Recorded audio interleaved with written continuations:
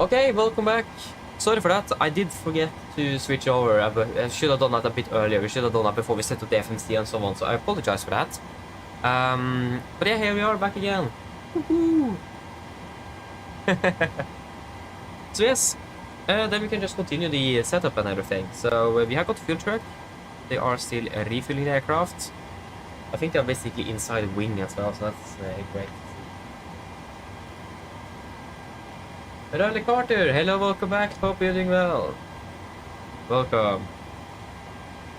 So yes, oh sorry.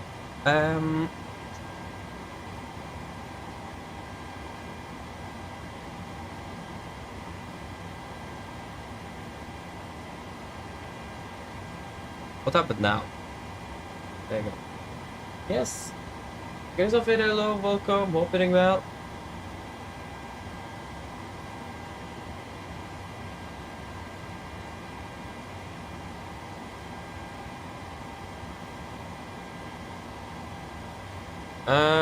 Starting boarding, actually that does depend a little bit. Either I would choose myself or I just wait for Self for the cargo to just say that they are ready for boarding. Normally I just wait for Self for the cargo to say they are ready for boarding. But if you're delayed, I'll just start boarding as soon as possible. But yeah. I'm doing good, Christopher, thank you. So yeah. So we will do the landing dispatch quickly here. So that's going to be 1202 minus 526. 1202 1202 minus 5 and 26 was it? Runway 18 is expected. Calculate.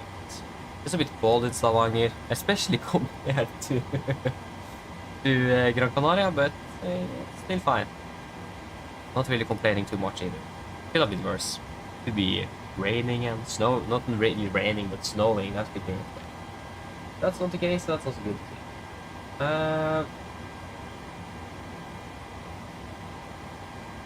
Yes.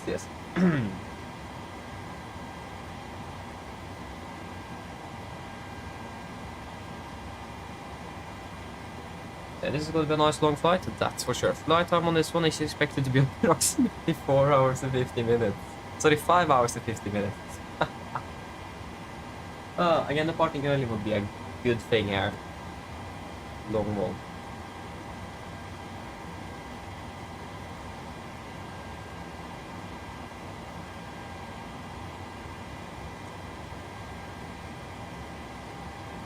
Okay, hopefully they are ready to start boarding shortly. And just still refueling. It says that everyone is checked in, but the cabin crew haven't called yet. I have a feeling that they might call soon and ask for a getaway or something to be connected, even though it is already connected to the aircraft. So yes, that is good. Hello. Hi, Captain. We need a jetway to be attached before we can speak to staff in the terminal about boarding the passengers. Okay. Can you arrange it, please? Yes, I can ask. Thanks very much. They will just start boarding because they won't recognize that All everyone stations, is. prepare to start boarding. Prepare to start boarding. Okay, there you go. That's all looking good in here.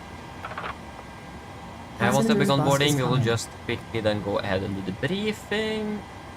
Nothing really outstanding here. So yeah, everything is looking quite alright. Unfortunately, we don't really have any ATC, unfortunately, but yeah. There is 3 pilot. There it is. Yeah, so enough to take care. The land. Yeah, it's a bit unfortunate, but yeah. Oh, we have a A339 from Lufthansa landing in here as well. That's great. Ritz and Simmer, hello, welcome back. That is going to be sorry, that add-on is called self-loading cargo, or SLC for short. Self-loading cargo. They go refilling is complete. We got 17 tons, exactly what we want. So on the view, that's almost full load. That's a lot of you. That's a lot of you there. So yeah, that's 81.4% of the capacity of the aircraft. That's great. Passengers boarding starting. Yes, so that is all looking good. Just waiting for the cabin crew to be calling us before we will do anything else.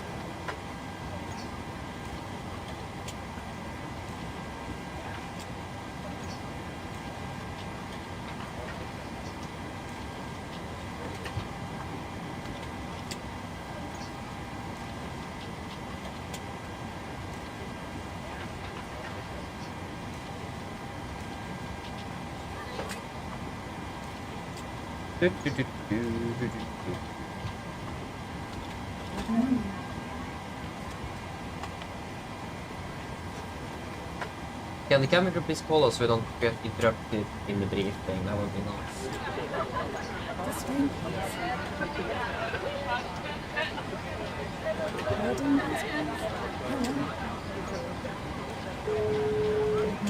Hello. There we go, fine there. This way, please. Hello.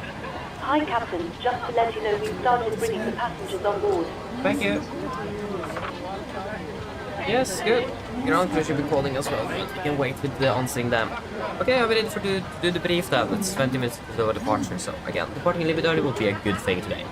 So for our briefing, we can start with the, of course, the emergency briefing. We did that on the first flight. So again, if there is any questions regarding that, we can just go straight over to the departure briefing for this one. This way. Well, again, if there is any question for the emergency briefing, please ask. But yeah, we are going to be going over the for the airport chart then. So 10-9, we can actually go over to the parking stand instead. The parking stand chart. 10-9 Bravo. No effect today. Departed stand Golf 25. We could expect probably a push facing towards the This way, please. west or southwest to be exact. When it comes to taxi, This way, please.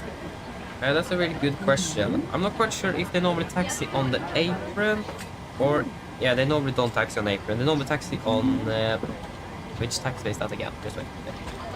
This way, please. So yeah, after we have push from Golf 25, we will taxi down by Delta 5 and Tango is it down to holding point for runway 07. For the airport chart, again 10-9 effective 13th of June 24. So again, continue now Tango, and we are going to be using full length today, Bravo 0 for yeah, for runway, sorry, for runway 07. We do not have any hotspots, taxi restrictions, any notable no times for, or actually notable no times we have some unmanned flying aircraft in the vicinity of the airport, so we need to be aware of that, so mainly like drones and so on. Yeah, so again, we need to have a little look at that. Shouldn't be in our way, but again, especially if you have an engine failure, for example, where time performance is degraded and so on, it would be more of a threat then. So we need to be aware of it and so on. So we will look out for it and make sure that we have good enough clearance from those aircraft flying around there. Other than that, we don't really have anything else. The weather is good, so like the approach light for the 07 is out of service, but not going to be affecting us, so nothing else. For our side, we are expecting the Kumba 1 Whiskey departure. This is on chart, where is status up here? Yeah, 10-3 effective 16th of May 24. So we're departing initially on the runway heading to Tango Sierra 506 before we're taking a right turn by 1 degree towards Kusse, and we should be above flight level 10. And then we're going to continue up to Lucy, then to Pasas before we continue up to Punbo above flight level 200. Passengers MSA boarding starting. at Tenerife itself is 4,300 feet. So it's quite high again because of the mountain we have here on the north of the airport. It is going to be a maximum of 250 knots at or below 100, and that's what was specified and so on. And yeah, when it comes to the initial climb clearance, that is, or for us, initial climb is going to be up to flight level 240, so it's going to be high enough. That's good to see. We need a minimum climb gradient on this one to with 6.5 until Kosse. That's going to be approximately 1400 to 1700 feet a minute. Sorry for that. I need it for something else coming shortly.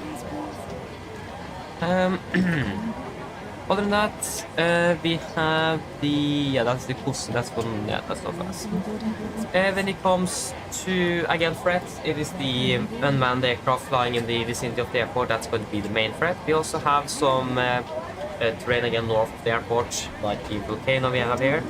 Again, that's going to be a threat as well. We also do have this possibility of wind shear.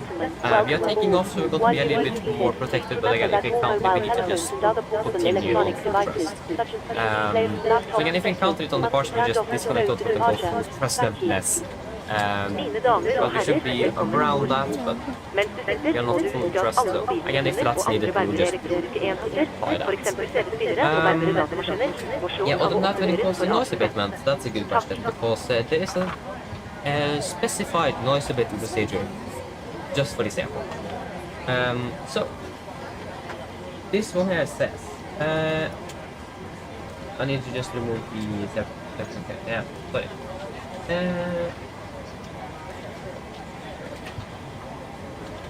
Yeah, so on takeoff we will set takeoff power, and then we take off flat strap, and we will be climbing at V2 plus 10 knots to an altitude of 1500 feet AGL. That's already set in the aircraft, but not 10 knots. I think we need to go speed into vent there or check. I don't think it is an option to actually change that in the takeoff page. Not from what I can see at least. Again, we could set a maximum restriction as well, nevertheless. But the aircraft will go by itself. V2 plus 20 knots, but it's going to be climb on V2 plus 10 knots. At 1500 feet, accelerate to 0 flat minimum safe maneuvering speed, or flat up speed, plus 10 knots, maintaining minimum rate of climb 500. So that means we need to have a minimum climb of 500 feet a minute while accelerating to flat up speed plus 10 knots. And then we will retract the flaps and slats as needed. And up to flight level 60, do not exceed 250 knots, and continue in force except expect ATC sorry, I can ATC clearance. So up to flight level 60, do not exceed 250, of course. So basically, in short term, our noise abatement is going to be, we will set climb up with a V2 plus 10 knots up to 1500 feet AGL. Then we will go speed at vent, flap up plus 10 knots, and then retract the flaps as needed with a minimum climb gradient of 500 feet a minute. And from there, it just says do not exceed 250 knots. So I'm not quite sure if they want us to continue on that plus 10, flap up plus 10 knots up to flight level 60 or just 3000 feet AGL. I will probably say that it is going to be 3000 feet AGL. I don't see a point in climbing that with such a low speed up to flight level 60. So we'll just do that up to 3000 feet AGL. So basically a normal NADP1, but just some differences regarding the acceleration. So the acceleration height is 3000 feet, and reduction is 1500. That's correct. So yeah, that's it for the noise abatement. Again, we're going through the threads. When it comes to engine outside, just straight ahead 25 knot, 5,000 feet. Are there any questions? Probably not, then our brief is complete. That's correct for the stuff there. It is Tenerife Stavanger now. Echo! Oi! Is the echo? Wait, is it from the microphone? Yeah, most likely it is. Ah, that's annoying. I hope it isn't too annoying. Go ahead. Looks like they got slower than that. We'll send the final load sheet up once we're ready. Roger. Okay. Yeah, so the QNH currently now is 10260. Again, it looks like that's going to 1025. Yeah, we'll wait and see. We have a new weather update shortly. Okay.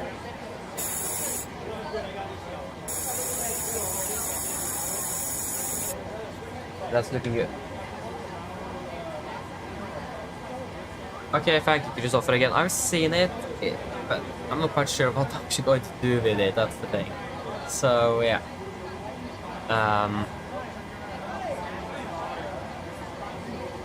Yeah, I don't know. But again, thank you, though. Okay, should we just do the PA? Flight time. 5 hours, 50 minutes. Turbulence up. And a lot of headwind. And good weather in Stavanger. Mine damer og herrer, god ettermiddag. Mitt navn er Fabian, jeg er kaptein om bord i dag, og på vegne av Norwegian og resten av besetningen så ønsker vi hjertelig om bord denne flyvningen fra Tenerife til Stavanger. Flytid til Stavanger i dag er forventet til å bli rundt ca. 5 timer og 50 minutter. Vi begynner snart å bli klare for avgang her fremme. Vi forventer å dytte ut herfra om rundt 5-10 minutter. Hvis vi kan være så snill å sette dere ned, ta på oss sikkerhetsbelte, også vår egen sikkerhet og andre som bor, så anbefaler vi det på det sterkeste å følge på en veldig viktig sikkerhetsdemonstrasjon som går fra kabinbesetningen nå, veldig snart. Når det kommer til fartstur i dag, så er ikke den forventet å bli alt for lang før vi er klare for avgang. Avgangsruten vår i dag også kommer til å gå ganske strei. Vi kommer til å ta rett nordøst, før vi da kommer til å begynne å svinge litt mer nordover mot Stavanger. Vi forventer en marsj i dag på rundt 34 000 fot i starten, men vi kommer til å klatre litt høyere opp ettersom vi får brent av litt drivstoff og fly litt lettere. Når det kommer til turbulens, vi forventer turbulens under avgang på grunn av for eksempel fjellet her i nærheten av flyplassen, som vil gjøre det litt mer ustabilt når det kommer til vind. Så det blir litt turbulent under avgang. Vi har forventet litt turbulens her og der gjennom flyvningen, men vi har ikke kommet bort til noe så langt nedover i hvert fall. Så utenom det så venter vi golfly fra den som alltid vil anfall på sikkerhetsbeltet på barsen til vi kommer bort til uforventet turbulens. Her i Stavanger for øyeblikket også ser ganske så bra ut, men ikke noe vind, -5 grader og skyfri himmel. Ellers sitter jeg slapp av, så på våre veldig fine flyturer med Norwegian. Ladies and gentlemen, good afternoon. My name is Fabian, I'm the captain on board today, and both of Norwegian and the rest of the crew want to wish you very welcome aboard this flight from Tenerife to Stavanger. Flight on to Stavanger today is expected to be approximately 5 hours and 50 minutes. We are shortly at the departure frontier. We're expecting to push back in approximately 5 to 10 minutes. If we can please sit down, take our seatbelts, and to all safety on board, we recommend you to follow important safety demonstration that is coming from the cabin crew now very soon. When it comes to our taxi routing today, it isn't really expected to be long before we're ready for departure. Our departure routing as well is looking quite good. The departing initially just the northeast, and then we're going to continue a bit to the north to Stavanger. We expect initially to climb up to 34,000 feet. We do expect to be climbing higher throughout the flight after we've burned through some fuel and the aircraft is becoming a bit lighter. When it comes to turbulence, we do expect some turbulence on departure because of the mountain here at the airport. Will make the area so a little bit more unstable, so we expect turbulence on the departure. We did expect quite a bit of turbulence on the flight down here, but we didn't actually encounter anything. So throughout with that, we don't really expect any turbulence ended up, but as always, we do recommend to the on just in case encountering some unexpected turbulence. And the weather in Stavanger at the moment looking really good with no winds recorded, -5 degrees centigrade, and clear skies. Otherwise, sit down, relax, and we hope you enjoy this flight in Norwegian. Thank you. Hello. Hi, Captain. Okay, we've received the load sheet from ground. There's the passenger count, the crew count, and the total souls count, plus yourself, of course. Thank you. Okay, looks like we're all set to go whenever you're ready. Okay, great. I'll call you on to move the stairs. You can just close the doors and give me a call once you're ready for departure. No problem. Thank you. Go ahead. Oh, 24. Loading completed. We're sending the load sheet up to you now. We're waiting for you to close out.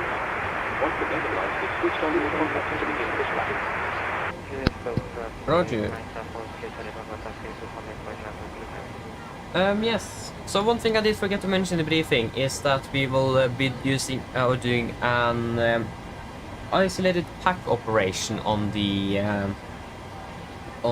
pushback because it is 24 degrees outside. We have 146, 45 passengers or something in the cabin. Plus crew. It's gonna be quite warm quickly, so We will use the isolated pack operation. That basically means that we are starting in number 2. And as you can see here, the lead here goes straight to the right pack, and the right pack is the pack for the cabin. So that means we will just close up the isolation valve and set the pack to auto, and then we will continue starting engine number 1 while the APU bleed. So we will be doing an isolated pack operation on the start of the day. Did forget to mention that the thing. I'm sorry for that, but now you know. So yeah. At least we have got the wait, so 70.9 tons. That's quite a bit.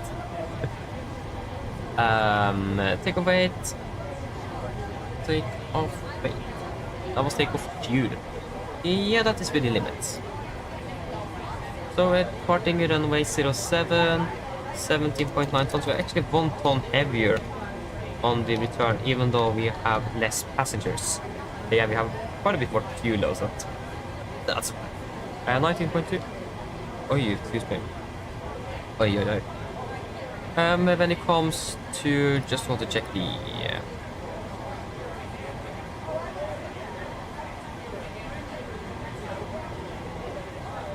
yeah, this was great. Yeah, there you go. Runway head, it does to Bravo 2. Yeah. So it doesn't really matter if you use Bravo 1 or Bravo 0. I think we'll just go with Bravo 1 instead, to be honest. We'll wait and see. Yeah, the weather, of course. So the currently winds are 090 at 12, 25, 26. So 090, 12, 25, and 26. That is all looking good. You can calculate, so it's going to be a takeoff 1, 31.94.7, takeoff 1, 31.90. 95.5. That's actually within limits though. 5. That's actually right in the limit. But again, we have currently some. Yeah, we have air conditioning on my. Yeah. At least it is within limits though. So it's gonna be 45, 45, 52. So 44, 45, 52.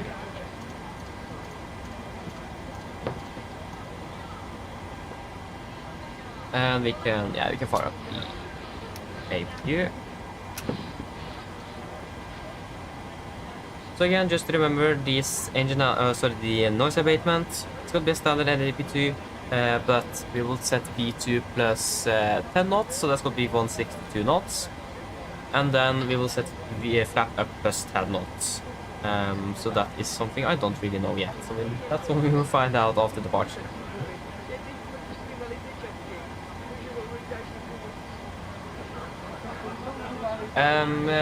Christopher, yes, that's self-loading cargo. Yeah, it is. From what I've understood, it's coming through the microphone. So, yeah.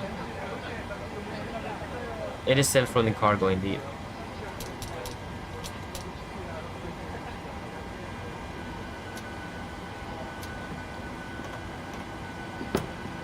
I will go 6 point, yeah. Something with 6. 6 or 6.1 doesn't really matter too much.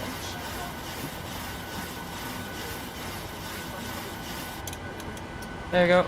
Okay, pre-for checklist, below the line. Fuel, we have 17,000 kilograms aboard. Pumps on, passenger sound set.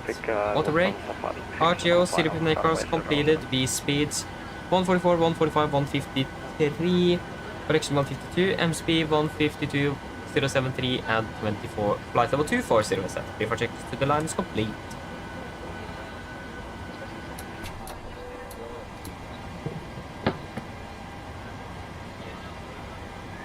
Cockpit ground. Oh, that's here. Go ahead.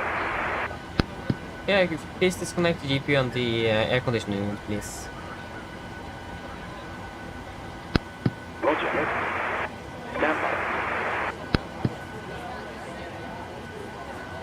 Just make sure that the air conditioning is gone.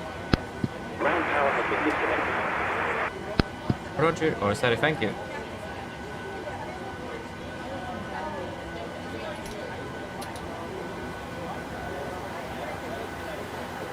There we go. So, then we are pretty much ready to go then. think I forgot to change over from Unicorn. Yeah, I did. So if there have been transmissions on there, I haven't been able to hear it. So sorry for that. Okay, we're ready to go. So prepare for push and start. And now we have ATC on. Not even. I think we have over this spot or something.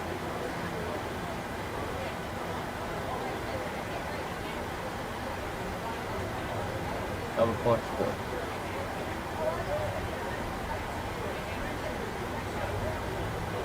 Okay, go to campaign, link it on the hydraulics.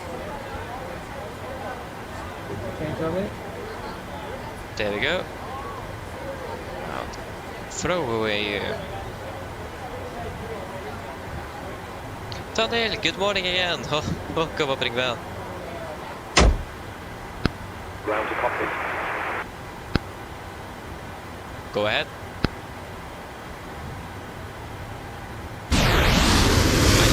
That was a loud aircraft. Where is it?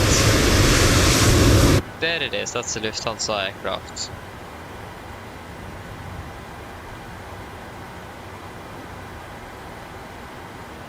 That was really loud. Ground tow is connected. Just a heads up, your beacon light is not active. Yeah, I know.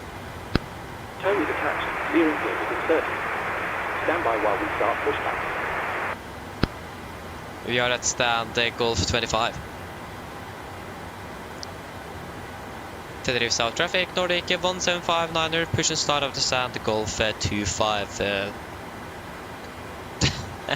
Forgot the name. Yeah. Tenerife South traffic, Lufthansa 566, taxiing to stand Echo 541, Vietnam. Okay, so before start checklist, flight to doors closed locked, doors windows are closed and locked, that glitch light on, transponder, altitude off, the entry free and 0 before start checklist complete. Copy cleared, push facing west. Park brake is released. Again, we're going to do the isolated pack procedure.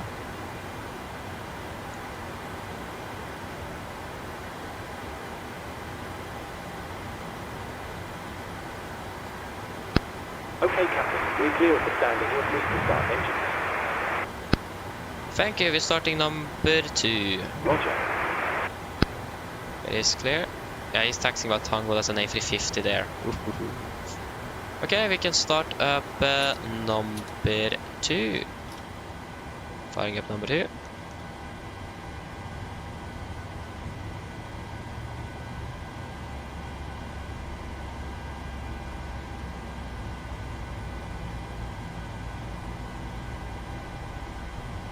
Again, the QNH, it doesn't look right, so it should be at 1026 hectopascals.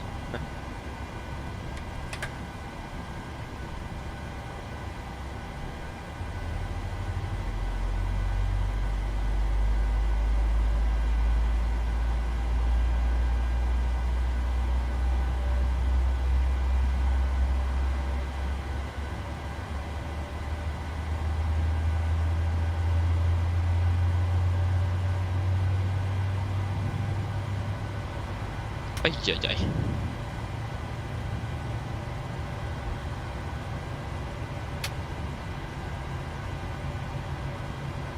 There we go. Starting number 1. Roger. So we just close you, turn you on, Please set your parking brake. firing up number 1. Park brake is set. Stand by. Please keep your parking brake on while we monitor engine startup and disconnect the tow. Roger.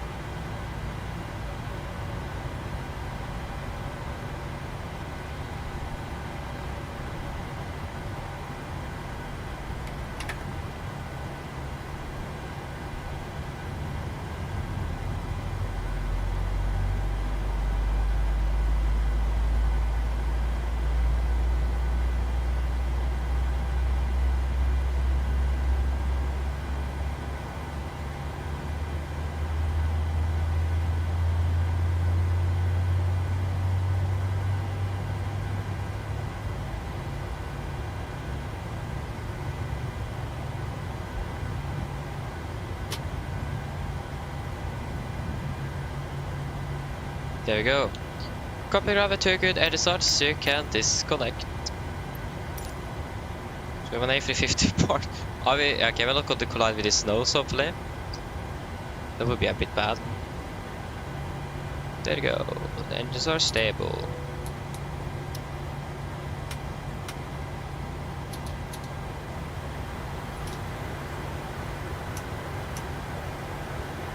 Just gonna check the temperature quickly. Yeah, that's looking good.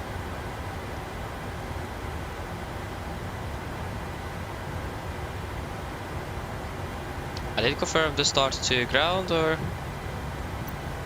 I like how they didn't want to. Yeah, there you go. It crashed. Okay, then I know that at least did that.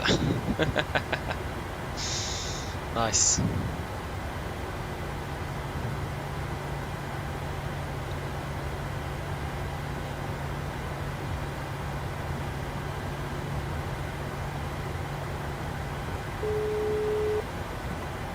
Hello. Okay, Captain. Looks like a good start up on all engines and tow is disconnected. Nose wheel is free, so we're good to go. We'll get ourselves disconnected now, so have a safe flight. Look out for the pin on the right, and we'll see you next time. Hi, Captain. The cabin is secured for takeoff. Thank you, Colby. No problem. Thank you for the pin on the right. Have a great day. See you later. Bye. Okay, I got the gear pin since it crashed, so we don't really see it, but. Yes, flaps 5, flight control check.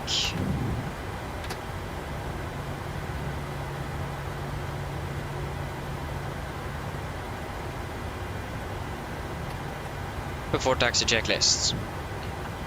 Generators on, probit on, anti-ice, not required, air compress, packs auto, isolation valve auto, engine start switches continuous, recall checked, engine start levers, alt-end, flight controls are checked, ground equipment is clear, flaps 5 bland, 5 green, and APU off before taxi check is complete.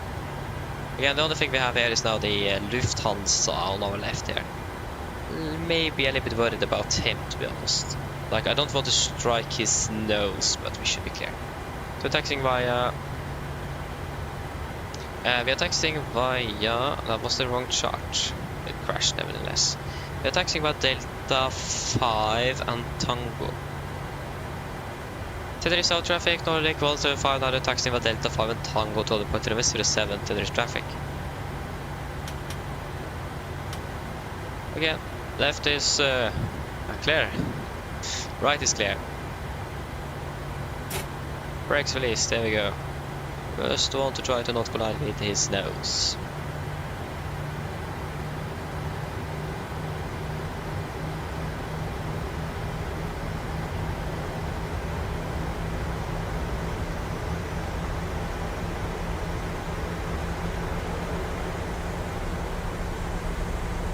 There you go, now we're finally moving.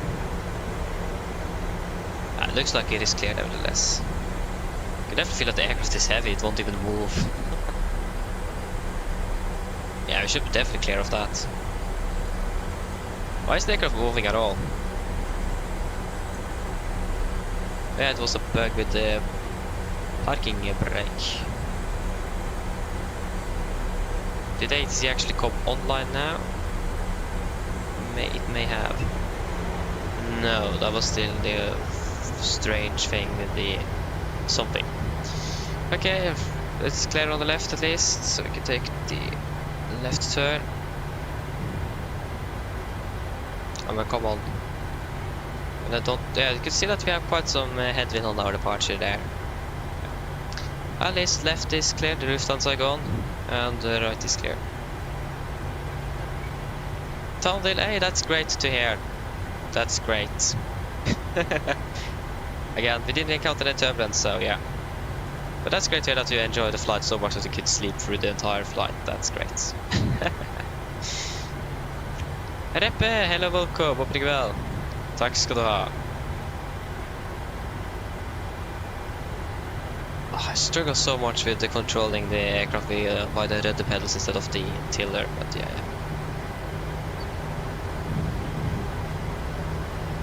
Okay, check the weather again. That was wrong airport. It says 1026.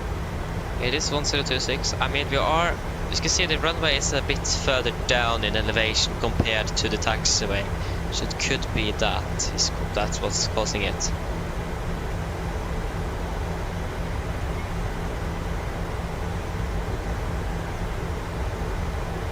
Christopher, yeah, that I can agree on that. There's a vehicle coming right for us. Oh, it is parking stands there. Yeah, sorry. 15 knots it is. Are you supposed to take the right, so left turn there, or should? Okay, you're just standing there. Okay, thank you. Then bye bye.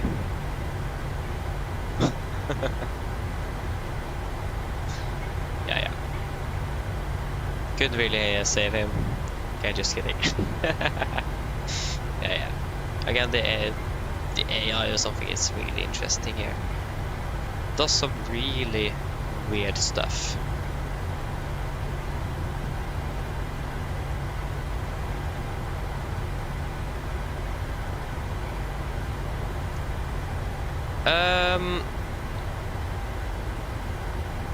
Yes, Travis, if it is more than minus 40, yes, then it is going to be anti-ice on cruise and climb. Again, when it comes to cruise, I'm not a little bit unsure about that, but most likely yes. But at least on the climb part, it is if it is warmer than minus 40 degrees and below 10 degrees to the air temperature, then it is going to be on with anti-ice.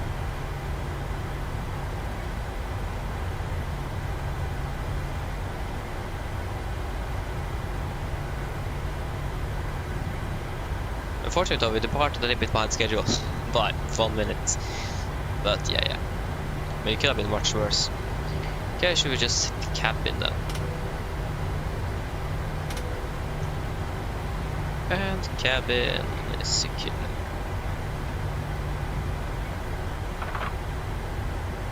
And the right is clear as well. That's also a good start.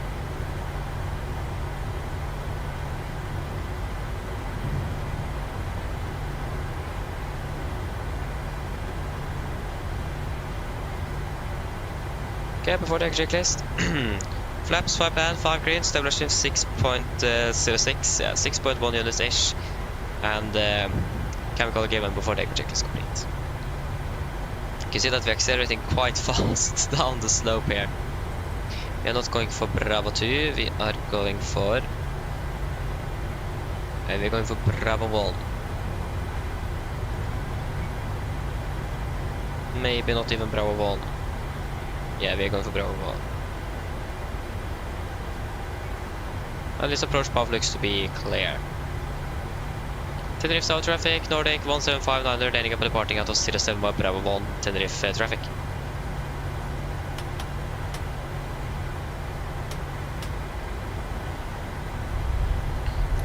Okay, we're clear for takeoff.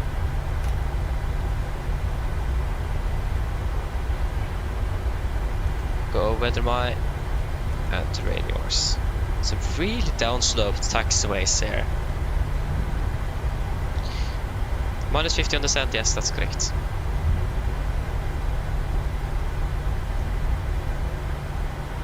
Okay guys, are we ready? Take off.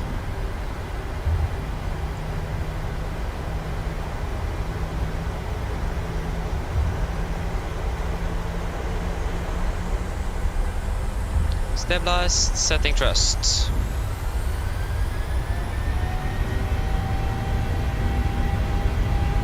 Take off for a set.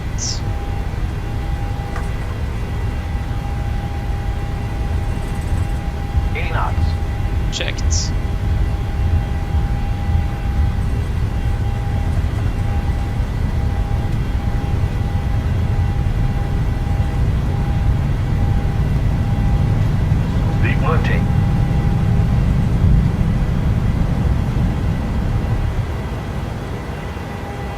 Positive rate of climb. Gear up.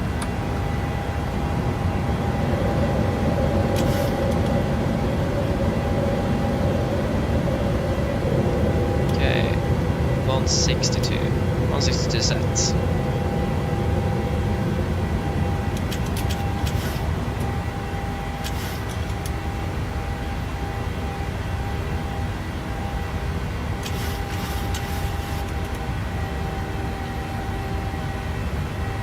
Okay, flap up plus 10.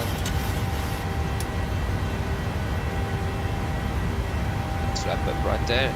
So it's gonna be 236. 236 set. Flaps 1 speed checked.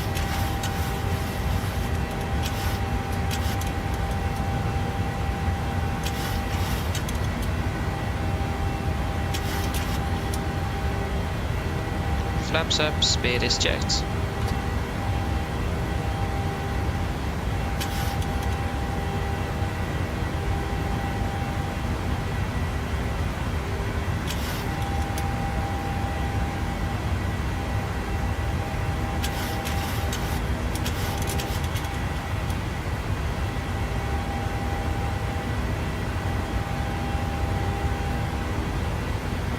I can cancel speed.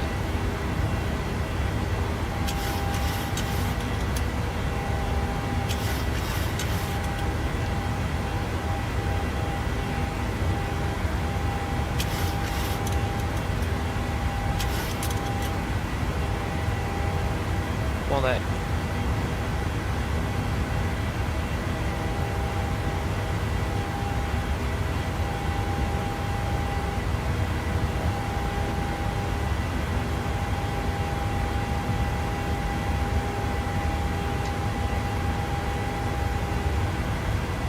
Okay, because it's standard and standard. After take a checklist.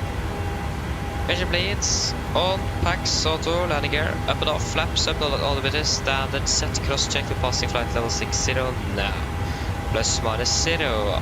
After take a checklist complete.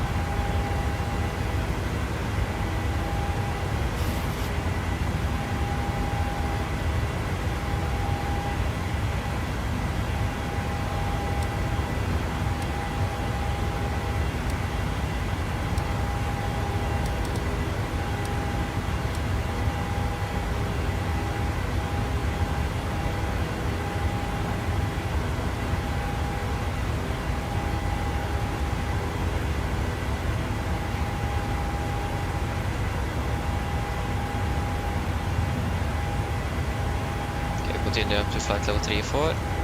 That was not 34. 340 is set.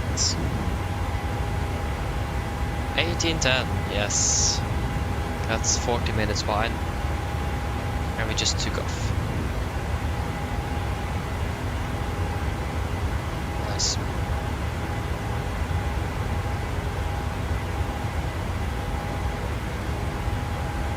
Okay. Take a bit of bomba. Bomba, confirm, execute. Okay, passing flight level 100. I forgot to turn you off. Huh. At least you're looking good up there. Yep. It's looking good.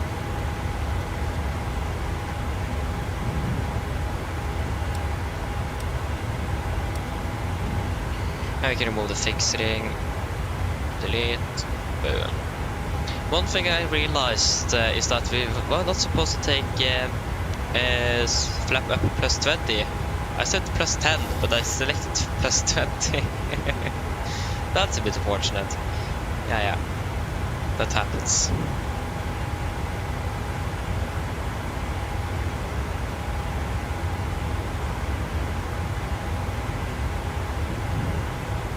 Bye bye Tenerife, thank you for now. Thank you for now. Okay, so we are stable acceleration, we can turn off the seatbelts. And again, at the moment we are currently landing about 40 minutes behind schedule. What does it say in our operational flight plan regarding... Yeah, so would still 360. Okay, continue just straight up to 360. 360 is set. Out internet and 36. Set. Boom. Execute.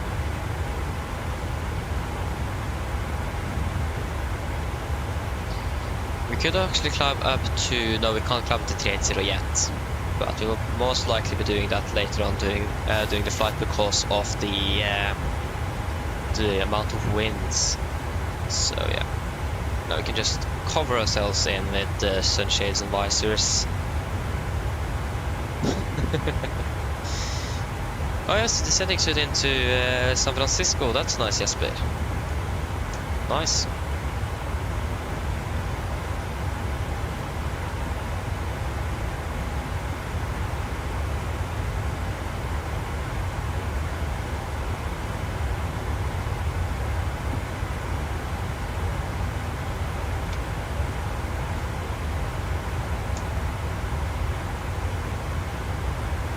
Yeah, exactly, Travis. Sit down, relax, and enjoy the next 6 hours of flight back to Stavanger. Oh, yeah. We're actually be exact 5 hours 50, so yeah. We will see if we're gonna be able to increase that cost takes later on during the flight to save up some time, but we will wait and see.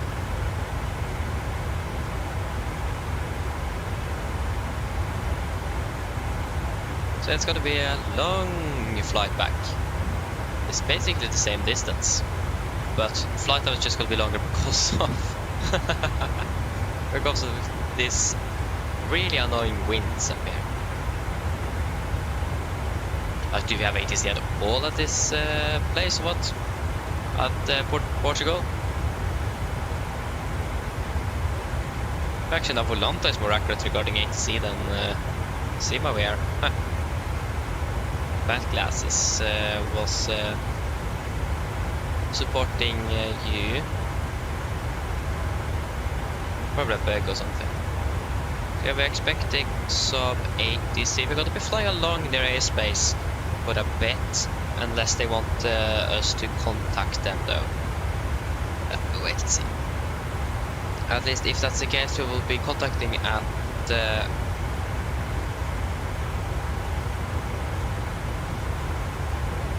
yeah, at Gunba actually. That's at least where we're leaving the Canary Islands airspace. Or something. And then we have Portugal control. Or Lisbon control.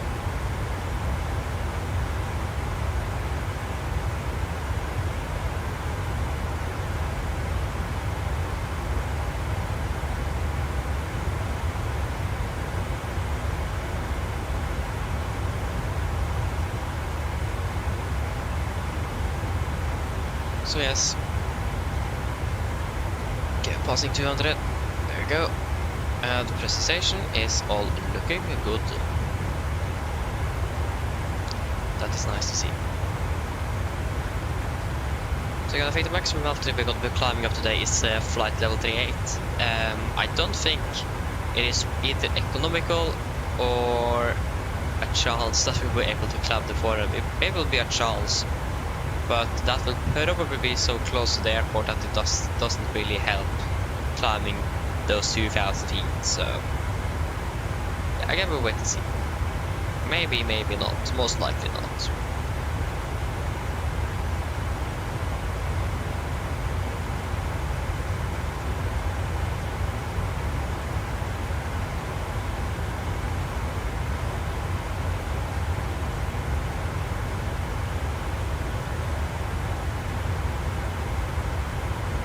So yeah,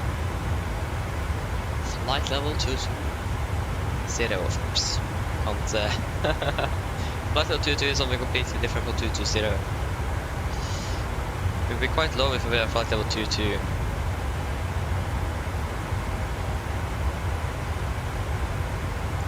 I don't think any airports have a transition altitude that low.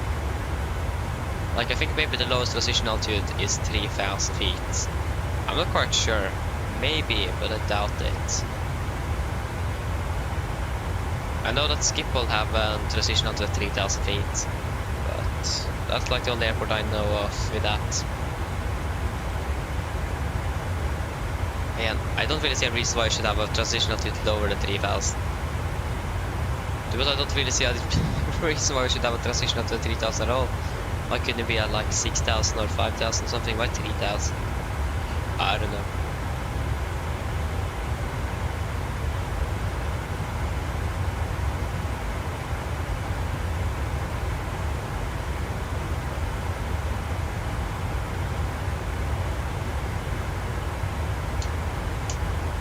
So yeah.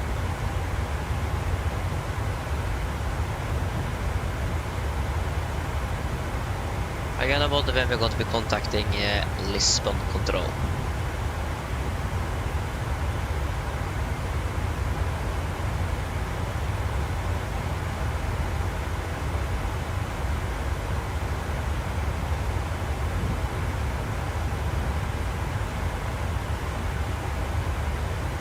It looks like we'll be landing with plenty of fuel in Stavanger though. 4 tons at the moment. So that doesn't look bad. But if that's going to be the case, that's something else. So wait and see on that. I just bought 2.5, okay. So we have still a little bit to go before we are at cruise then.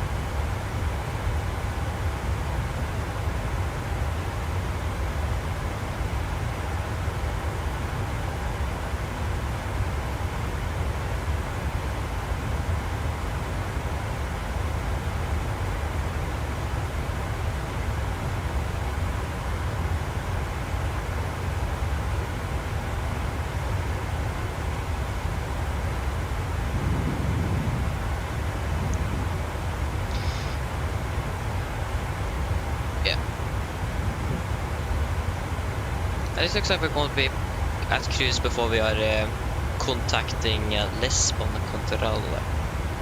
At least if they ask. Because from what I've understood last time, when we flew at Sweden and we asked to be, just could we climb up to the final level. They said that we just have filed one level, one flight level. So that's interesting. So when I click on file on profile here, what does WhatsApp say? It says altitude in feet 34. We'll change that to 36.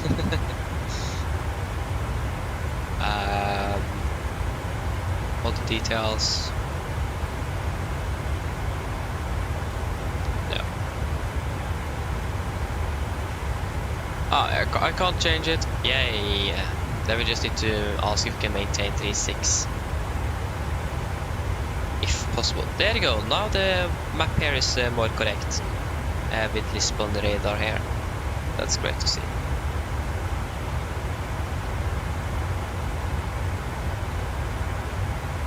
So yeah, not bad. That took a little while before that fixed itself.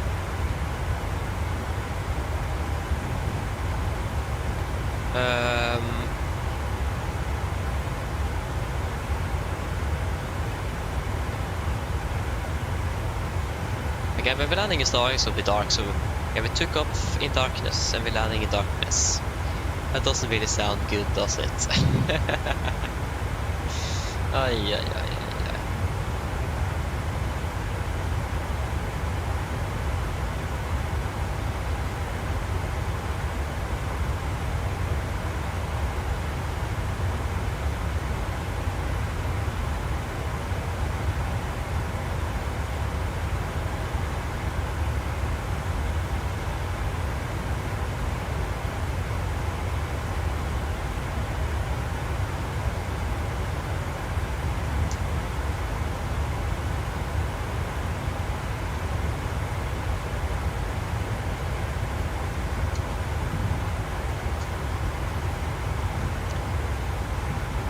Soon passing flight level 300 there.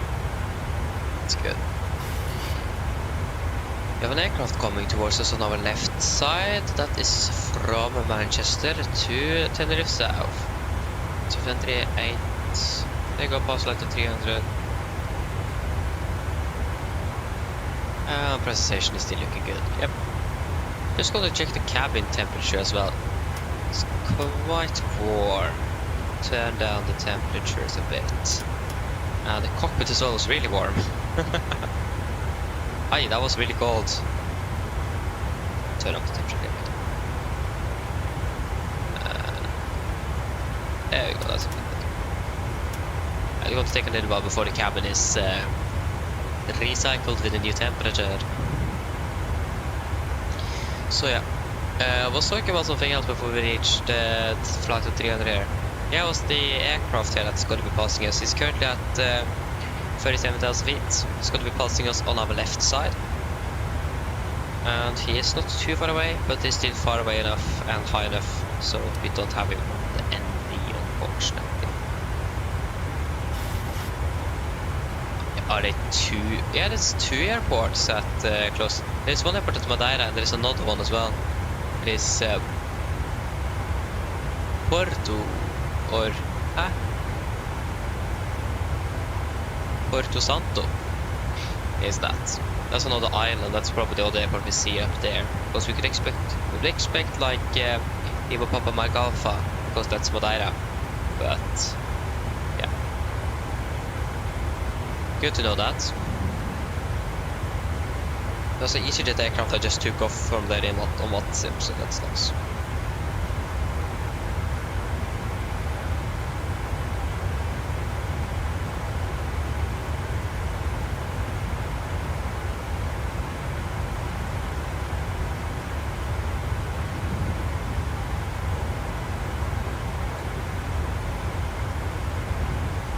So again, when it comes to our flight plan, we're expected to be just flying beside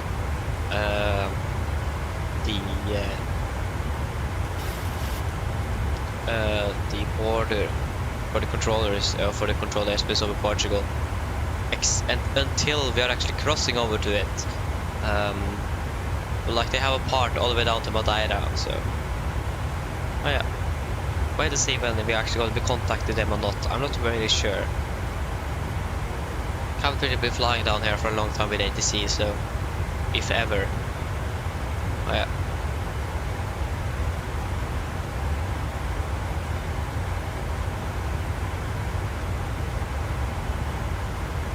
J Fuel 709, hello, good morning.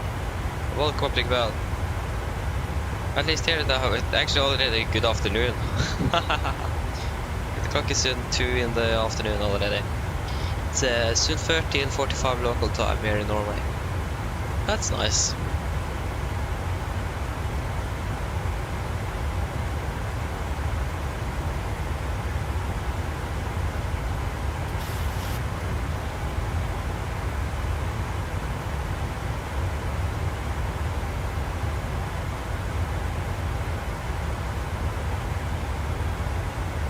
The aircraft is passing us on our left. There you go, we have him on the ND now. Do we see that aircraft? There he is. No, so that's a scratch again. I mean, come on. There he is. Just started descending as well. I always think those scratches are other aircraft. So annoying. Yeah. Where are we climbing up again? We're climbing up to 36, yeah. But like 3 different port Lisbon controllers online. That's nice.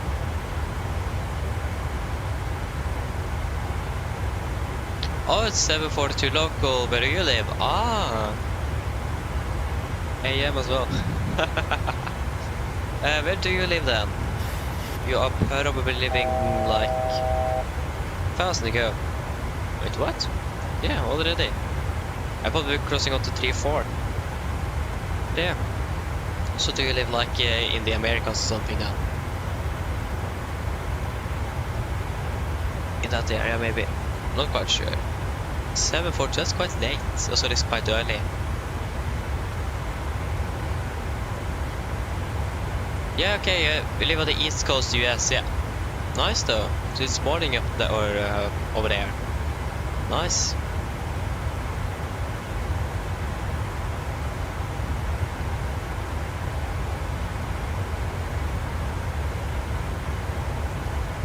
So yeah. Gregros, hello, welcome. Hope you're doing well.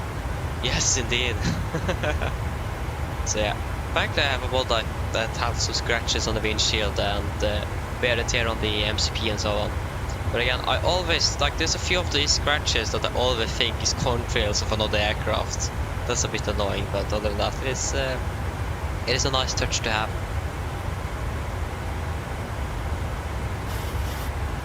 The only unfortunate thing is that it's always the same for every aircraft. But yeah. There you go, we have leveled off. How long are we flying for? About 21 minutes. We're going to do a fuel check then at Kumba. We are approaching Kumba at 57, so in about 12 minutes. Kumba.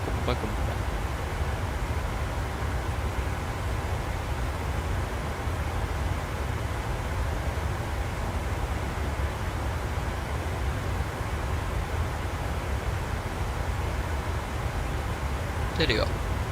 We should be there with 14.1 tons. Looks like we're already saving a little bit here. On fuel, no time.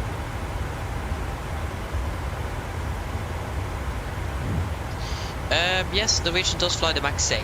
Yeah, they do. But they don't really have a lot of them. They have quite a few more NGs at the moment. But yeah, they do fly the Max 8. I think they've actually discussed if they should buy the Max 10. But I'm not quite sure if they're actually going to do it. But yeah, they have the Max 8. They have. Don't really remember the exact amount. They have a few of them, yeah.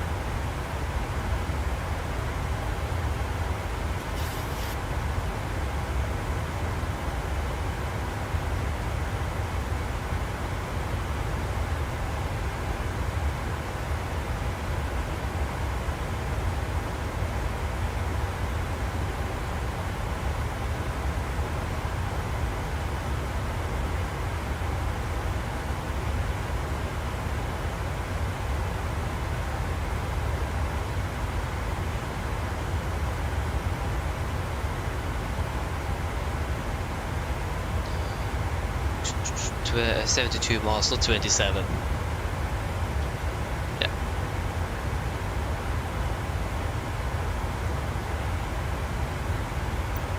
Right.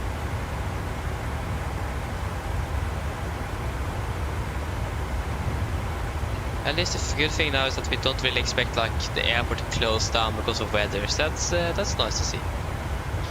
Because that's been a problem for the last weeks. So yeah. That's nice at least.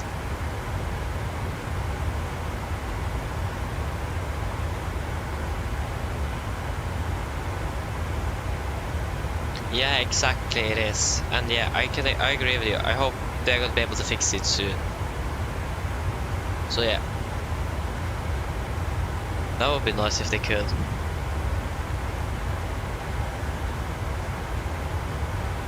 We'll wait to see how long it takes, but it will probably take a little while before they're able to fix all of the problems.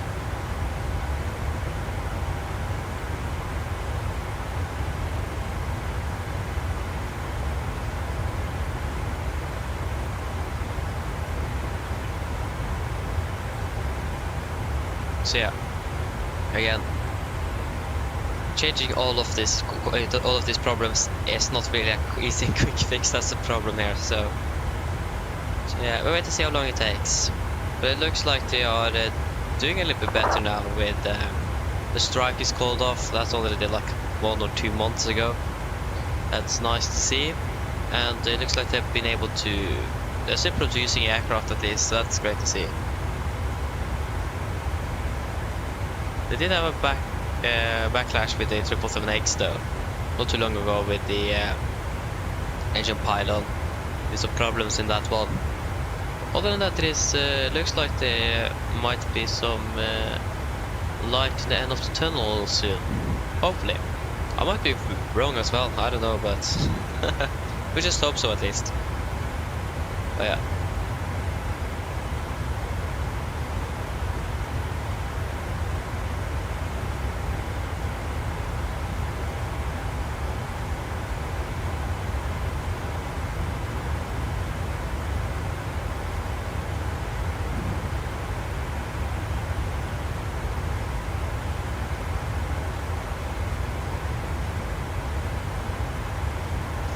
Still 57. Yeah, still 7 minutes to go before we are reaching Kumba.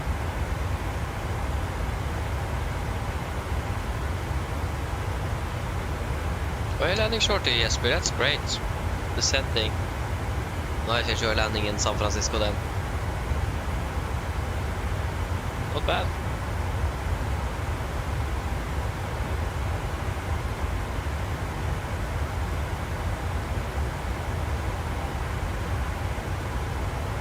I think I'm actually 50 to 20.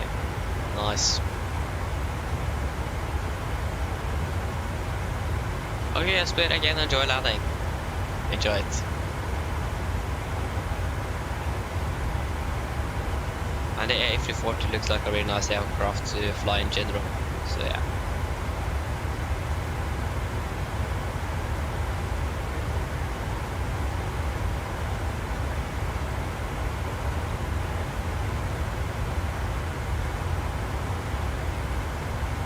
I said 45 miles until we're reaching you. It's gonna take a little while. Yeah. Again, I'm waiting to eat something, and I need to just make sure that we are not like going to be flying in this airspace before I go to make some food. So the shorter it takes before we find out, the better it is. So, yeah.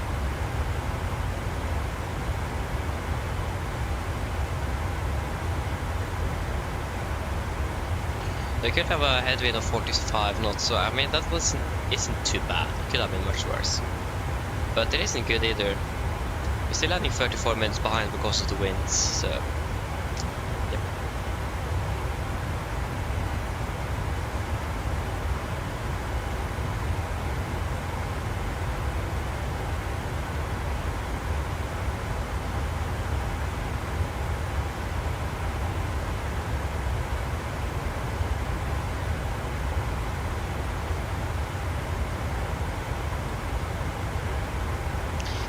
Yes, indeed. I think actually maybe Las Palmas is more popular, but in general the Canary Islands is really popular in Norway. Yeah, it is.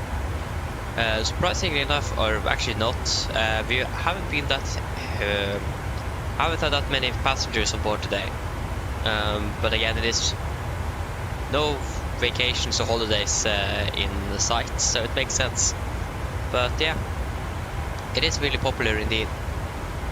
Norwegian are basically flying there from Bergen, Stavanger, Trondheim and Oslo, even Bodø, Harstad, Tromsø and all of those even further north. So yes, popular it is. So yeah, I've never been there myself actually, but I've heard that it is this is a very popular tourist destination, holiday destination it is. I wonder how many flights actually is between, for example, Las Palmas and Oslo every week. That's probably quite a bit.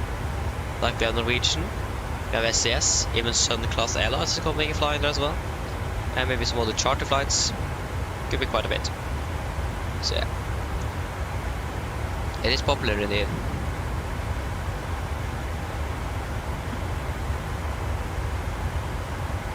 I mean, it would be really cool to just fly down there in real life one day to just check it out, to see how it is. So yeah, maybe one day, wait to see. But yeah. From what I also heard and understood, there's like a lot of Norwegian things down there as well, like some Norwegian stores and so on. That's something I just have heard, but could definitely that make sense that, like, regarding that is so popular regarding going down there for the holidays and during the winter and so on. So yeah, that would definitely make sense. So yeah, again, it's way too popular up here. And it is nice and warm down there though. It's minus 5 degrees today in Stavanger. It is plus 25 in Tenerife. That's 30 degrees difference there. No, sorry, that's not 30 degrees. That's yeah, that's 30 degrees. No, sorry, huh? Forget that. Yeah, that's 40 degrees. Hello. Hello. Hi, Captain. Would you like a drink, tea, coffee or water? No, thank you. No problem. Give me a call if you change your mind. Of course. Again, on the flight now, we are currently about 136 passengers. I think we were like 145-ish on the flight down. So a bit more on the flight down, but yeah. And plus crew, of course, of 6. We are 142 then. Souls on board this aircraft at the moment.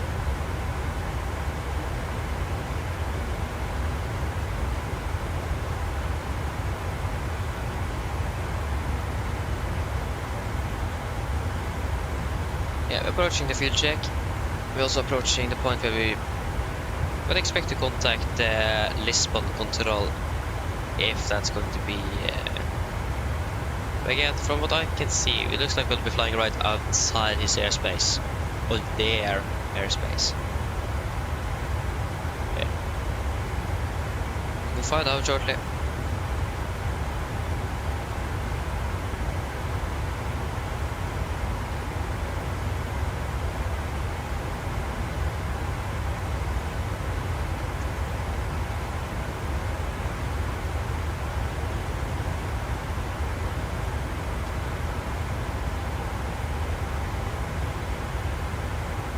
Yeah, it's 9 miles to go. Okay, we have you ready. It's good.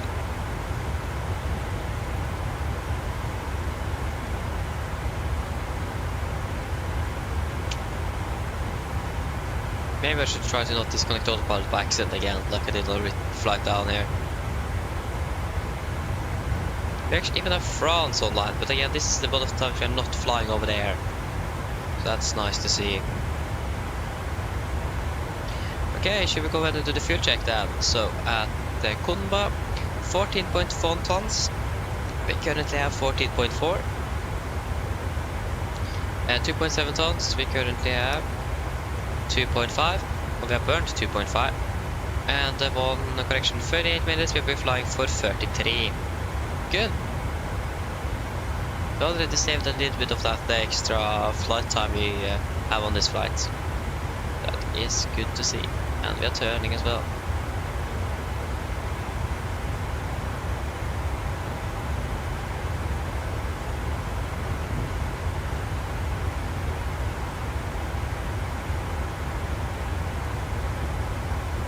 A lot of people flying out to Gran Canaria. Or Las Palmas, to be correct. So yeah, it is a really popular holiday destination indeed.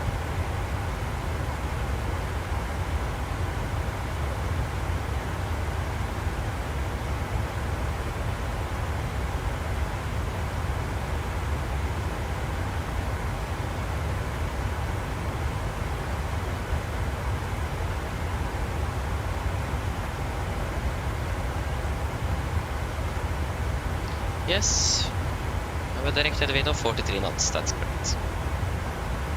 Yeah, there's one aircraft there as well flying here. They are on Unicom, but we are a bit close, more like closer to there, to Lisbon control than the 3 other aircraft flying southbound to Gran Canaria are, so yeah. Hard to say, hard to say. Okay, the clock is now 12:58. Okay, just take the chance then. So I'll go ahead and get some lunch. So I'll be back shortly. Maybe I should actually call the cabin crew and ask for it before we go out. That was a PA system. Intercom.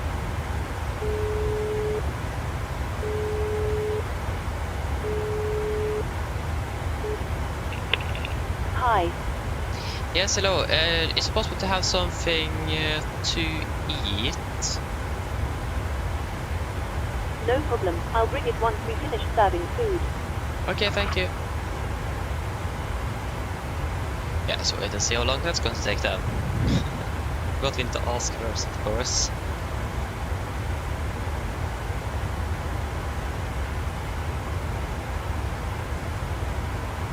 I wonder what it could be.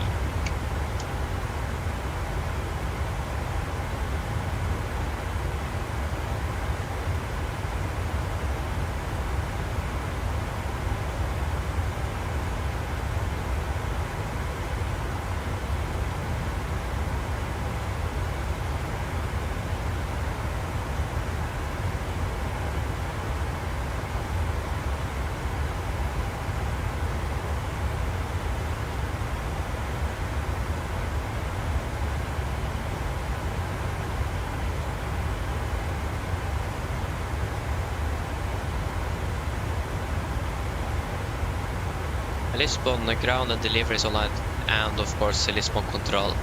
So it's a full coverage of Portugal today, and especially Lisbon. That's great for them. At least it looks like they're not going to be really flying through their airspace yet, so that's good to know. And they're currently actually going through with the food service already, so it'll probably not take long until we are able to get some food, and maybe already. Hello. Hi, Captain. Your food is ready. It's in the storage area, so feel free to collect it whenever you're free. Thank you. No problem. Okay, great.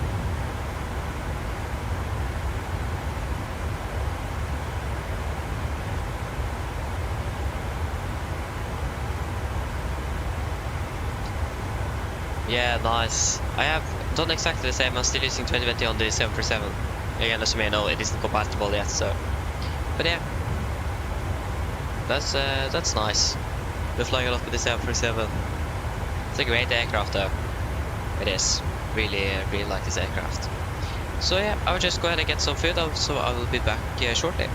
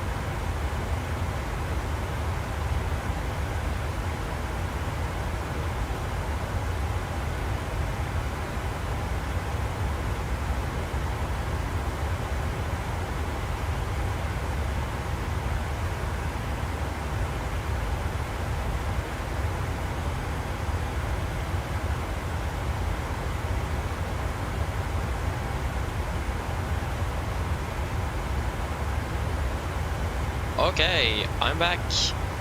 There's not enough space here. That's a bit unfortunate. There we go.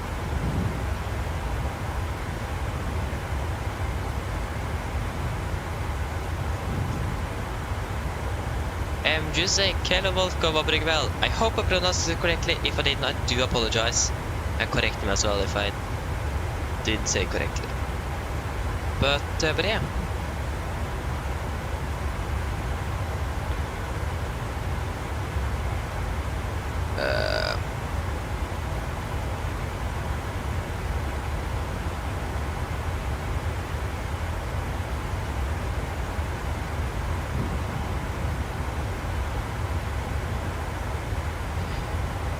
Is it possible to do this? Okay, so first of all, we need to do the next fuel check is when that is going to be. So we did pass at 57, so the next fuel check is going to be at 27. QB will be at 29, so I mean that will be fine enough, so we can just take QB for now. Legs, thank you, QB, boom, boom. And then we'll remember that we have a fuel check going on over there. Tomsa, hello, welcome back. Oh, what happened?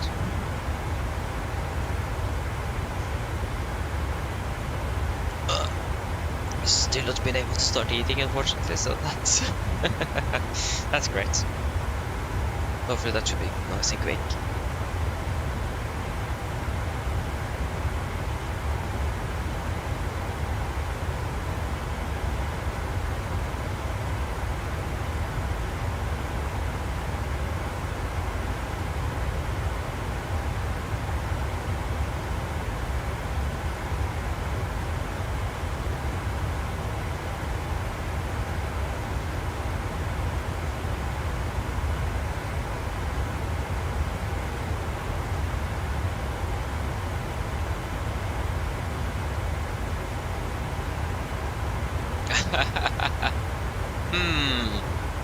If I guess correctly, it will probably be Tenerife. If I may guess. I don't know. That's my guess, at least Tenerife.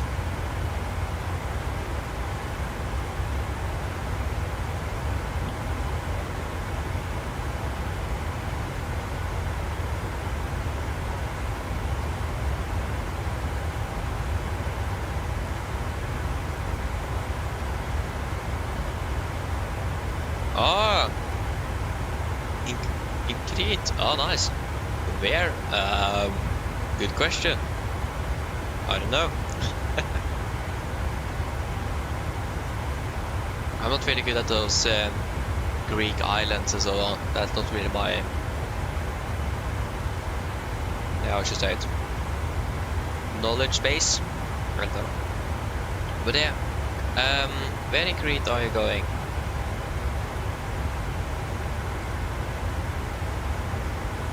Probably have a really interesting name or something.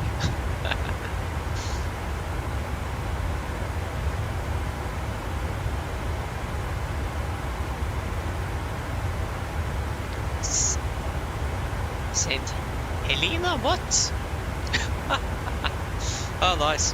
That was actually not really. Saint Helena as well. What? Huh, interesting. Enjoy that then. Sounds good. When are you going? Is it for the winter vacation or is it for the summer vacation?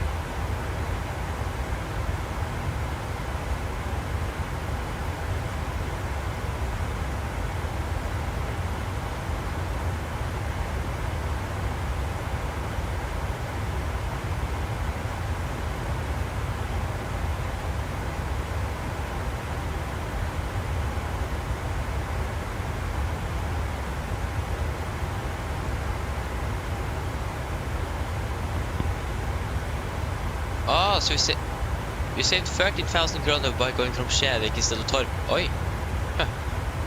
Nice. You're going there for autumn vacation. Ah, okay, then I understand. Nice though. Enjoy that.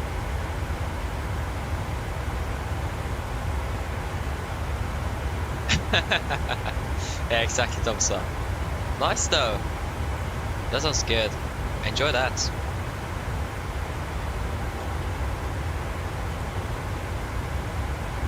But yeah, that was quite a bit of saving just from changing the departure airport. Nice though.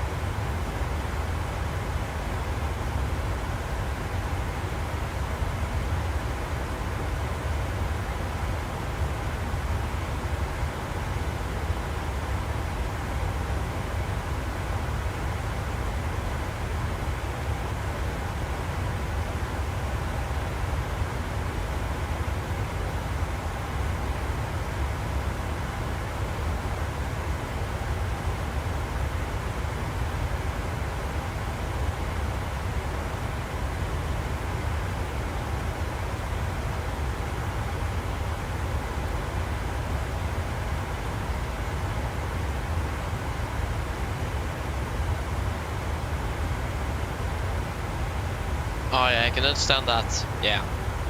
Bit unfortunate, but yeah. Saved 13,000, that's quite a bit. So I mean, it's probably worth it. But yeah, nice though. And I can understand it as well. Yeah, it's gonna take a while, but look forward for it at least.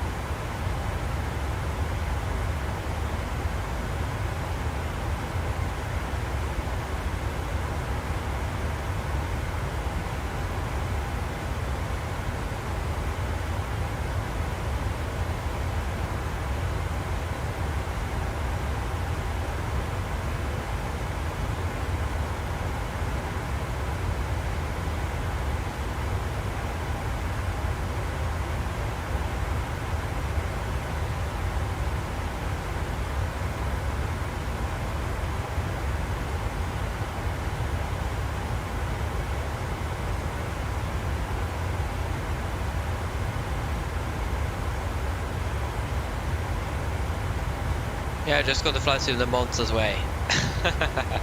That's perfect. I would probably have done the same myself, to be honest, so. Nice though. Nice.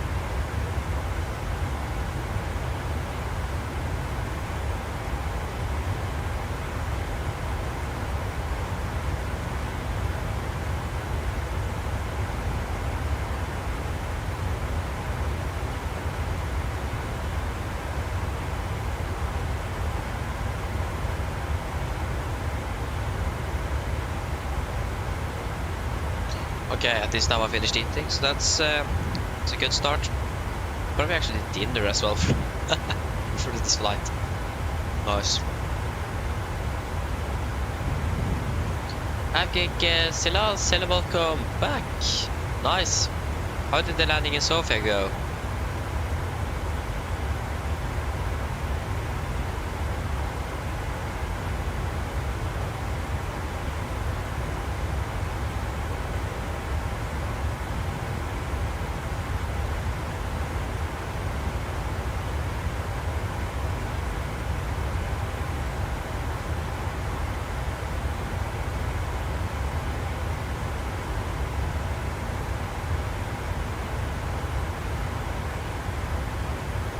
Okay, so we are at Kubil at 29, so that means the next fuel check then is going to be conducted at 100. I don't think that's going to be possible. It's going to be done via Bexal.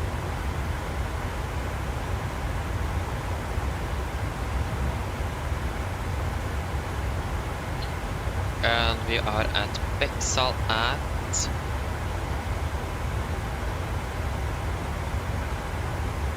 yeah, now I missed Bexal though. Come on. Oh man, come on. There you go, thank you. So Bexal at 48, so next fuel check is then going to be conducted at 48, 58, 08, 18. We are at 46. Okay, that's actually an hour then at PNEC. Then we will just go straight to do it at PNEC then.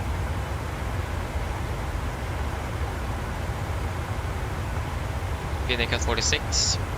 So then, quarter. This is nice. Yeah, we'll just confirm PNEC at 45 and 15. Yeah, that's perfect. And then 45 again. Nope, that's gonna be 1603. So I'm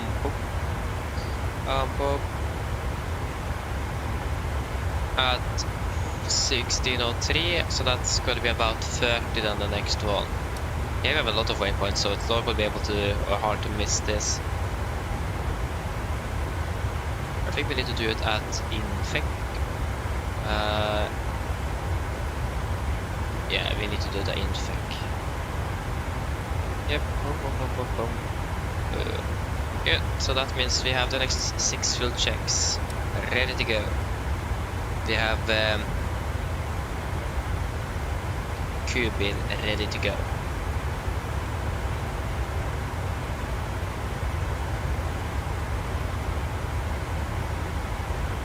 That's great, Avgeek, that's great. That's great to hear. Low visibility as well. Like, did it at aiming point and everything. That's perfect. Yeah, but that's good to hear. That's good. Oh, you're flying from Kjevik to Trondheim. Nice. Enjoy flight also. Kjevik to Trondheim. Sounds good.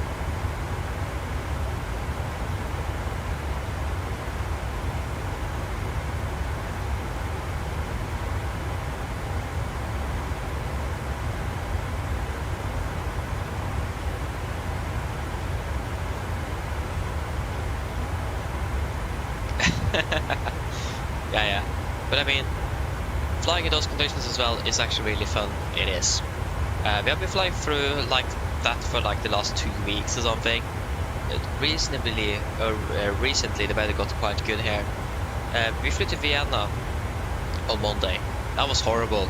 We were 2 hours, almost we were 1 hour behind schedule. Or something, 1.5 hours ish. Something like that. It was really bad weather. Like earlier this week it had been like a snowstorm going on over here. So yeah. And it was bad weather in Vienna as well, that didn't really help. So yeah.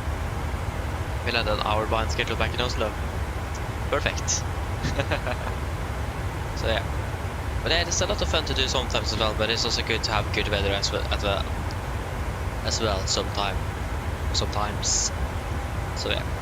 But it's good to have a good variety of weather, that's for sure.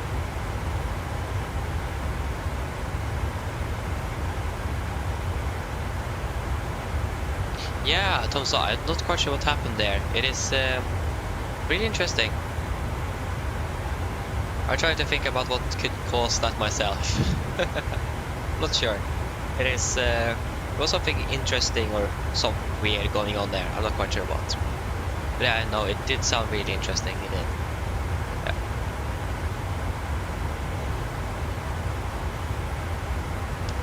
Yeah, the landing in Tenerife did go well. It did. So yeah, it did. It was a bit windy and turbulent, but we landed a bit ahead earlier than the aiming point. But we still managed to get on the ground. So it was really windy as well. Really turbulent actually. But other than that, it was good. Yeah, Tom, so I delayed the flight or the stream by an hour as well because the flight was delayed by an hour, so there was no point for us just sitting there and waiting for an hour while doing nothing. So then I just thought, can I make myself some extra time and just delay the stream by an hour. So yeah. If the flights are delayed by an hour plus, I will normally delay the stream a little bit. No point in starting and waiting in the ground for 2 hours before we can take off. We ended up doing that nevertheless, but still. Yeah. Let's get hello, welcome. Hope you're doing well. Thank you. Thank you for that.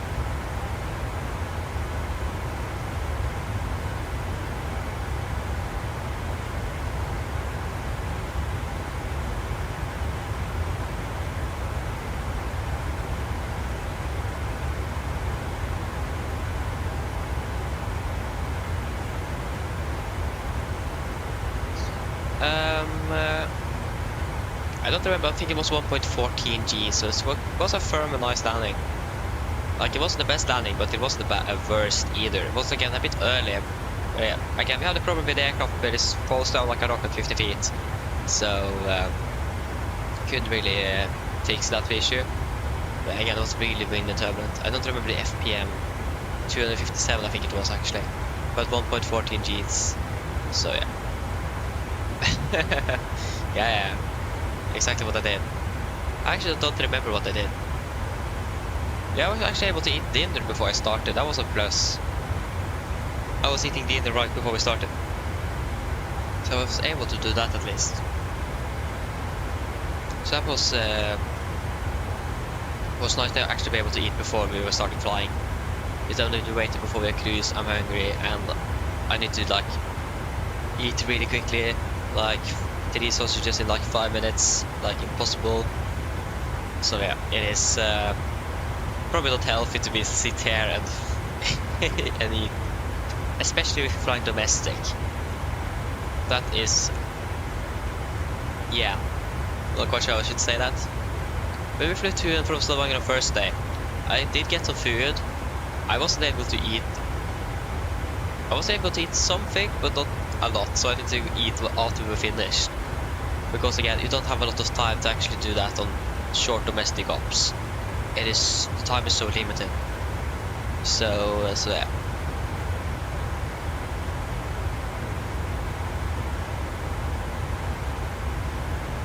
Tom, so yeah, exactly what I said, yeah, what you told about earlier, yeah.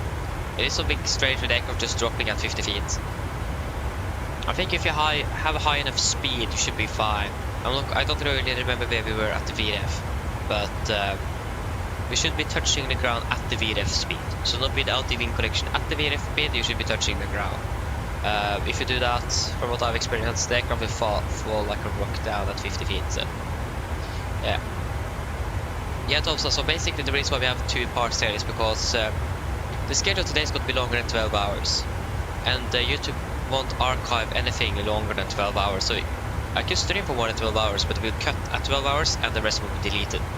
So just to be able to actually have everything reserved, so you can rewatch it, for example, if you want to. We will set it up to 2 parts, so it's able to save everything and not so that we like don't lose an hour or something of the flights because of that. So yeah, that's why. That's basically why.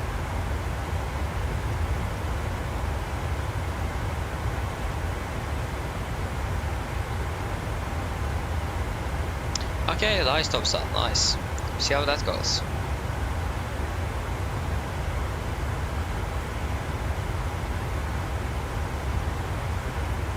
Okay, have a nice flight to Cologne though.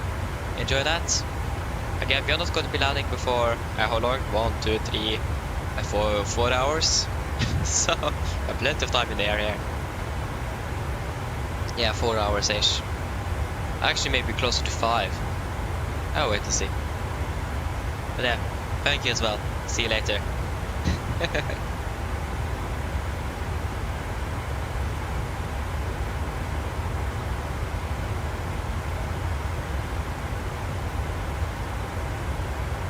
Yes. From what I've understood from YouTube, yes, that's correct, Tomsa. So when he then stops stream, it will cut at 12 hours. So yeah, that's what I understood. Again, I can stream longer, but it won't be saved. Maximum 12 hours. Okay, we're going to do a food check then at QB list. 12.7 tons, we currently have 13.2. And it is going to be 4.1. We are currently burned through to 3.6, 3.7. Yeah. And 1 hour 10, 1 hour 5. So already actually doing good on flight time, so that's great. So now we need to find the next waypoint. So the last one in here is Infec. There you go, there is Infec. Again, I'm so looking forward for a physical FMSC. That would be fantastic from Midwing when that's released. So looking forward for that. And also physical EFIS and MCP, that's going to be great to have. Okay, so the Infec is... yeah, of course I missed the Infec though. The time at 25, possible to see.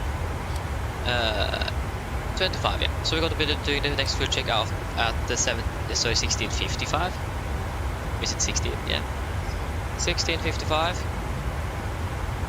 36, 44, 49. And there you go, 42 there at the Binti. So we take Binti and we will replace QB. There we go. So now that's done.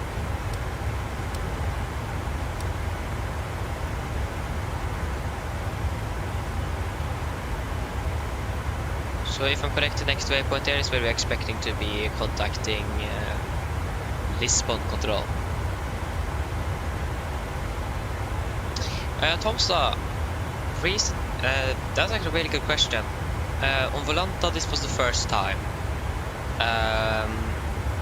But I think I've flown there before, but that may be like 3 or 4 years ago.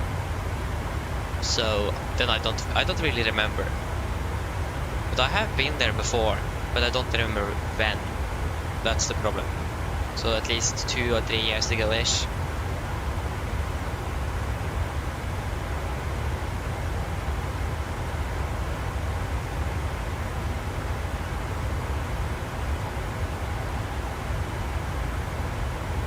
So yeah, gonna been a while.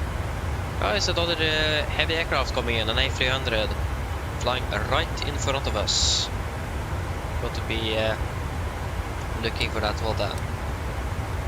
Again, plane spotting in mid-air.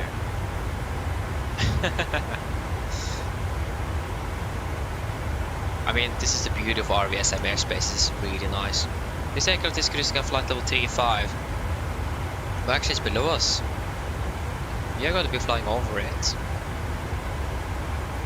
I can't see it yet.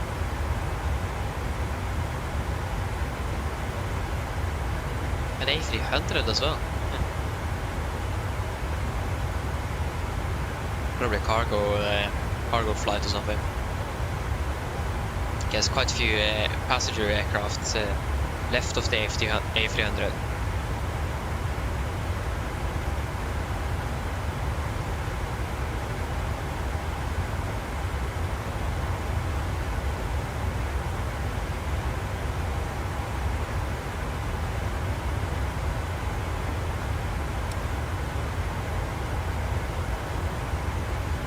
Should be coming here shortly. And this one is going to be passing right below us.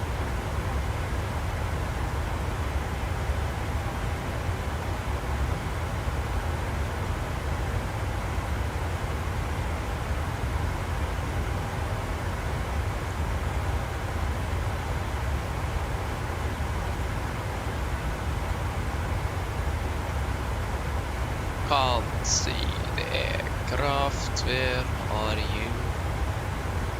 You know, he's 10 miles in front of us, and we can't see him. And he's heading right in front of us. Where is he?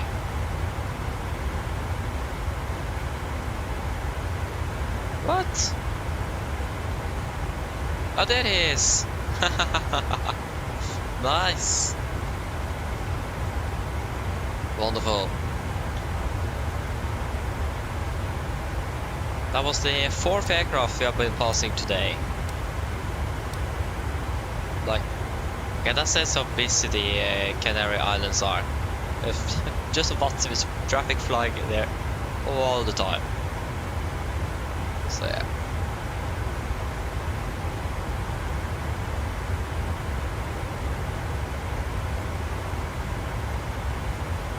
We're going to be crossing into Lisbon control in not a long time.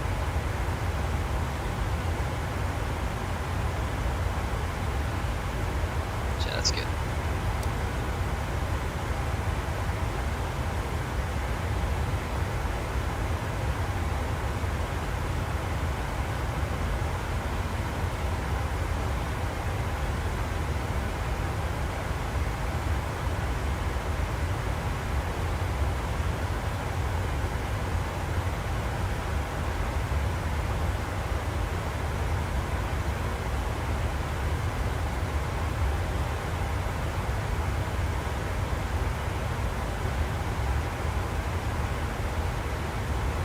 Oh, you're airborne, that's great, Tomsa.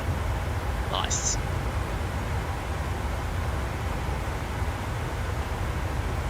You should probably check the weather in Oslo just to check. And I wonder how it is.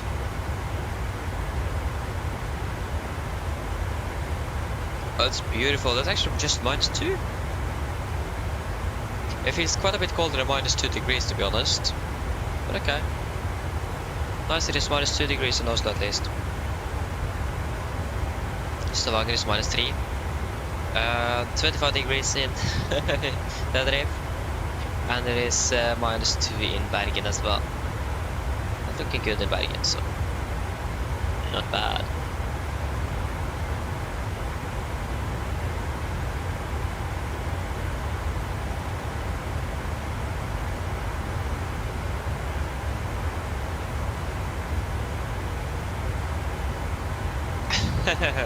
Nice, Tomsa, that's good to hear. That's good.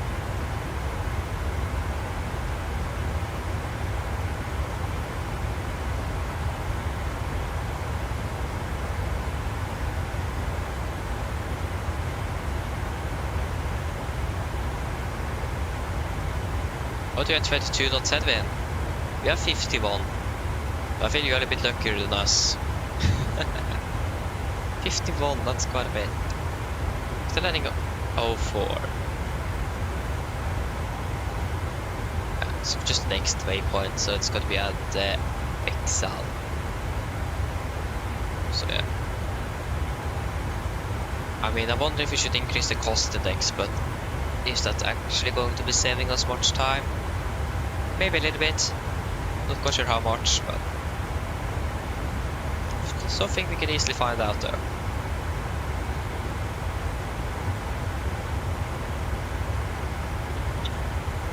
Oi, oi, oi.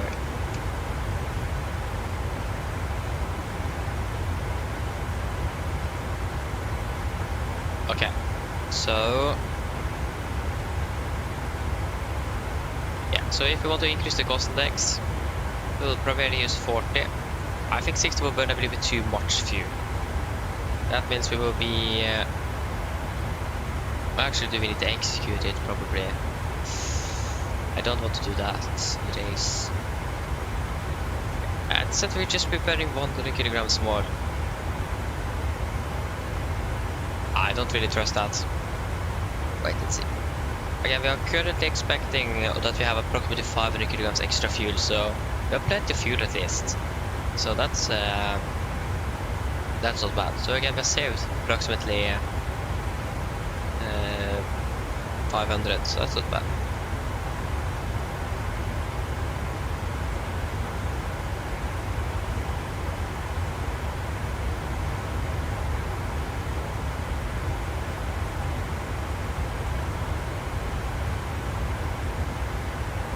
IEE, hello, welcome. Hope you're doing well.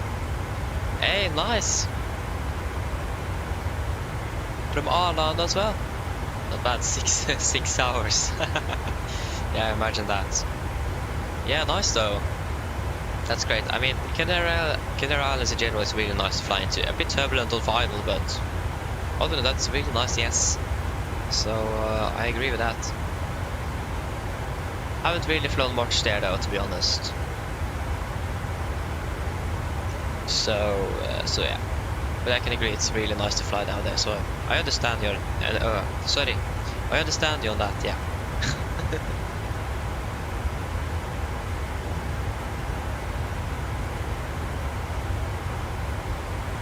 Avgate 1012. Sorry, Avgate 101. There you go, hello, welcome up, well. Nice, you're flying to... also for Copenhagen. Nice. Sending to 120. Not bad. We expect to contact Portugal control shortly. And basically the distance from the waypoint we're approaching now to the next waypoint is the entire airspace. That distance is from the start to the end of their airspace today. That's great.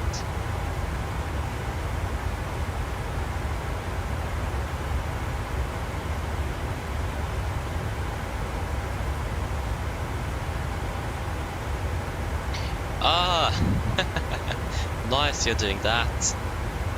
Nice.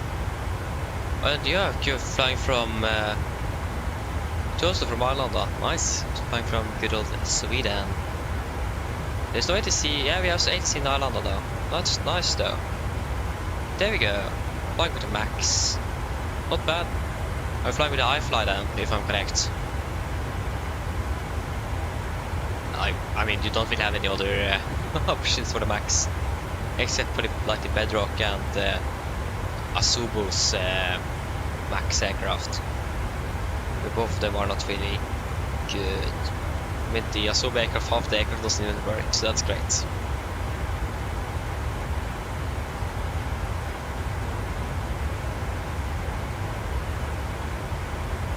And Thompson, for what I've experienced, yes.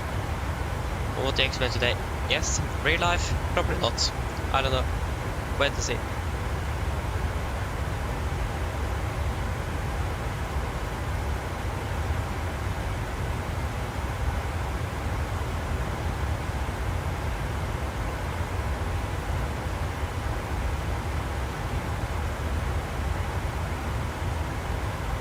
Oh, nice! Fly. Guess so. He is flying then to Gran Canaria from Flesland. Nice.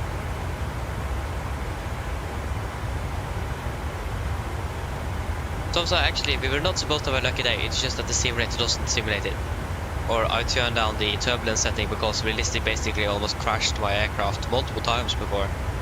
So I can't have it at realistic. And between realistic and medium, it is basically no difference. But between medium and low, it's a huge difference. So yeah. Unfortunately, can't have it at realistic because of that. So we should have encountered a turbulence, but we haven't. So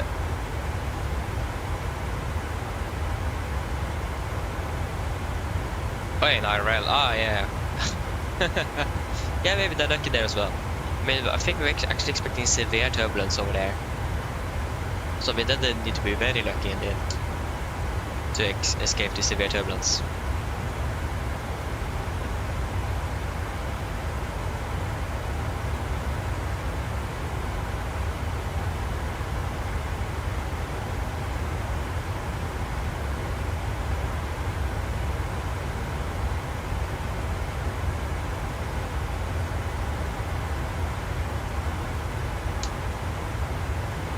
Yeah, it is 38 miles. So soon again approaching Lisbon Control.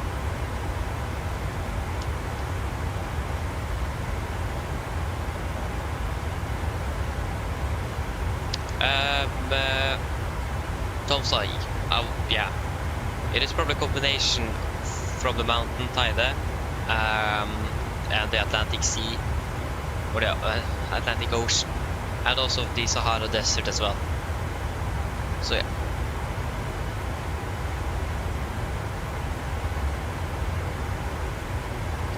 No, I'm not using same tensions. I'm using another called self-loading cargo, SLC for short. So I do really want to use their add-on for that when they have implemented the ground ops and so on. I want to try that out one day, especially with the cabin crew and so on. So we'll wait to see. But they just need to implement it first before I am trying it and possibly moving over as well. So yeah. Again, it's called self-loading cargo.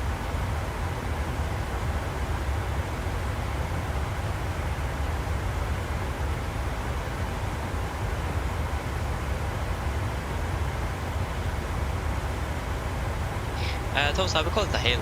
I've actually, like, the highest point in Denmark is like a farm. So I won't, yeah, we'll just call it a hill.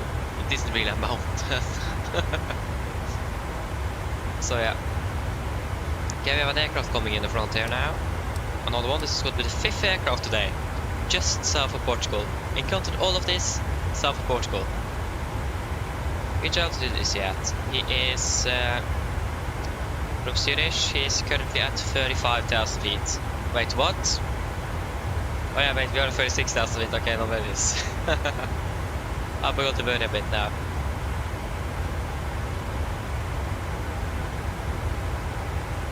I mean, yeah, I can agree with you. It doesn't sound very realistic. No, I don't. I know. But again, it is all script and some sound packs and so on. So yeah, I don't know.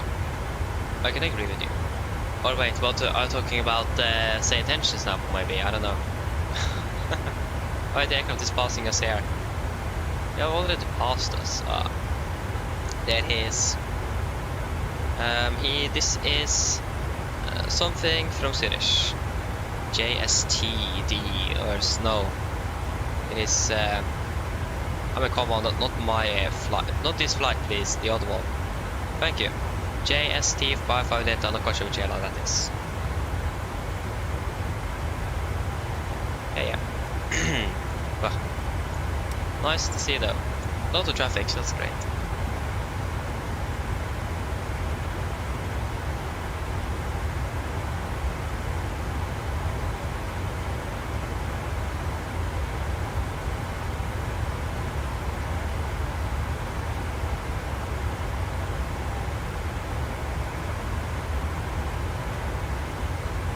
Yeah, I know about the free trial for 24 hours, yes. So I'm going to do that before I'm eventually buying it. So again, we'll wait to see how it goes, but again, I do want to wait for like the airline operations, the ground operations and so on to be implemented as well. Just waiting for that. I mean, now they can like text your dispatcher and so on, that's really, really cool as well. So yeah.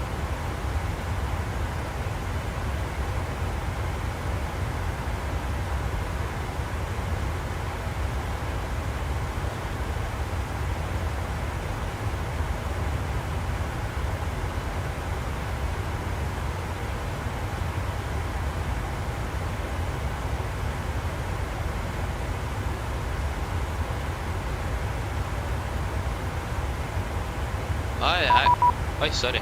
Oh, that scared me. 131 325. 131 325. Obviously it's 131 325. Otherwise we will certainly find out.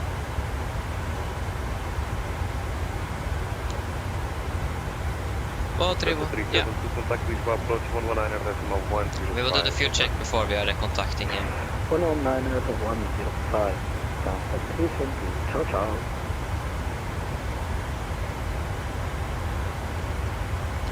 Okay. Yes, so fuel check at Bexal 12 tons, we have 12.5, 4.9, 4.4, and 1 hour 29, 1 hour 24, that's good. Dispo control, good afternoon, Nordic 1759 at flight level 360. Nordic 1759, what's that? 4756. 4756, Nordic 1759. 4756, I hope it was 4756. Ocean 704, speed 2201. 4756, there you go. Set. Because I haven't really seen much advertising from St. Tensions, but maybe something I missed. But I mean, if they're advertising a lot, I can understand that one. But I haven't really seen anything, to be honest.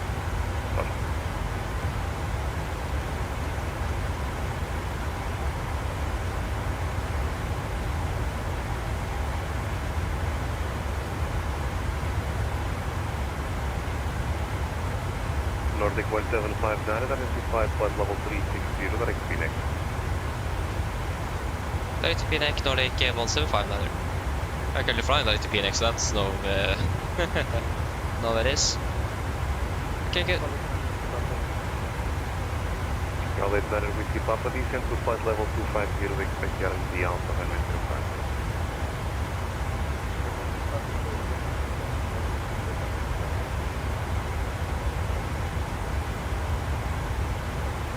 Actually, probably not a good idea to climb the 3 because we need to change to an odd level later on. And we are not able to climb the 39ers yet. This might be 390 now, but we need to a 700 buffer there, so 397 before we're able to climb. So that means we need to wait approximately 70 minutes before we're able to climb the 390 at the moment. So that means we Control, don't get 700 units. Go. Can I step up to the cockpit for 5 minutes to do the dishwasher? If you wait 2 minutes, I'll send you to Unicom and then you can enter your time. Roger, thank you. dishwasher. Ocean 704, fly in. Yeah, so we're going to do the next one.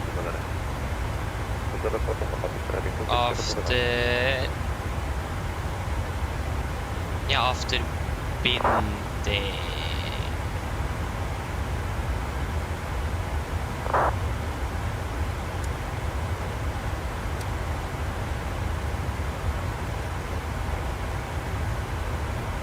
We are there at 54, so again then 24 is going to be the next one.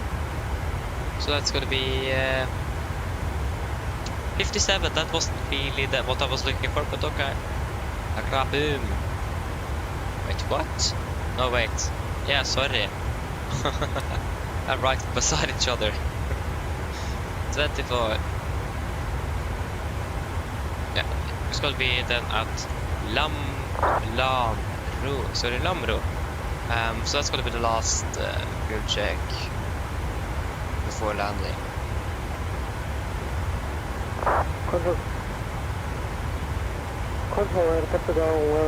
Tom Sutterwell, I have no clue. We will find out tomorrow. I have no clue. Could be so many different things. So yeah, we'll wait and see. I don't know. Control, Portugal 1691, request a link information. Portugal 1691, Raccoon 1 Papa, you can expect the AMD Alpha and 905. Okay, I understand. Raccoon Papa J-Food. Yeah, I understand. I guess the American product, it will make sense that it is more advertising over there. Yeah. Or something like that, I don't know. But again, that will make sense. Again, I haven't really experienced much here from Norway at least, so. But I can understand your. I can understand that. I can understand it's a bit annoying. Ocean 704 on having continue descent to 3000 feet. Ready?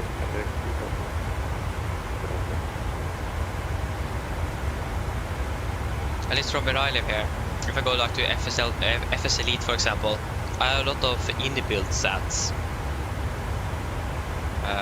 So yeah, at least I got a lot of in-built sats. getting emails from him all the time and so on. Charlie uniform, Unicom 1 to I haven't really found out how to turn off that, but I mean, I don't really care nevertheless. I'm just deleting it. I'm never reading them, so.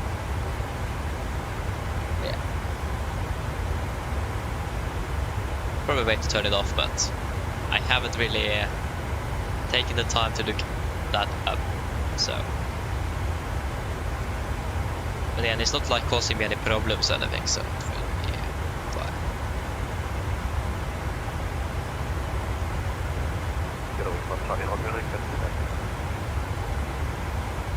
Yellowing 1 Charlie Romeo, descends to flight level 250, expect the Alpha 25.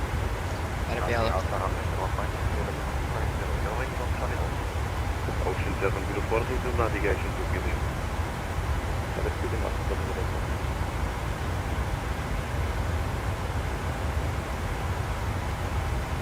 I mean, you're still flying your ocean, unfortunately. Delta Juliet, you come 1 to SNLI 76 flight.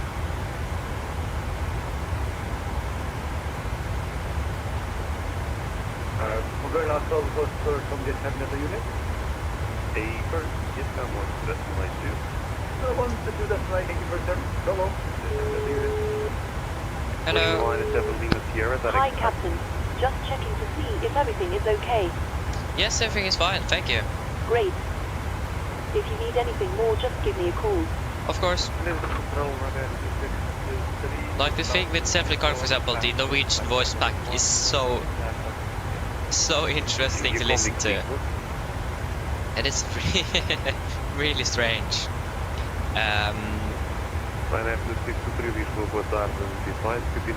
So yeah. Again, if you don't understand or speak Norwegian, you won't really understand it, but if you do, you will definitely hear it if you hear this Norwegian announcement, for example, the PA and so on. I've unfortunately deleted that sound file because it was so buggy, but that's a class. Viking is a class. Nice.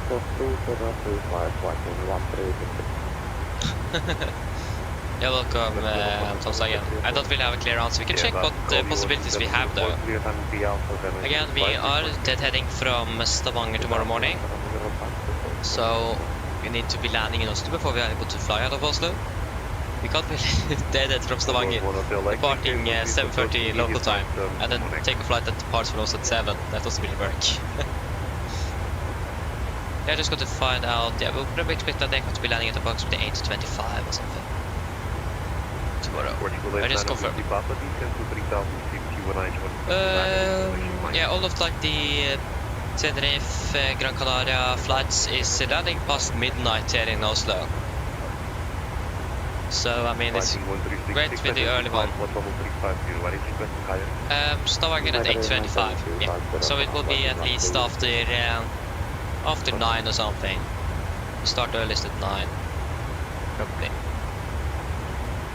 Yeah, so yeah, then Alta is out of the picture because Alta departs at 9, so that doesn't work. Like we have Helsinki, that's a possibility. Again, if there is a crew change. Yeah, it's going to be 9, not 21, 9, so 9 AM local time. And then we have London, Edinburgh, Bergen, Trondheim, Stockholm, Milan, Bardufoss, Copenhagen, Ålesund, London, with Munich here as well, Harstad, Hamburg, Dubai. Wait, what? Dubai? Nordic 2642, Unicom 1 to the simulator, WS1. Confirm for 2642, good day. Again, it all depends on when there will be crew changes and so on, so. Like for example Bergen, Trondheim in there, most likely no to that, again, because crew changes and so on, so yeah. And Dubai. The unfortunate thing is that we are then stuck in Dubai for almost a week though. So yeah. Yeah, we'll wait to see what we will be flying tomorrow, but we will find out. A lot of aircraft in front of us here. 3 aircraft or something on our left, so the right side. There we go. I see 2 contrails. I thought that was the aircraft, but that was some more dirt on the windshield. It's annoying that I can't take apart dirt on the windshield and an aircraft. Charlie Bravo, Indonesian to 3000 feet, That's great. designer information mic. There's Scottish control on it as well, so that's good to see.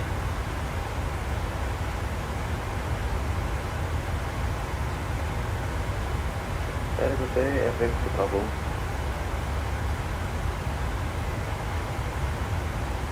3 Bravo, please, what's that with the device? Yeah, of course. Could you change? But again, then we're stuck in Dubai for until first. Actually, I don't know when the return flight is going to be. For clear visual approach runway 05, clear approach traffic to look at the ground. So yeah. Condor 1 Hotel X, continue. Backtrack to 5 again, left via Bravo to the gate and spin Alpha 6%.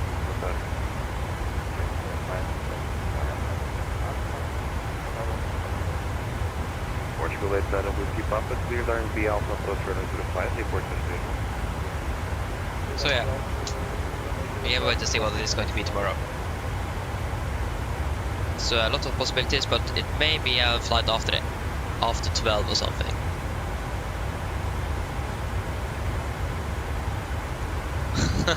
Nice to say yes. Ah, nice. Tenerife, yeah, that is with the max. That's also like the problem. I haven't flown much with the iFly yet. I have some problems with configuring things, so...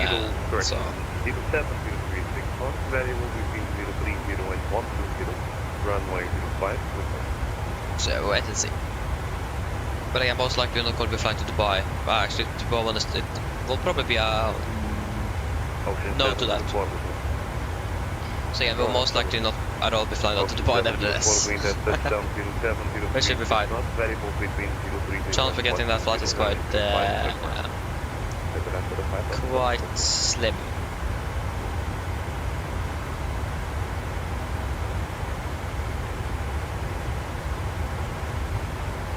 Control, good afternoon, that's all 1.6 and Alpha 4 What's the minute I've already updated twice today? Because we have been flying twice already. I got 2 notifications that I need to reload the page because they have released an update.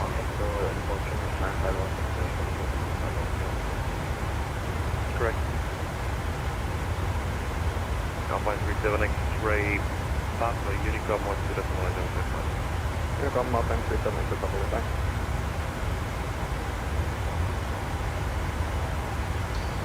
No, that's nice.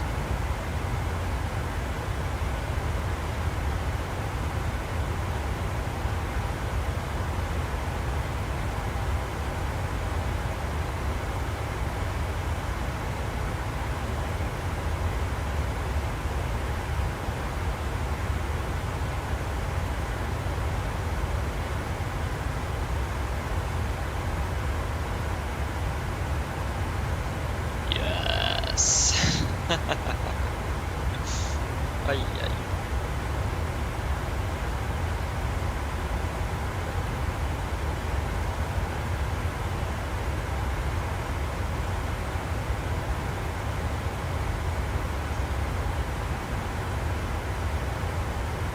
Ah, 100 knots over Italy of headwind. Ay, ay, ay, ay, ay. We're actually up with just 59 at the moment, but still quite a bit. Yeah, that's great. I'm still landing 35 minutes behind schedule at the moment. Maybe we should do the RP approach into runway 18. Actually preferably runway 36 today, but it looks like 18 continues.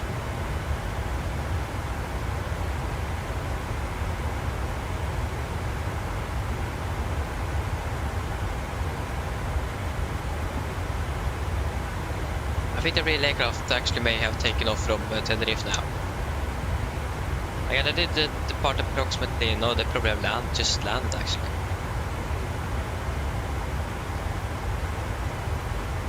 Again, they did depart about 3 hours behind schedule.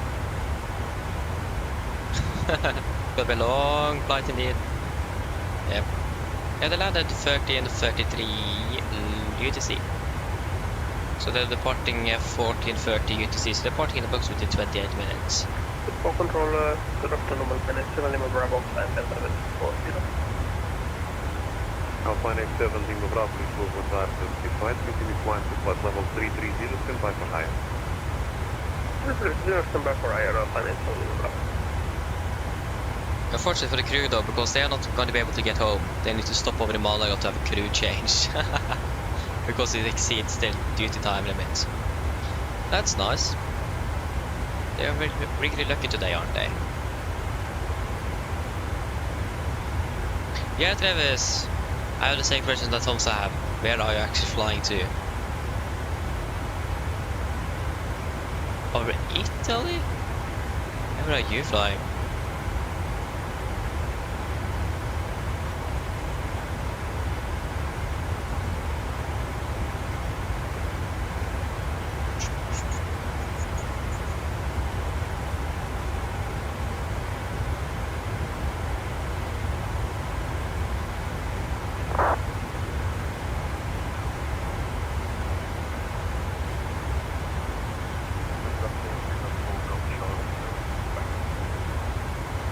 First for Golf Charlie, please move with our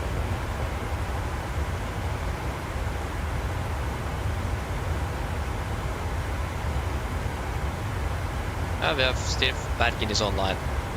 Nice for them.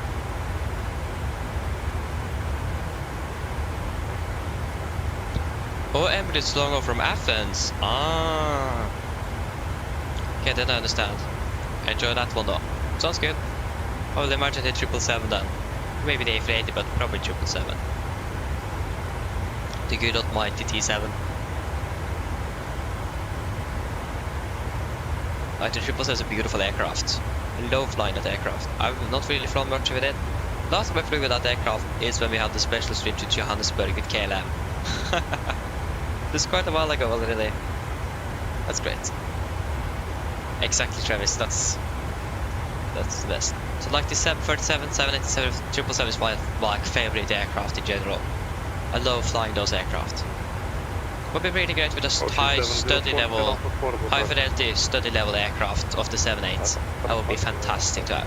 We have not the 747, the 777, just missing the 78s. So yeah. Looks like we are actually going to have the 777X. That's also great. I mean, it's almost 17 hours. That's actually longer than my longest flight ever. My longest flight ever is what, 14 hours or something. Your 17, that's more longer than I have ever done. So yeah. Again, I've more been into the short hops with Norwegian and so on, so it makes sense that way. Norwegian aren't really flying 17 hours. Yeah.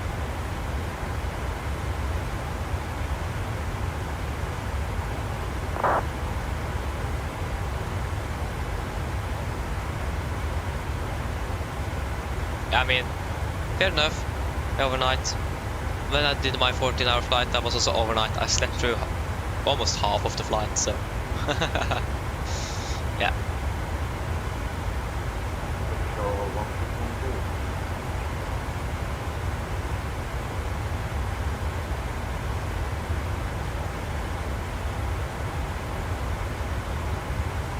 Oh, nice, Travis. Nice. I have actually never used P3D or the quality wings. I remember that the quality wings was developing the 784 Microsoft Flight Simulator, but like in 2021 something, they just went completely silent. We haven't heard anything from them. We did even see some renders of the aircraft inside the sim, but it had been quiet for like 4 years or something. It was in May 2021, I think, I last heard from them. So that's a bit unfortunate, so I'm not quite sure what happened with them. They just disappeared.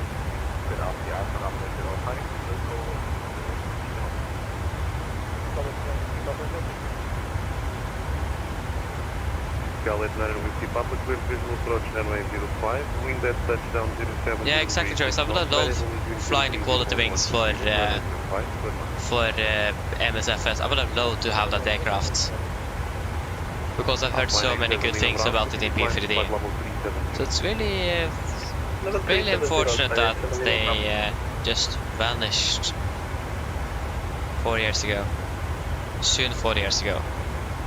It's really interesting. I'm not quite sure what happened. We didn't really get anything from what I've understood.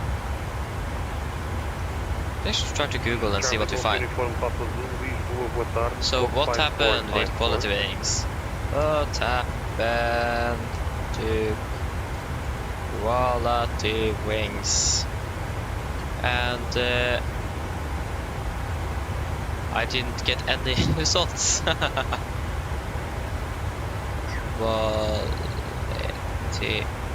wings.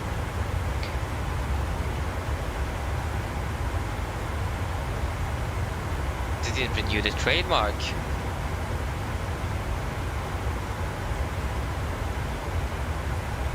Huh?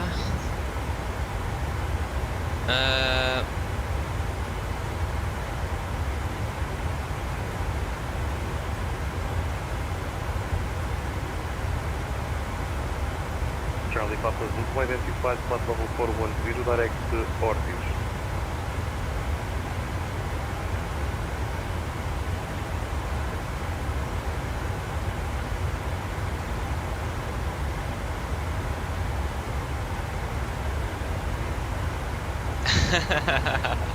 Nice, Travis. I can understand that one, yeah.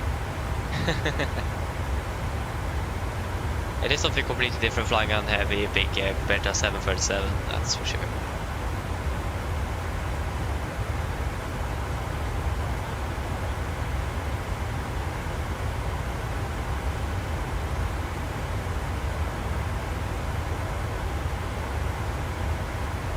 Charlie Papa Zulu, recycled squawk 0554. Work.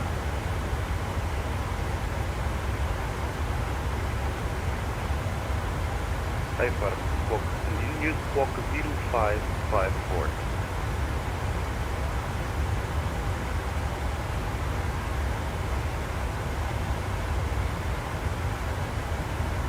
You're wings 1 Charlie Romeo, you mentioned to normal speed. Last post April 11th. Well, the uniform from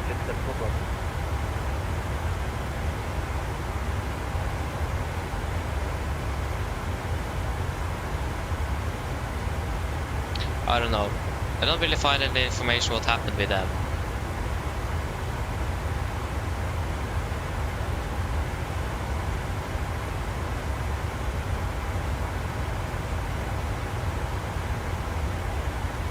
I'm not quite sure what happened with quality wings. At least there's nothing happening, but they haven't said anything for 4 years soon, so yeah.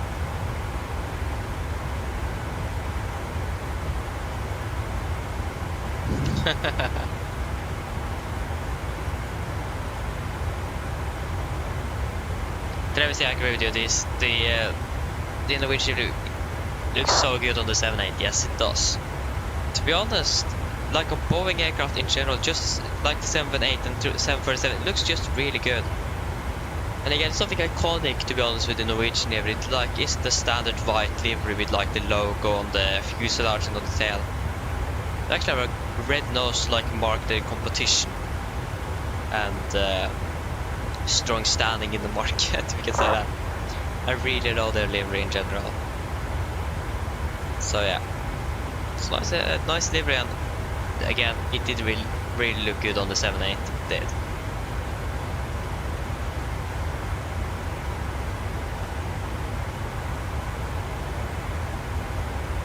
Yeah, Tom, so I mean that would be great, but again, I doubt Norwegian are going to be doing that.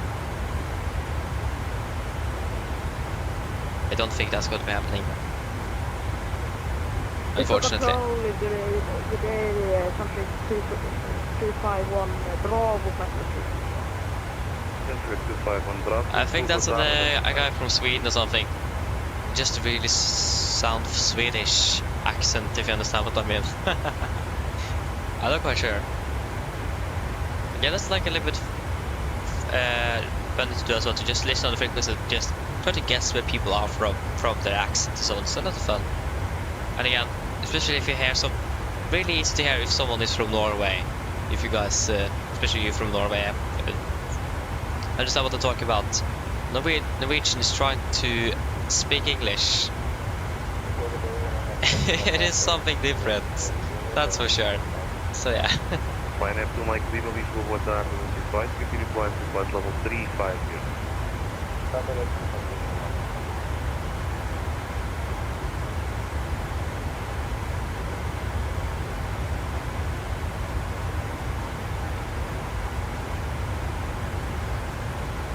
So yeah, I agree with you.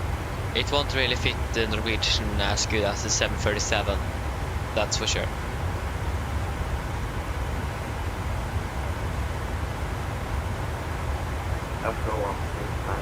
Yeah, I agree with you, J-Foot, yeah. I agree with you, it's the best aircraft available there.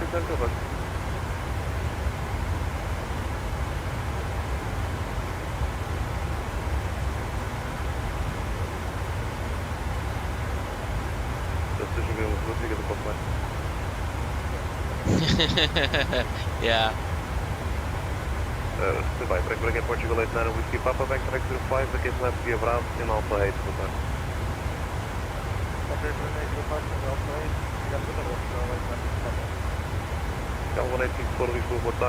Travis, exactly, that's the point as well. Again, Norse are basically taking over that now. And you can see that it doesn't really go well with them at the moment. They have struggled a bit. They like have the highest cabin factor or load factor ever in December. So that's really great to hear. But again, you can just see that they are also doing a little bit, that they also do struggle a little bit. So yeah, wait to see. Again, the Reach also had the medium and short haul operations on the side that will help to boost the long haul market. So yeah, but again, I doubt it is going to be happening, but maybe one day, we never know. But from yes, they're doing good now, but again, they will probably not be moving over to the long haul sector again.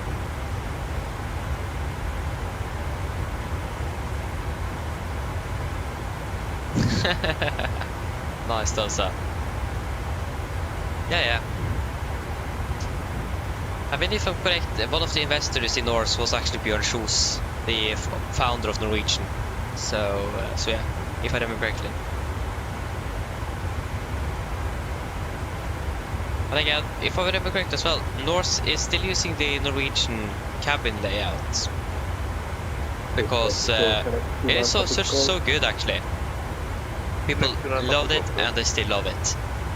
So yeah, from what I understood, they just like replace the logos and that's it. They still have the same seats and everything.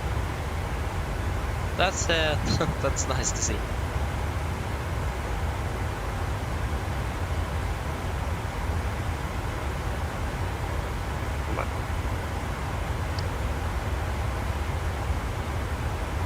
Yeah, exactly, Tomsa, exactly. It does, but that's how it is.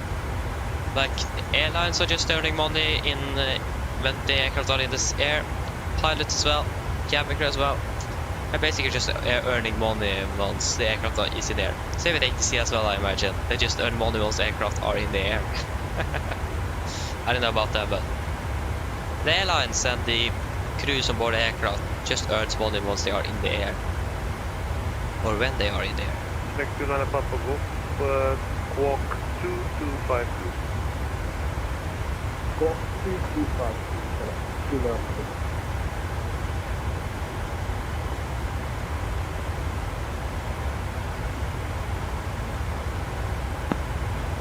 Oh yeah.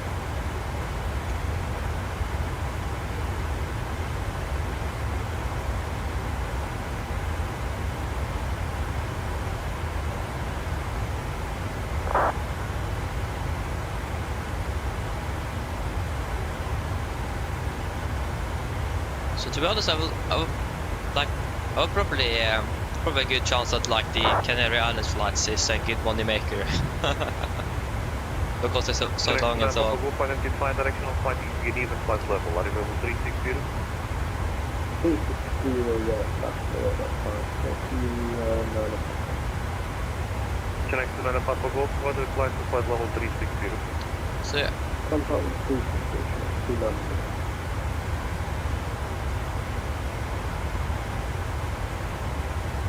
flying for soon 2 hours already. Again, the time is flying past.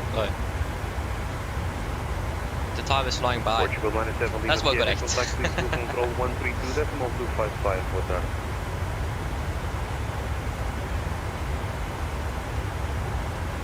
Yeah, we are just... Yeah, we are around halfway through Lisbon control.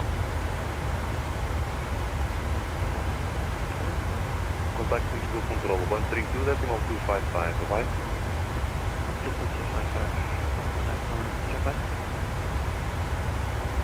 Oh yeah.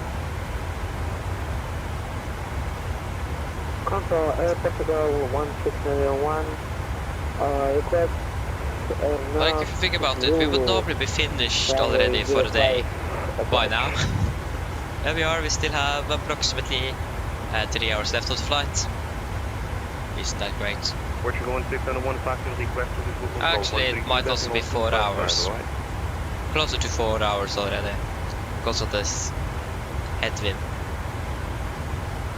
Really annoying.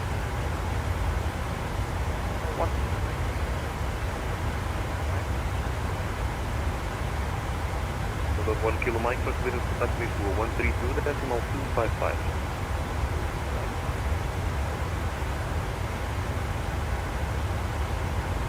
Yeah.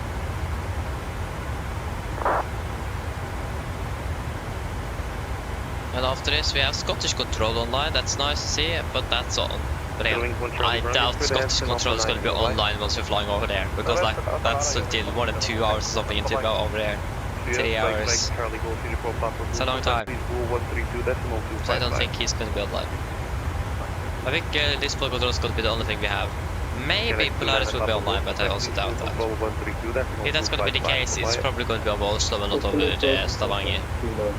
Sorry, over the east side of Norway compared to the west. Portugal 1864 identified flight level 350, live F1 Alpha arrival, runway view. Yeah. Nordic 1759 as before.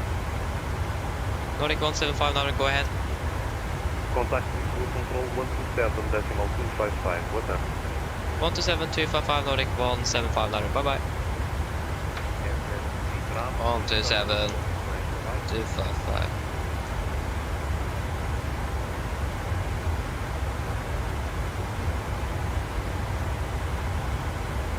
This could control good day Nordic 175 flight level 360. Nordic 1759, hello, Nice, yeah, map. We have the map right here. So we're still not even passing or flying over the Portuguese territory. Actually, once we're passing over this line here, we are... That's like the... what's it called again? I don't remember, like, you can claim so much of the waters around your country, like... I don't remember how much it is. You can claim, you can like have so much of the water around, that's like... yours, basically. So yeah.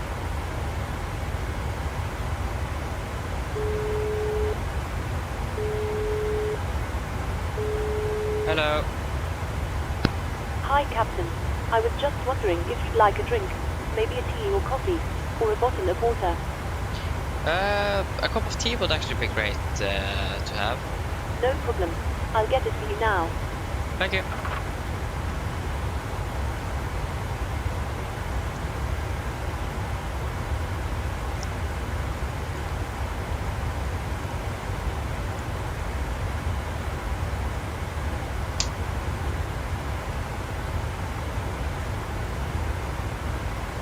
We need something to drink at least through the flight. Because of the length. Oh yeah. At least it's good weather and it's daylight. Nothing really to look at because there is still more water. But that is going to be changing for like 10 minutes. And it's going to be water again.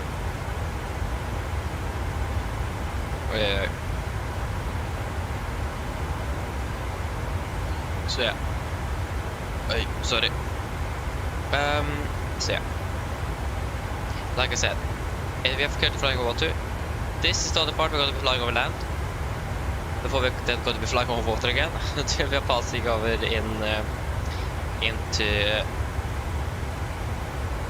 into Great Britain, continuing north over England and Scotland.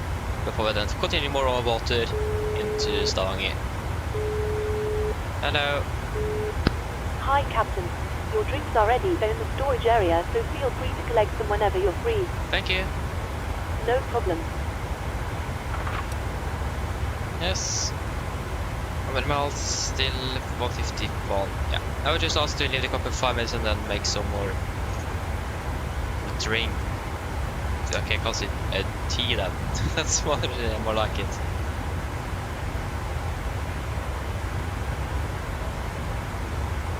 But then I've been drinking a lot of tea. I'm not quite sure if that's a good idea. I didn't see.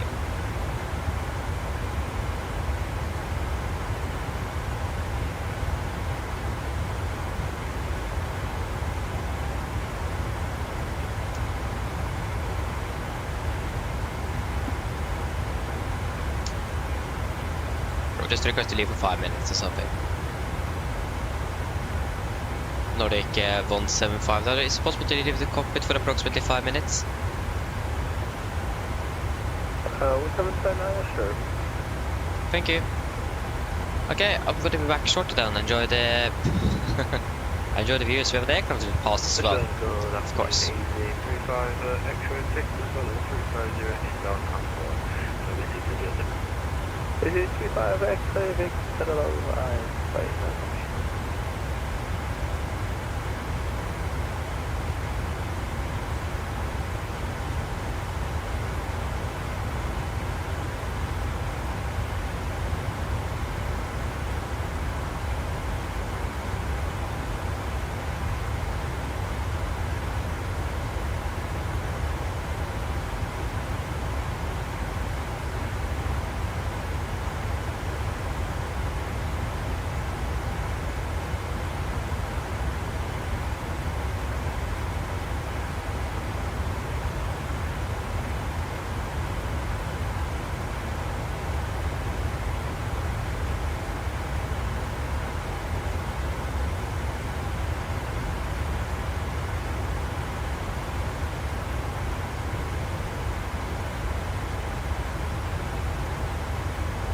Control opening, UC 7 Delta back to 300. UC 7 Delta, this will allow you at 5, and you can proceed direct to Haku. Direct to your right hand, thank you, UC 7 Delta.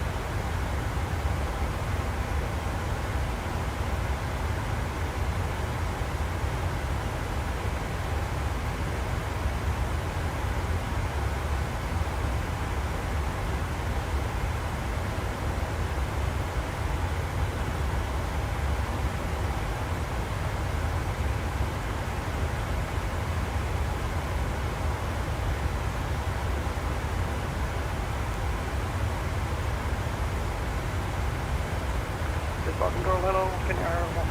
I don't know. 1691 visual, you are identified. Proceed direct to Takeoff. Direct Takeoff,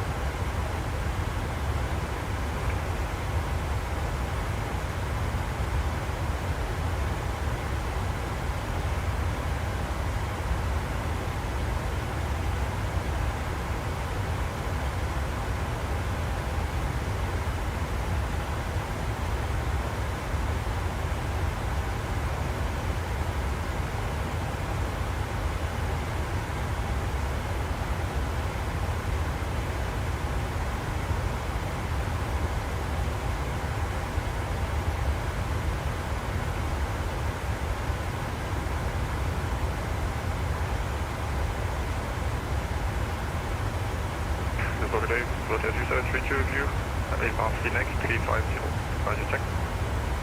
Roger 2732, allow your identified maintain 350, direct to back south, and new scope 4754. Maintain 350, direct back south, and scope 4754, Roger 2732, obrigado for the direct. Of course. Airline 63 Bravo, contact Lisboa, frequency 131-325, ciao.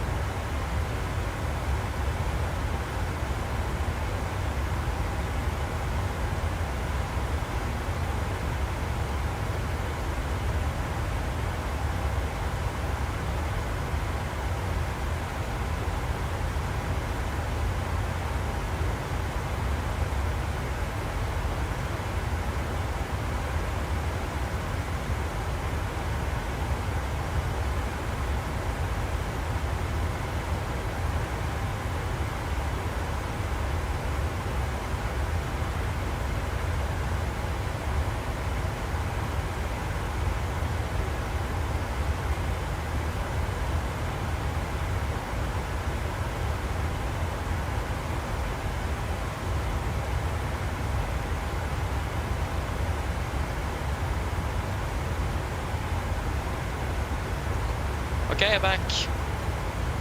Nordic 1759 back in cockpit. Starting with 759, right? Okay. What have happened here? Next one, you can actually go 131, 325. Hey, thank you. What? Thank you, Greg boss. Thank you. 131, that's 325. So, yeah, so yeah, the question over here.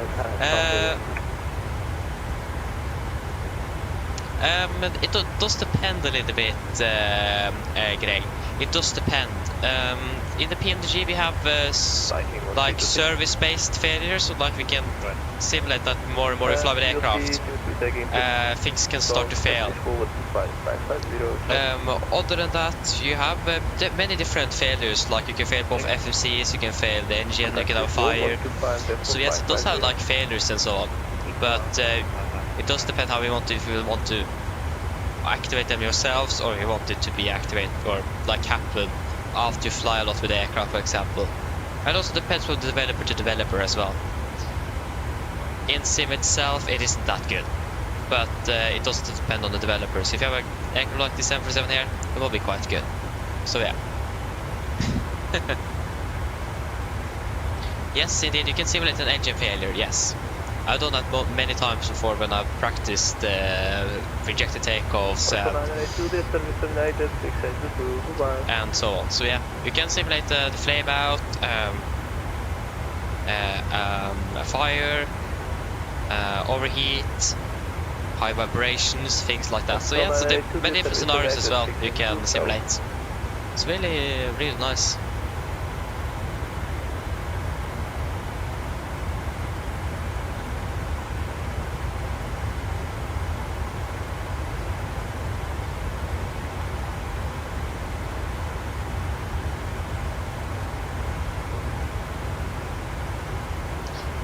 Okay, hello, welcome back.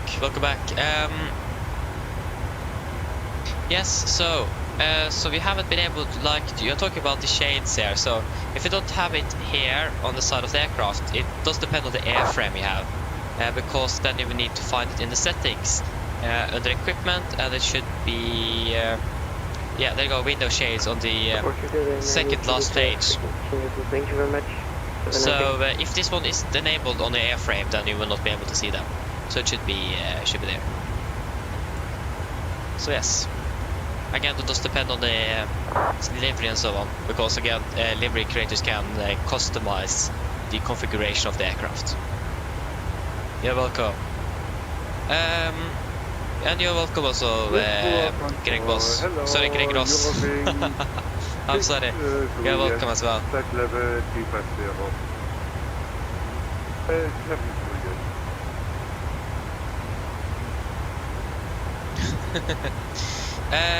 Two wheels only. Hello, welcome, up pretty well.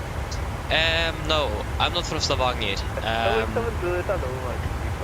I'm living close to Lillestrøm, if you know where that is. Closer to Lillestrøm. So no, unfortunately, no. Never been in Stavanger actually in real life. That would actually be really nice to fly there one day, just see how it looks. But yeah, I know someone from Stavanger at least, but I've still never been there myself. So, but I mean, it looks great there though. Are you from Stavanger, if I may ask? I'll tell you on the defensive one then.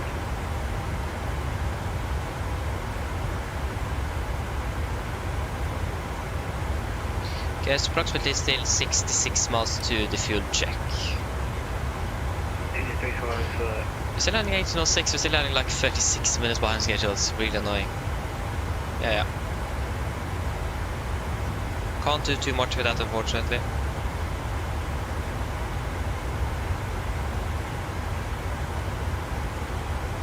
And now we have even more ATC online south of us. Perfect. Yeah.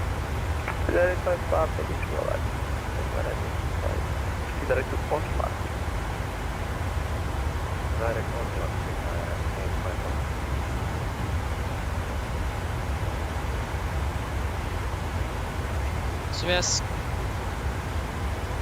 That's an easy 35 X-ray safety. Go ahead. We got a lot of requests for CPDSD. Are we all to a different sector? Ja, akkurat. It was because of controller change. Kan se meg igjen i den. Give me just a second so I can Can I agree on have that? details using Looks them, really and good, you it can does. log in again. And again, when we flew to and from Stavanger on first day, where we ended up in Stavanger for the layover, clear skies, wind calm was beautiful. On almost clear skies, it was a bit clouds, but that wasn't too much. But it was beautiful weather in Stavanger. So I mean, Stavanger in general is a really nice airport to fly into as well. Yeah. Again, I need to visit Stavanger IRL one day. That's for sure. So yeah, need to do that. Again, Norwegian fly there as well, so just to book a ticket and fly down there. But if it looks really good, then I want to visit that part of Norway as well. I've been to Bergen a few times, but that's it basically. Harstad, I've been there once. So I have still some more exploring to do inside this country.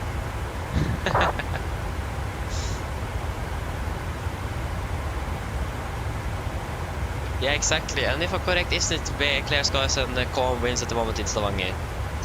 It was that, I think, when we took off, and it probably is already still. Yeah, it's KVK conditions. I mean, KVK conditions don't really need to be clear skies, but it was pitch black, so we didn't see any clouds, so I imagine it's clear skies. so yeah. But now we have some inside information directly from Stavanger, though, so that's nice.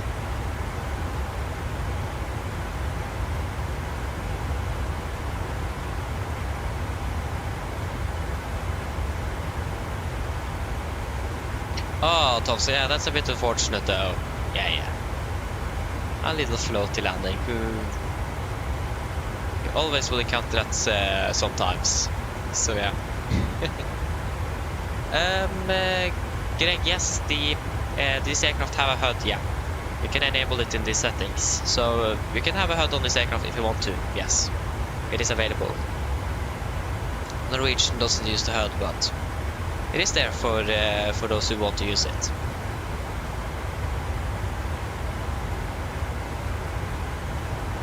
Actually, I think actually Norwegian have some aircraft that have HUDs installed, but they're not using it because it costs extra because the pilots need some more training, and that is more expensive. So there's some aircraft that actually have HUDs installed but not used, so they're just stored.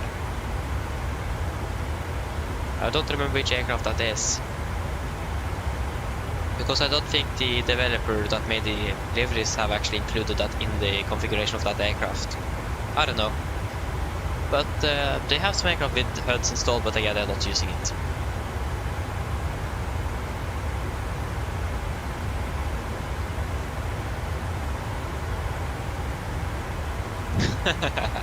Nice, Tom. I mean, understandable. So yeah.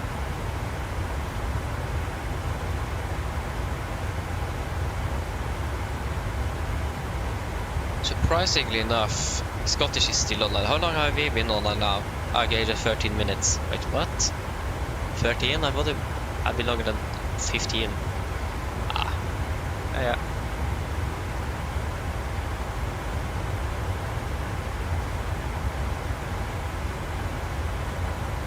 Yeah.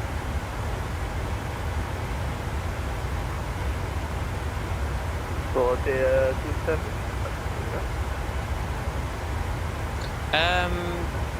I mean, becoming a pilot in real life would be great, but unfortunately I can't. My eyesight isn't good enough. So yeah. Nordic 1759 and 779, 3 blue, so. Order advisory Nordic 1759, ciao. Okay. So yeah, again, it isn't good enough. It's quite bad actually. So yeah. Again, if you heard, have you heard the term svagsynt or visually impaired? Have you heard that before? Then you have me there. So again, I can't even get a driver license. So a bit unfortunate it is. But I wouldn't have this interest in hobby without my eyesight, to be honest. That's the reason I have this interest in hobby, is because of it. So I can't really complain either. So yeah. So pass yeah, yep. So my eyesight is approximately between 20 and 40%. It is all clear, it isn't foggy or any tunnel vision or something. It is just reduced down to 20 to 40. I don't remember where it is, but I'd love to actually check that. But yeah. So again, you won't really notice it day, like a normal day today, that my eyesight is bad, but you can of course notice it sometimes. But again, it sounds worse than it actually is. So yeah. But yeah, thank you though, 2 Wheels Only, thank you. Again, it's a bit unfortunate, but yeah. At least I'm currently going to studies to become a flight mechanic. So that's a plan, to be working on the 747 fleet for Norwegian as a mechanic instead. Because again, I can't become a pilot, can't become a cabin crew either. ATC, no. So then I just have ground crew and a flight mechanic left to be working on those aircrafts. And since I will want to specifically work for Norwegian, and from what I've seen when you're applying for work for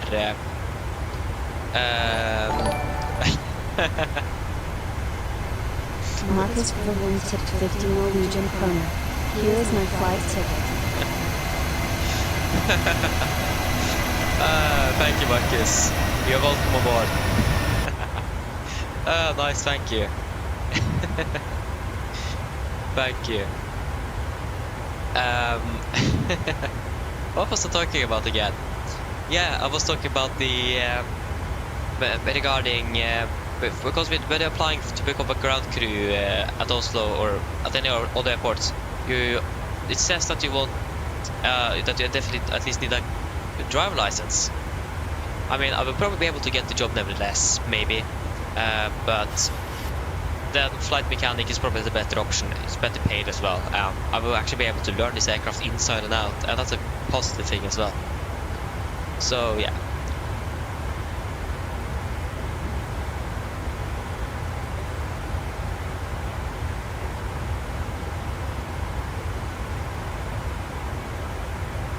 Okay, Gregor. Oh, nice though. Nice. Yeah, again, the problem with me as well is that it is impossible for me to correct my eyesight. It is a quite rare eye disease I have, and it is no way at the moment to correct it. So that's the main issue here. Again, Medicare and technology is improving every day. So maybe one day I'm going to be able to fix it and actually can become a pilot. So I'm hoping for that, of course. But again, then I'm not quite sure, because I have a lot of friends I've met and so on because of this. So again, then I can't really go on those arrangements and so on, because then I'm not visually impaired anymore. So that's the problem. So it is you need to. Is that better than this, for example? So, and again, it is currently not possible either. So it is going to be something for the future if possible. But again, maybe in the future, of course. But we'll wait and see. Okay, I'm just going to quickly do the fuel check here at which waypoint is at PNEC. So PNEC, 9.6 tons. We have currently 10.3, 7.2. We have burn approximately 6.6. Okay, that's not bad. And flight time 2 hours 28 minutes. We will fly for 2 hours and 23 minutes. That's good. So if we just find PNEC, and we will delete you. Boom. So yeah.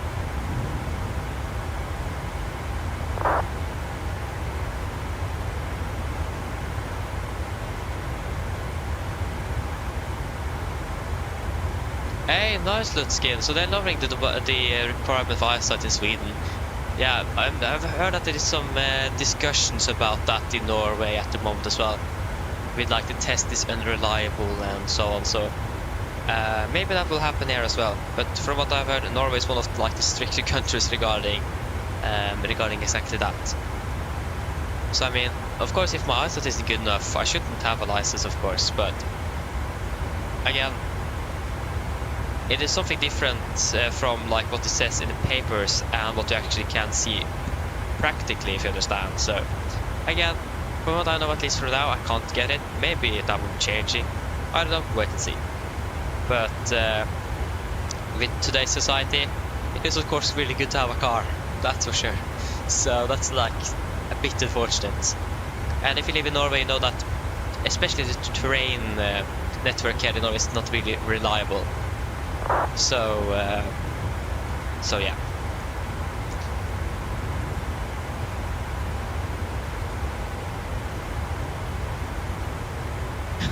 Nice, Tomsa, though. We changed from football player to pilot for SAS. Nice, though. Good luck. Traffic. We have a traffic warning. It is going to be straight ahead, and we have visual contact. If that's the aircraft, yeah, that's definitely the aircraft. It does look like he's going to be intermediate threat. He's currently flying just southbound. There he is.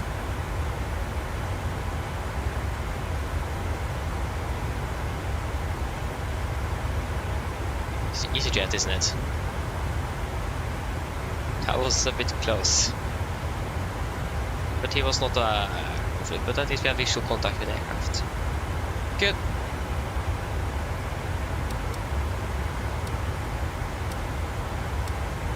Yeah, he got way too close though. That's for sure. Yes.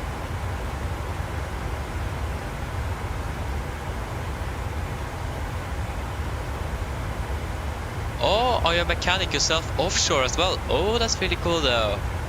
Hey! That's really cool. Nice, you're working on the helicopters, if I'm correct.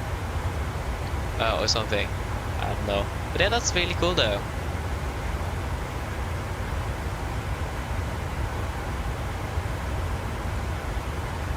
That's really cool.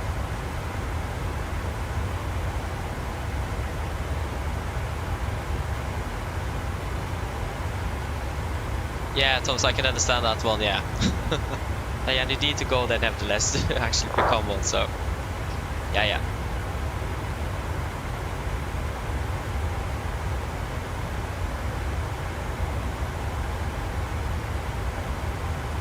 Mix 77, welcome back. Yeah, I know, but again, it is not no possible way to connect it. And again, I'm not really long or short-sighted either. So yeah.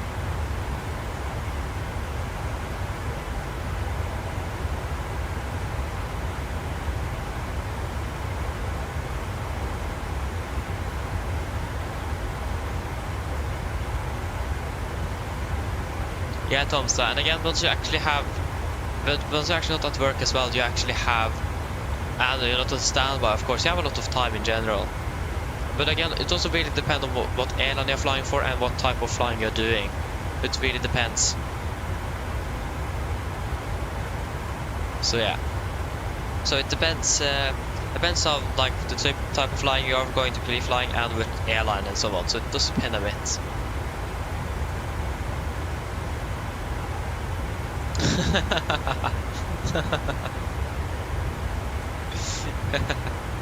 You're not no nice.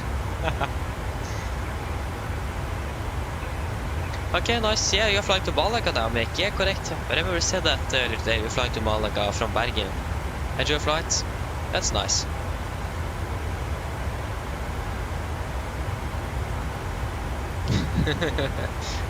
Yeah, I think it is SAS if I'm correct. You said that earlier at least, so yeah.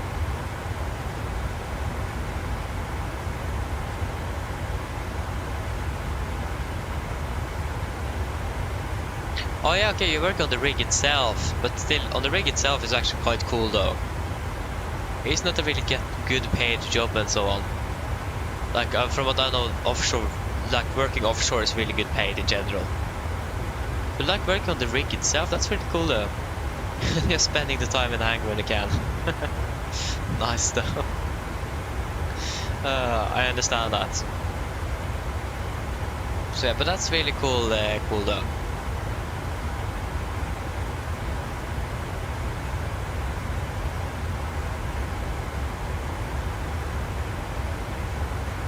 Tom's exactly, yeah, I don't know them at all. So yeah.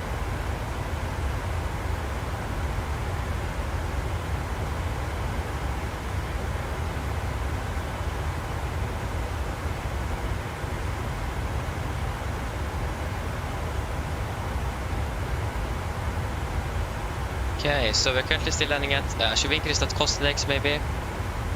Okay, 93 knots exactly. When it comes to, like, changing our altitude. At Korul 37, Karno. Where is Begam? What? Begam?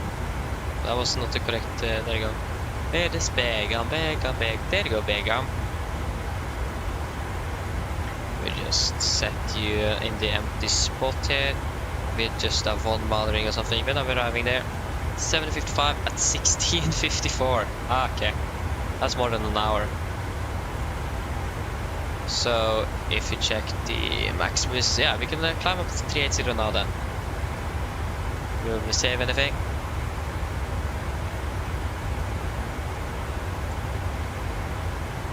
Uh, 3.5%, 4 per bond. Yeah, we'll save a little bit of fuel. And if we just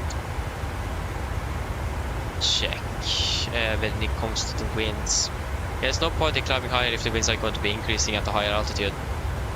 So we're currently inbound Korul. Korul, there we go.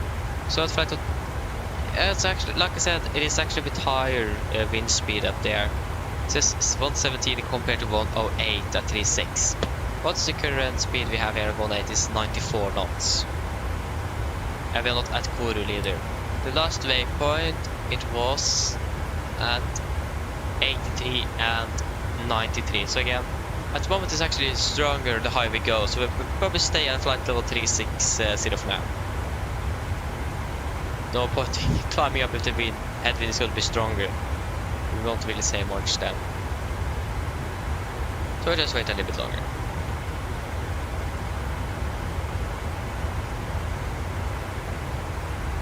Oh yes, Scottish control is still online.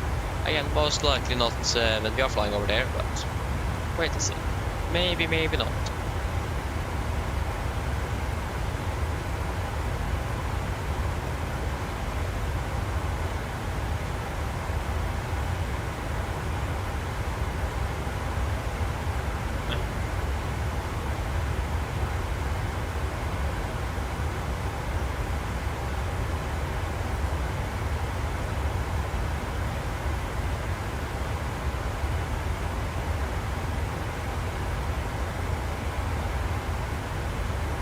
Okay, that wasn't really what I was going to look at. Yeah,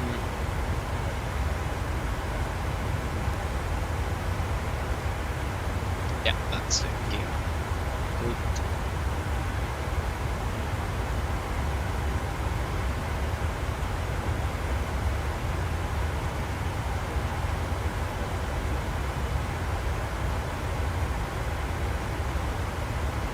Yeah. So again, we're soon passing over Spain. We're actually going to do a fuel check soon then, aren't we? Yeah, in 80 miles. It's going to be the next fuel check at Korul. So yeah, there we are. We're ready for that. The sun is already setting here in Norway. This will be a nice dark arrival into Stavanger. I mean, that was expected, but still a bit annoying. We departed in darkness and we're landing in darkness. Perfect. At least the sun is setting here close to Oslo, or close to Gardermoen, but it is probably setting a little bit later in Stavanger, I imagine. Against a little bit further south and also a bit further to the west. So yeah.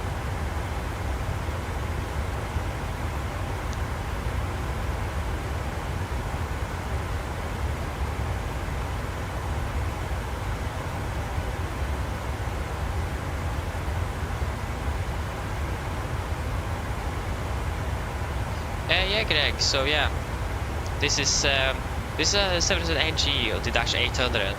I'm not quite sure if there is like, I know that's a different FSC or different FSC versions for the NG, but I'm not quite sure if it is actually a completely different unit. You probably know that better than me. But we're at least flying the 800 today. So, but at least the developer PMDG that made this aircraft, I don't have any other options for the FMC. But I know and I've heard as well that there is some different versions for the system in the FMS. But not like for the physical unit, from what I know.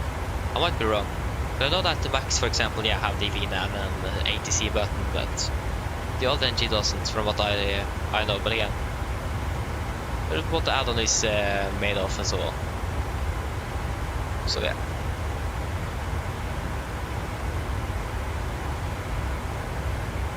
Nice. Yeah, I know that Norwegian is using another format in the FMC. I think that's an old one because I think they have the newest format for the NG in the FMC here. Norwegian are using another one, so it looks a little bit different, but still basically the same functionality. But there's some few differences here and there compared to the FMC here and what Norwegian are using in real life.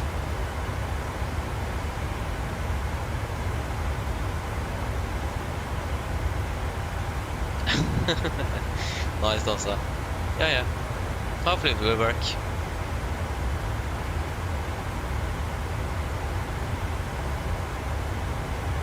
Yeah, again, good question. So, I have the Max. I bought it on release day.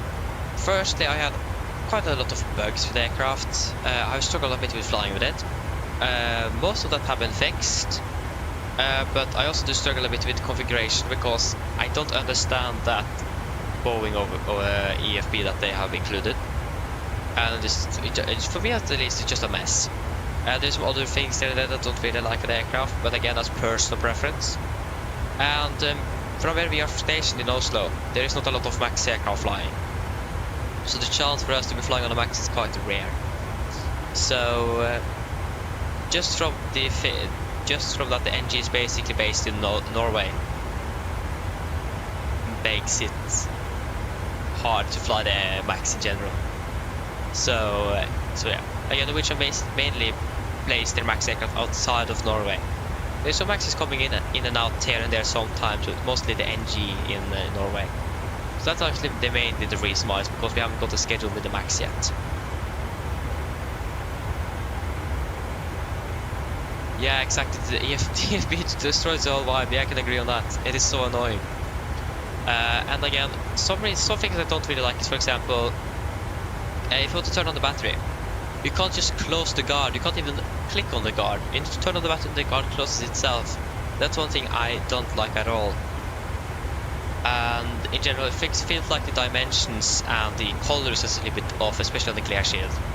Again, mostly personal preference here. And I also do like flying the PMDG aircraft, so I do want the Max from PMDG, but like I said, also we haven't got a schedule with the Max yet, so that's mainly the reason why. So yeah.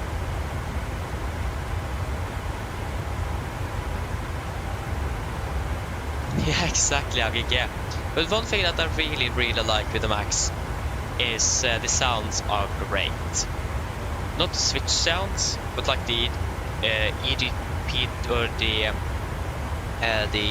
GPWS sounds is really good, and the engine sound as well. Same with the EGPWS as well, but it sounds really good. That's a plus for iFly. The switch sounds, I still prefer the PMDG one, but yeah, again, it's personal preference. Okay, Gregros, thank you for tuning in. Have a great day and enjoy your trip. Or walk with your dog. Thank you as well. Bye bye.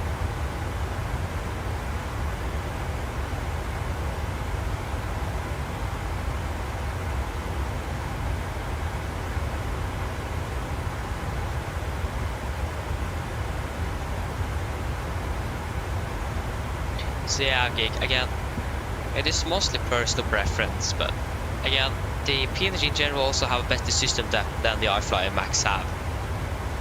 But yeah, It is just something with the switches and so on. It is some things here and there basically. But again, see the potential in the aircraft, but for me at least, it isn't really my type of aircraft. So I really want a Max from PMDG instead, but that is not coming yet. They have currently set that aircraft on ice, unfortunately. Yeah.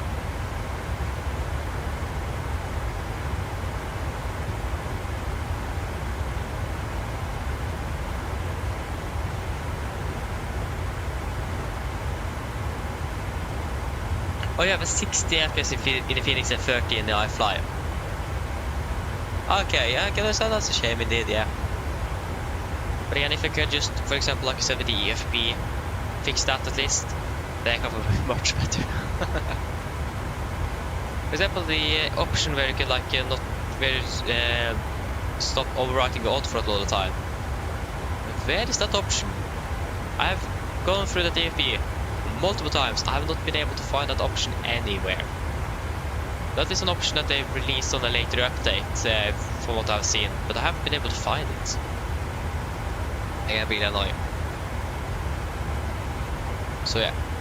And again, just the thing that you can't even open and close the guards yourself. Like here, you can open and close the guard. In iFly, you can't do that. You can open the guard, but it will close automatically after so many seconds. So if you then open the guard, try to turn off a switch, doesn't work, and then the guard closes itself. So annoying. So yeah, I tried to turn off the battery once. Open the guard, I couldn't manage to click on the battery, and then the guard closed. Oh yeah, I was mad. Yeah, I wasn't that bad, but I was quite frustrated because that was really annoying. So I guess just things like that. And again, it probably sounds like I'm hating on that aircraft, but I need to just say that clear. I'm not hating on the aircraft. It is just some small things that I don't personally like. So you guys don't think I'm like an iFly hater or something. Of course, when I listen to myself and talking, it does sound like that, but not at all. So yeah. Again, also just that it is really light grey in the cockpit is also really interesting. Because it should be more blackish in the cockpit. And also just the dimensions looks a little bit off, but yeah, that's just what I think. So. Map indeed, here we are, currently north of Spain. So we are doing good.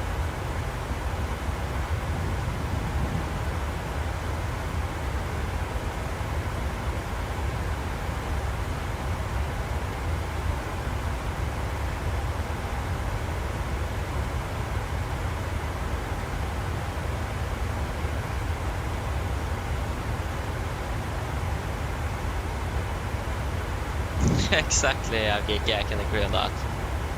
And again, in real life as well, there's basically no airlines using the Boeing EFB anymore like they have modeled. Basically no airlines are using it anymore. I remember that PMDG when they was going to make the EFB for the aircraft, they thought about, they like had two options. Either go with the normal Boeing EFB or EFB that they have used for years already, or make a custom one like they did here. And they did it to custom one because most people wanted that, and most airlines are using a custom or their own type of EFB. So yeah. But again, it is a nice aircraft, but there's just some things that isn't really. For example, also the yoke. It is supposed to like turn 91 degrees. It feels like that aircraft is that yoke is turning like 100 degrees or something. It's so strange. It turns so sharp, so much to the right and left, like more than I ever seen on the aircraft. So it's again a bit interesting, but yeah, I don't know why.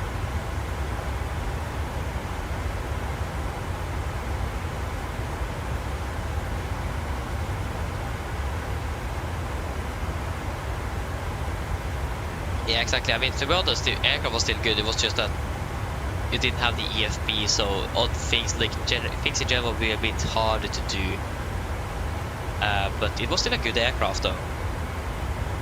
But yeah, I also was a little bit frustrated that we didn't have the EFB for such a long time. But again, PMDG actually tried to implement it as quickly as they could, but they encountered so many issues that took them a long time to fix. So that wasn't really on their hands. That was Asubu and so on.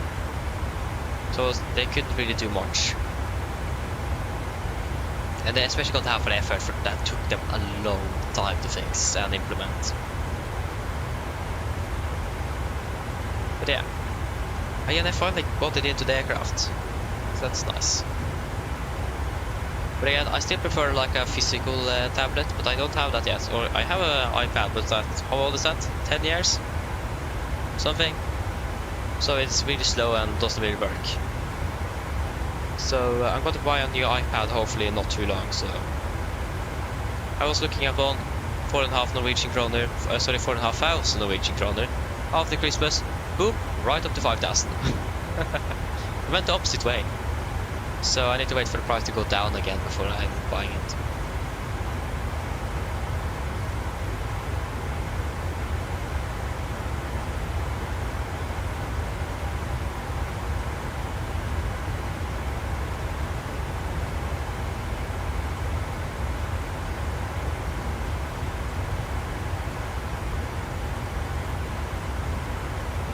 Yeah, exactly, Abgeek. You can understand that, yeah. Again, I'm using GSX, so for me it doesn't really matter too much regarding things like that, but still I can agree on that. Again, I still wonder why they decided on that type of EFB. Really a strange decision, but again, I'm not working in Life or anything, so I can't really answer on that. Not at all.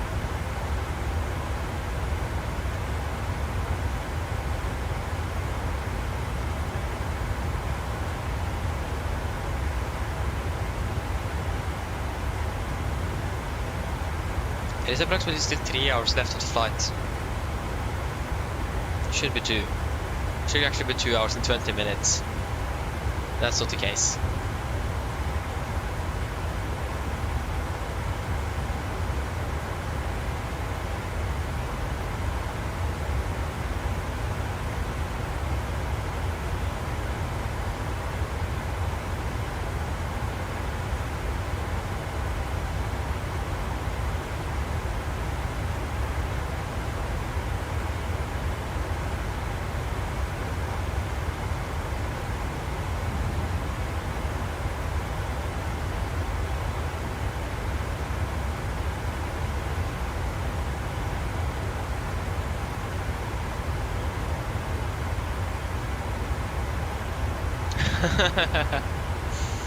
Nice, Abby. Yeah. I mean, again, it probably does sound like we're hating on us on the iFly, but that's not really the case. It's a great aircraft, but there's some things that could have been better. Again, there's also much regarding personal preference. I've been flying with the PMG aircraft for 3 years now, not really been flying anything else. Then I'm quite used to how everything is working and how everything's looking and sounding and everything. Then when you have a same aircraft family, different variant, and so there should be some differences, but a different developer as well. That makes some issues. Again, one thing that Alpha is definitely got a credit for is that you can actually test the individual light bulbs by pressing it. That's something we can't do in the PMG yet. That's actually really nice to see that iFly made that possible. That's a great thing. I really wish that PMG could have implemented that someday, because that's a really nice feature they have. But again, it's a great aircraft, but again, some small things here that I don't personally like that make it a bit harder to fly. Not really harder to fly, but yeah. I should probably talk about something else. So yes, here we go, thumbs up. But again, from what I know, they're currently working on the Max 8200. So yeah. Good, yeah, what's up, new boys?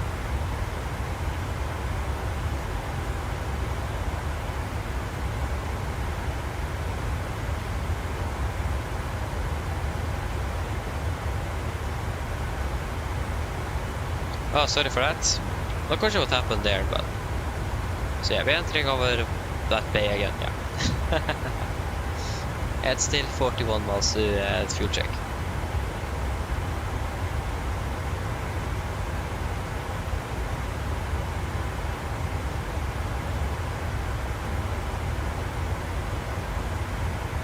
Yeah, fair enough. I can agree on that. I don't really see the point in the cabin lighting panel. Except, for example, if the aircraft is cold and dark and everything. Traffic. Yeah, traffic. He is going to be right in front of us. He's crossing from right to left. We have him visual.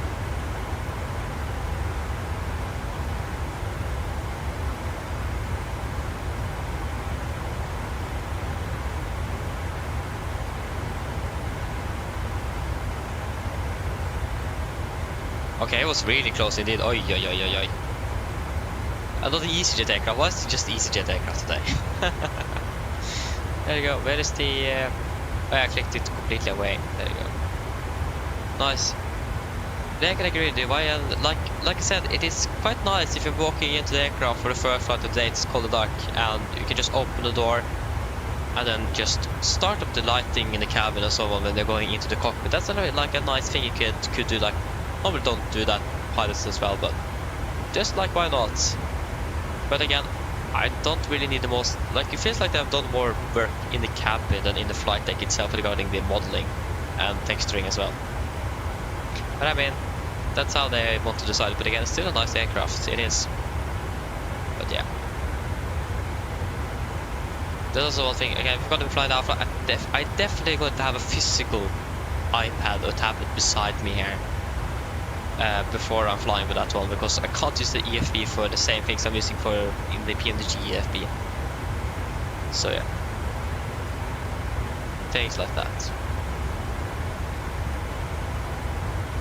But yeah, again, I really hope that PMG is going to make their aircraft soon. I'm not quite sure, like they have made it set in ice at the moment, but I hope they're going to be continue the development of that aircraft soon. That would be great.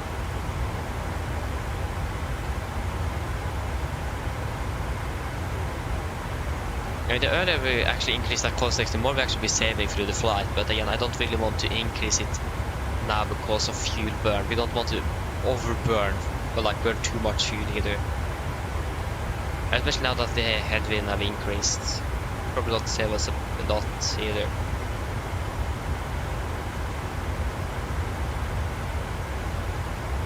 I mean, I'm getting fair enough. But when PMG releases their Max, I will definitely buy it. I will definitely buy it.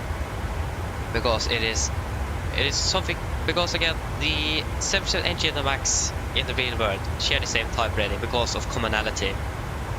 That's the problem when they have two different developers making basically the same aircraft family. But the thing is that it is not going to be it's not a lot of commonality anymore because it is two different developers.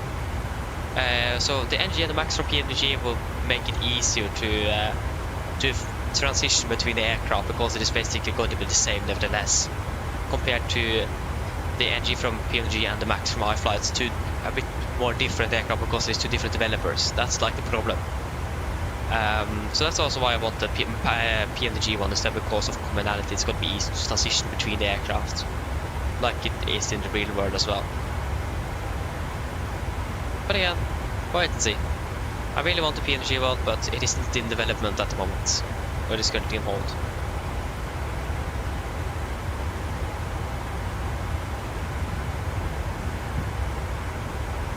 But I mean, I understand your. I understand that though.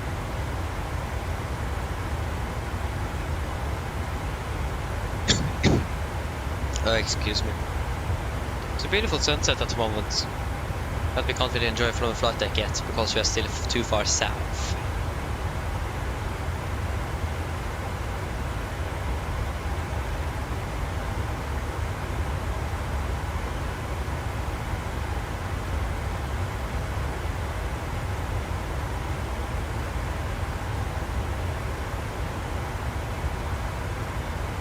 Okay, nice gig. Thank you for tuning in though.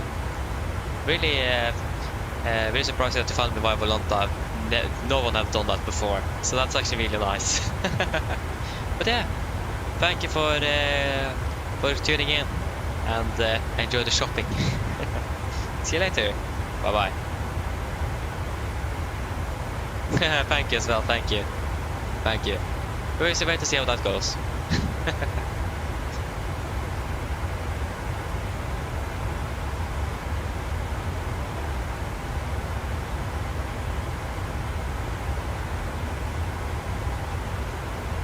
We currently have Manchester control. We'll do a fuel check shortly as well.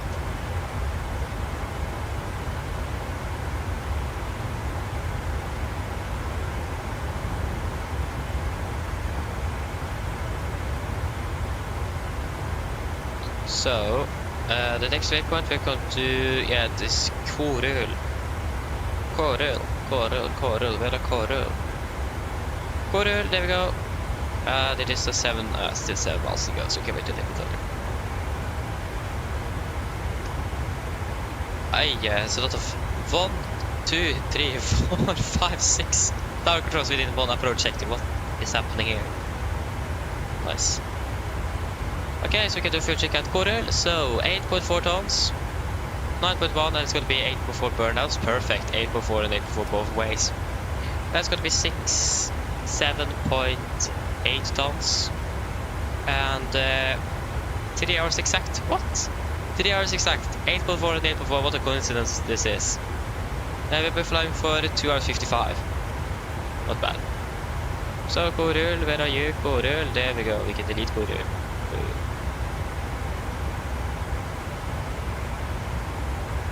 8.4, then we have 9.1, and that's 700 kilograms. So we will probably be, again, changing the flight level shortly, and also the cost index. Probably a good idea to change the cost index first and then climb, so we're actually able to accelerate the aircraft, because that could be quite hard the higher up we go.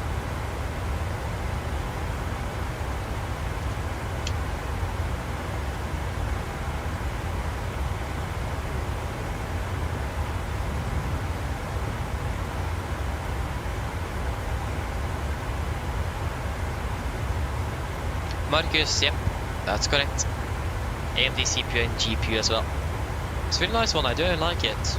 Again, I also have the main frame problem like you have. So yeah, that's correct. Again, the specs are in the description if you want to look closer to it. Nifta, hello, welcome, hope you're doing well. Okay, I just need to go for a few moments, so I'll be back shortly.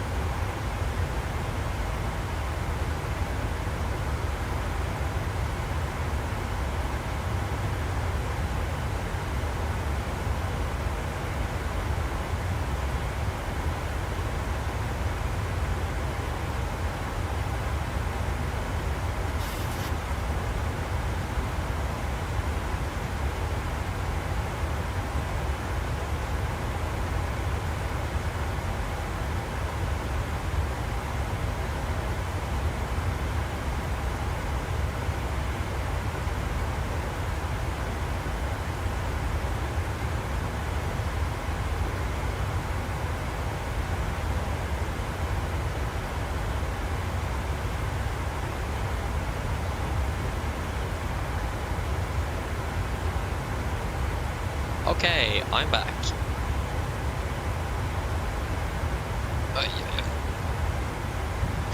Yes.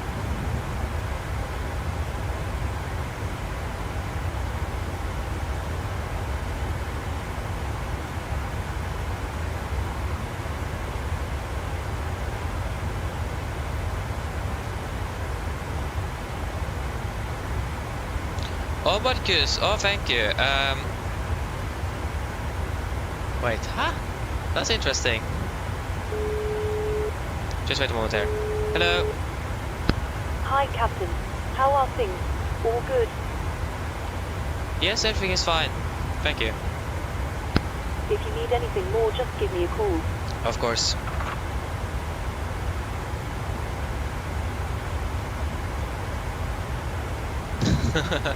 So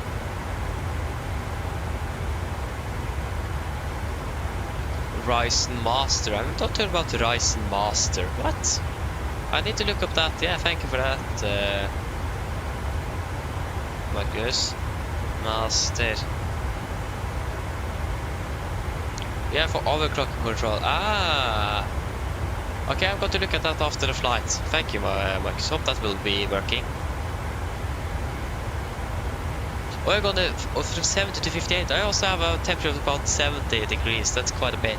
That's great to hear that you have reduced so drastically. That's good.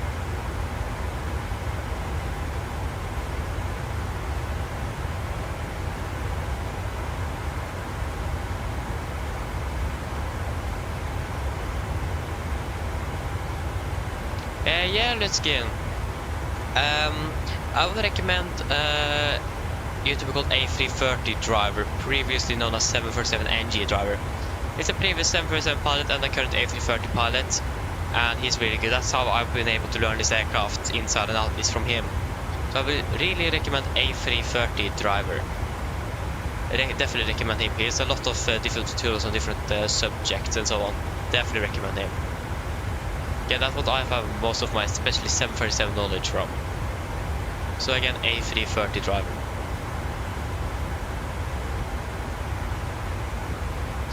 Phil, hello, welcome aboard well. No, it was meant to go to Malaga. They departed about 3 hours late, so that will exceed the crew's duty time limit. So it was probably going to have a stopover in Malaga to change the crew. But if it is now diverting to Stavanger, then I imagine they are not going to be doing that then. Maybe they got a crew change in Tenerife or something. You're welcome, Luskin, you're welcome. Again, these are a lot of different tutorials you will enjoy, like what's in, for example, an in-depth systems of both Airbus and Boeing aircraft. So yeah, it looks like they're not going to be. Yeah, they just took off. I imagine they actually then I got a crew change done in Tenerife again. The maximum duty limit is 13 hours, but you can extend to 14 hours. It is already about 12.5 hours on the schedule. We are going to be about 13 hours-ish when we are landing. So, and the crew then departed about 3 hours behind schedule because of a technical issue, if I'm correct. So that means they're going to be exceeding the duty time limit, and that's not allowed, so they need to have a crew change. So first of all, I think the plan was to have a crew to be changed over in Malaga. But it looks like they got the crew down to Tenerife instead, and is now switching in Tenerife so they don't need to stop over in Malaga. So they just departed now. That's quite late, but it's probably what happened. Yeah, most likely that or something. But again, impossible to say because I don't really have any inside information or anything. But yeah, typical that this happens on the one flight we are actually going to do. That's great.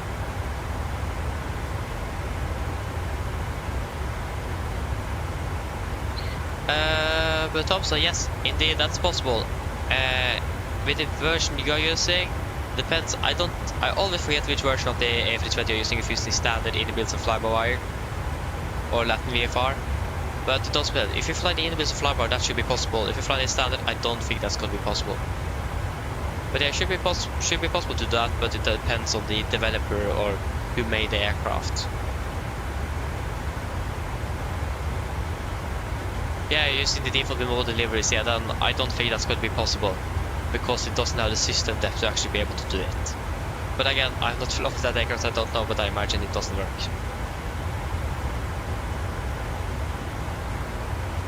Okay.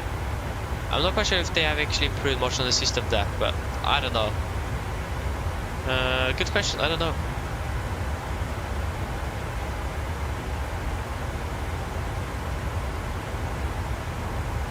Oh, then warning option.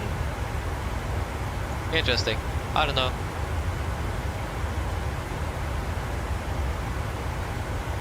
Yeah, not the 2024, but not the 2020. Yeah. Again, it will probably be the default compared to the indie builds or something. I don't know. Again, the indie builds should be able to do it, but I don't think the default will. No.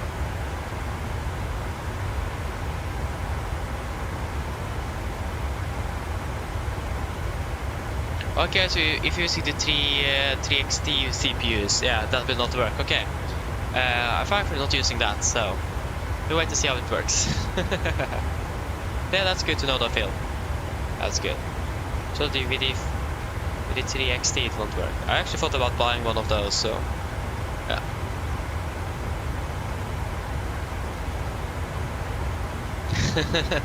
Nice on sign, Joyer. Cola. Or Coke is probably more correct. Okay, that doesn't sound good at all. I take it back. I mean, cola. Oh, this is so annoying. Polaris control came on, but just on the east side of Norway. South of Trondheim and over Oslo-ish. And not over Stavanger. Yeah. The weight actually increased. Yeah, that wasn't really anything I expected. So again, at Korul it was going to be at... where is Korul? There you go. Korul at 17 and 38, and it's going to be at 07 at Ampo. Okay, should we climb up to 380 then? So, 380. 380 is set before we are executing. There's no aircraft around us. Okay, counted into that. 380. And again, Ampo 7.5 tons. Just got to quickly check that.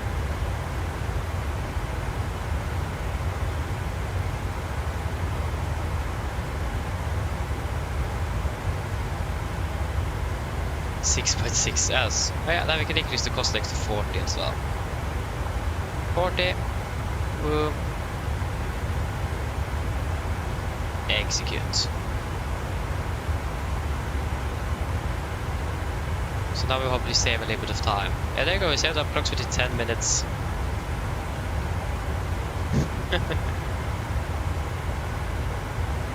Just say Coca-Cola, nice.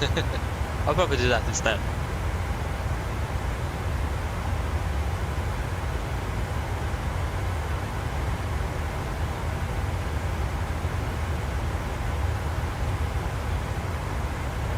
Oh, nice, yeah, so you upgrade from the 3600 to the 5700 X3D. Oh, nice though. 1000 to go. If I'm correct, I have the... okay, that's very close to the maximum speed of the aircraft. Ay. That's just because it takes... that's because it takes 40 as well. Just do that again, just to be on the safe side. Execute. Huh, interesting. But yeah, I have the 75700X or something. So you just have the 3D version, so yeah, that's nice. So do you have like an issue where you're limited by the main thread in the same fail? Do you have that, or is it just me and Marcus?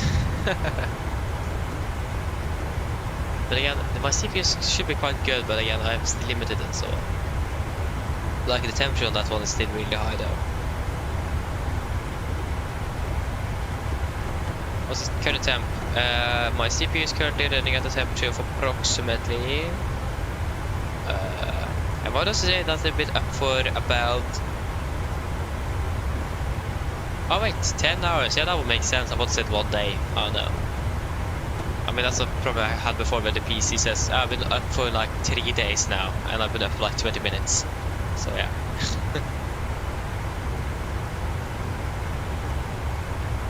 And my CPU is currently running at about 66 to 70%. There you go, but cruise at least. that's really close. That's really, really close to the maximum speed of the aircraft. I selected Costlex 40.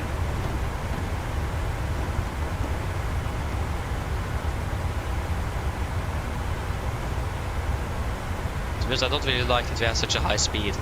I don't like that. We will change. Thank you.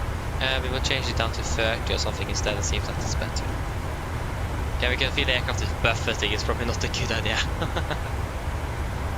Did anything change at all? No. What? Performance. Just go back to 9. Execute.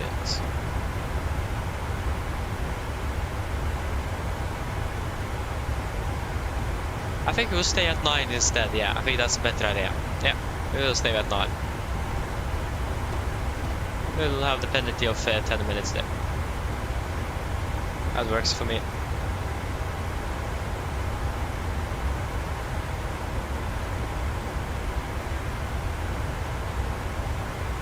Oh, Phil, okay, I understand. That's a bit unfortunate though.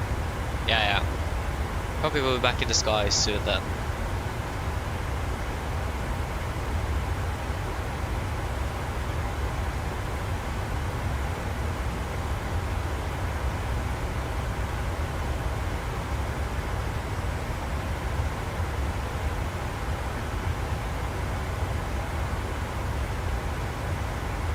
Yeah, Marcus, that could be, yeah, I don't know. Good question, I don't know. Jonas, yeah, that could make sense indeed, yeah, that's, yeah, that would make sense.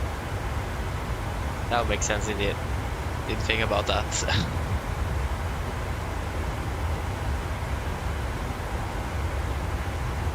Yeah, that's the thing, they shouldn't be redlining it, so I get a bit interesting.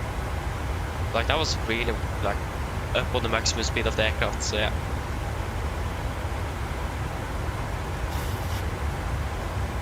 Yeah, exactly, yeah, we're a bit unlucky with the winds indeed. It's an almost 450 knots.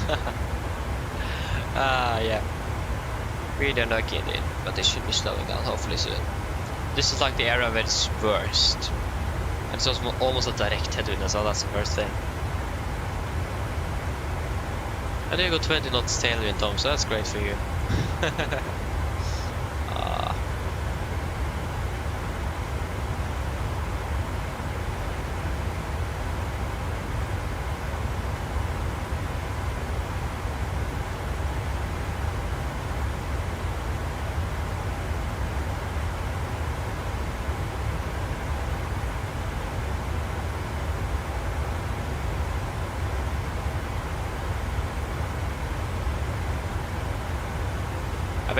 Basically almost just coming straight from the north and going straight south, but it's actually going a little bit more to the east, but not too much either.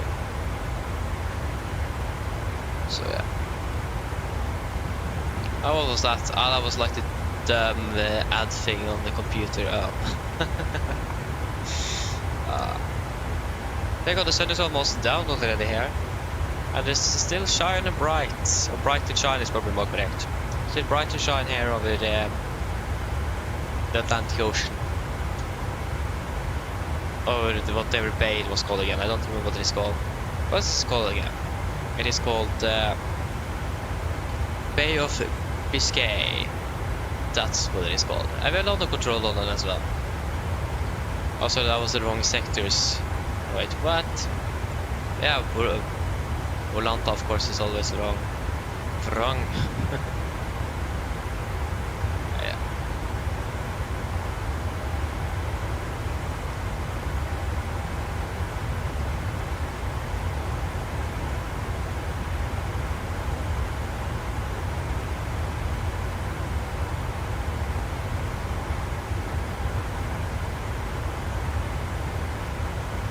No, I have no clue what it is. I have no clue. No clue. To be honest, I don't really have any. I don't really know when there is events on VATS either, so. Oh yeah.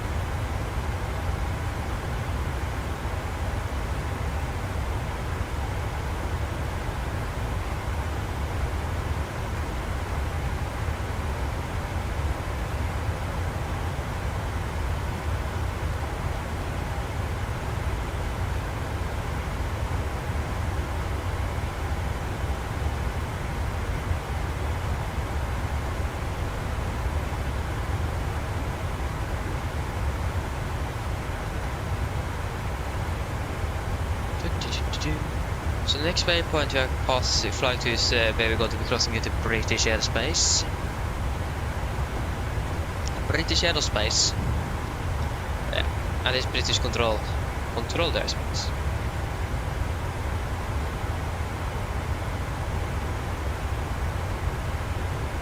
But again, the nice thing with doing flights like this is that we earn a lot of flight hours, that's for sure.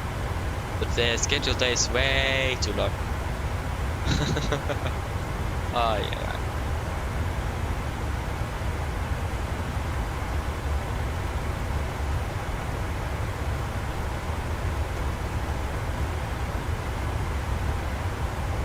But I can't really do much with that though, unfortunately. It is, that's how the schedule is.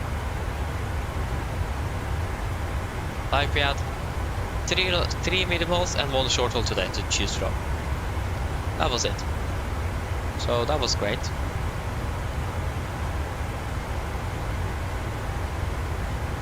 Yeah. We're landing now, that's great. Tomsa, enjoy landing. How long are we flying for? 3 hours and 16 minutes.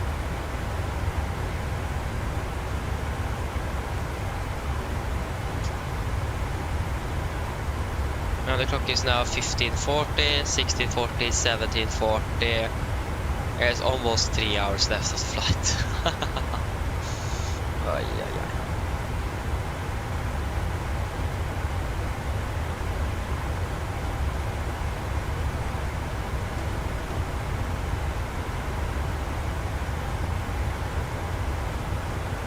Can the wind speeds please slow down? Oh, we're going over the English channel now. Oh, nice. Then we're not too far away from each other now. Ah, there you go. Nice, we are soon flying over the English channel. Soon. That's nice. Yeah, correct, to Malaga from Bergen. Nice. How is it going so far? Have you lots of turbulence or things like that? Or is it going smoothly up there?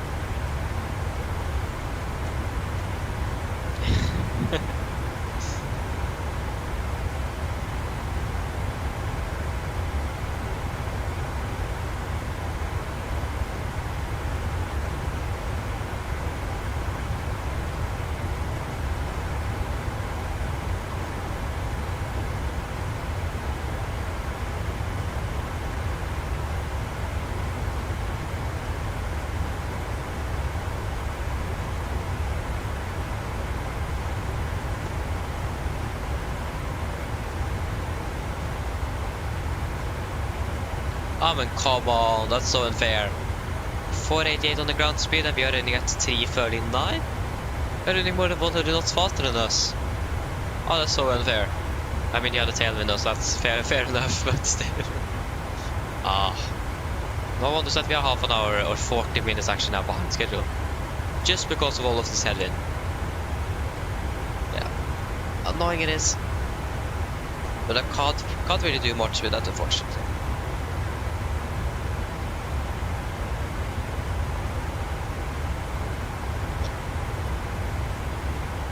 Oh, sorry. Yeah. I was going to check. Yeah. Scheduled 17:30, estimated 18:19. Wonderful. That's great. That sounds really promising, doesn't it?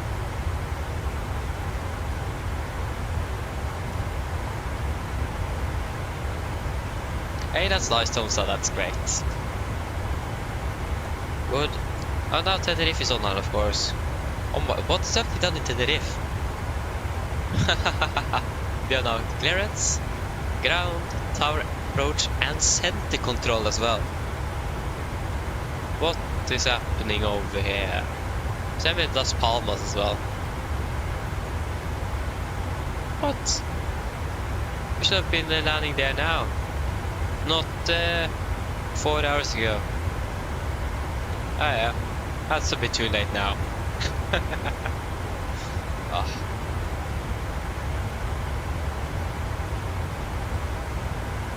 Not good.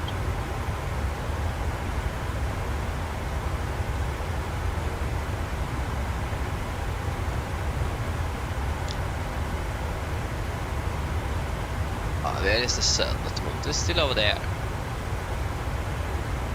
Nice though.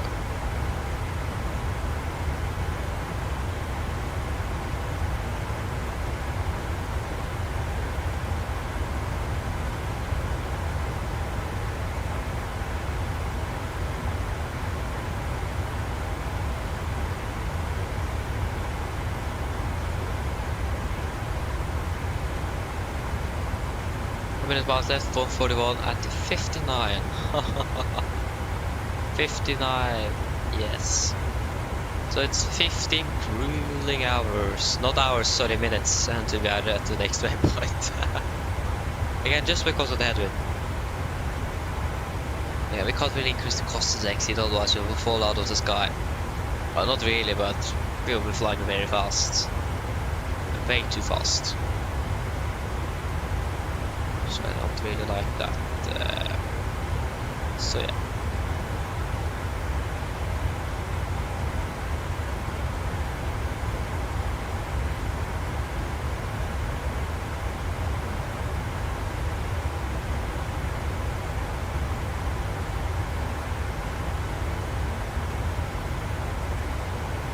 Way to begin to feel a little bit fatigued now, but I mean, not really surprised though.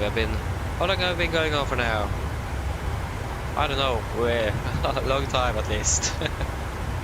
So yeah, we're currently at least approximately 7 hours total in air. 7 hours and 7 hours and 18 minutes total in the air at the moment. So that's quite a bit. That's a lot of pay as well. So yeah. Yeah, we've been going on for a long time now, so I mean, that's totally expected. And again, the sun is setting and it's already basically set here in Ryanair. But yeah, we are actually 1 hour behind the Norwegian time over here in over France and Great Britain. So yeah.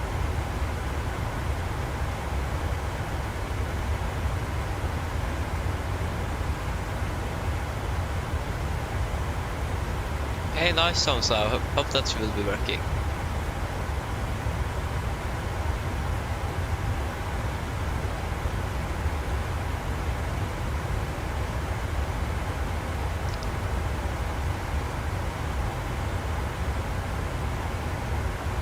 Yeah, not a bit.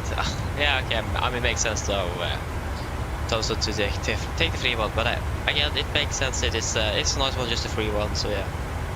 We're gaining storage by downloading it. Oh, nice.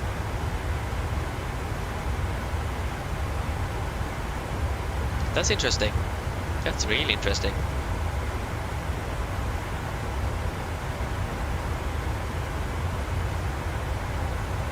I wonder how warm my tea is. I think it's a bit too hot. Oh yeah, that's hot. And I'm still drinking it. What a good decision.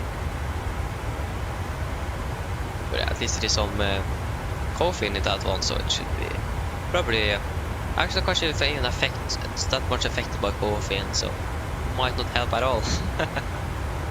So yeah, that's nice.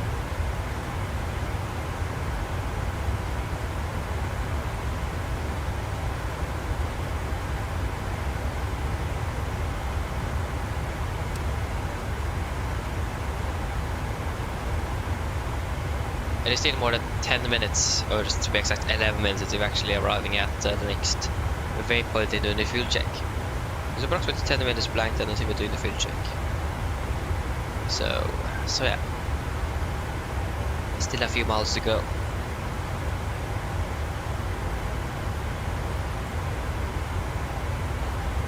And unfortunately it's going really slow over here. That's great. 503 knots now. What Okay, now I'm getting mad at What? And we are going at 339 still. If you just increase your speed by 36 knots, then we go 200 knots faster than us. That's quite a bit. That's great. Yeah. Can't really do much with that, unfortunately. Ah, that's so annoying.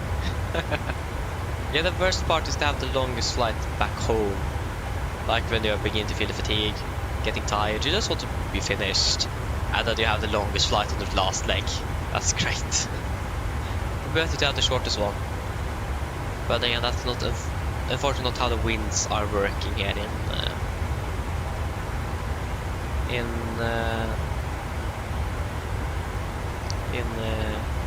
or over the Atlantic and Europe. It is coming from the north going south, and we do then have a base in the north and flying south. All the headwind all the way home.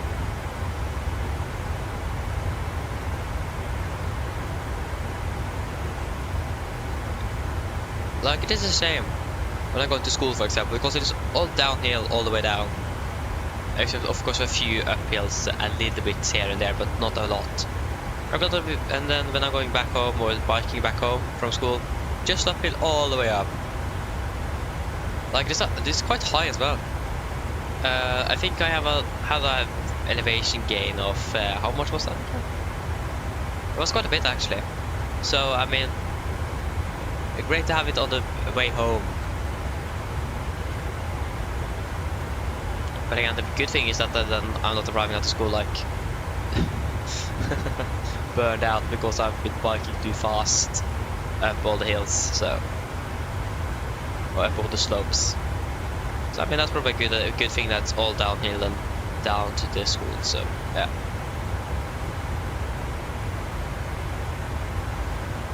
Yeah, exactly, Vic. That's just unfortunately how it is here over the Atlantic and Europe. It is the headwind flying north and it's tailwind flying south. Except when the winds are going from west to east.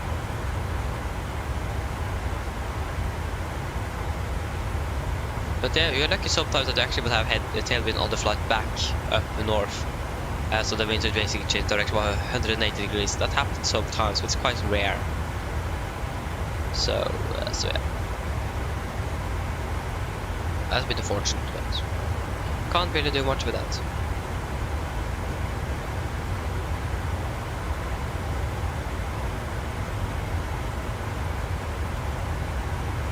Phil, yes. So the plan for the schedule tomorrow, after we landed in Stavanger, there is no more flights out of Stavanger after we are landed. The last flight to Oslo departs at 18:30.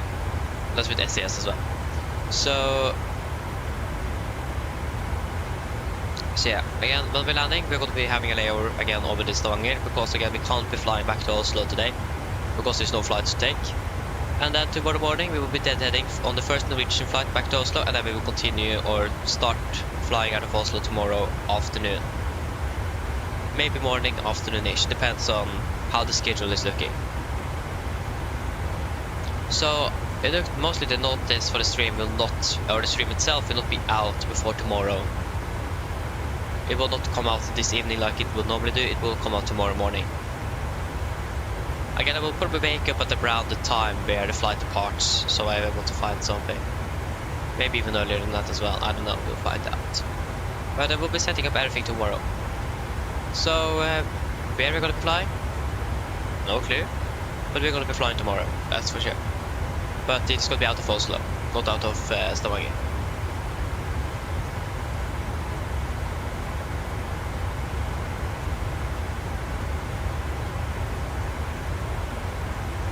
Hey, nice, Phil. Hope we can join on the flights in a couple of months. That's great to hear, though. Hope that sorry. Hope that you're going to be able to do that. Yes, that would be great. Nice, though. Looking forward for that. Always great with some company. There you go, fuel was the caution. So that's left center pump. As you can turn off you. Again. It took so long to just get that warning. again says something. Again, we still have about 7.8 tons of fuel aboard this aircraft. We are currently burning approximately 2 tons an hour. That's quite a bit. But I mean, we have a straight headwind of more than 100 knots. It makes sense, otherwise we will struggle a little bit.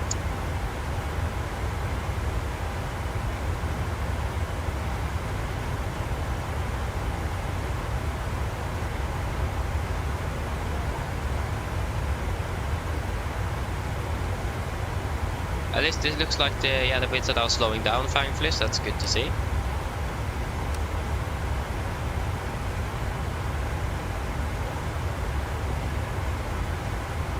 And unfortunately, again, we don't have any ATC over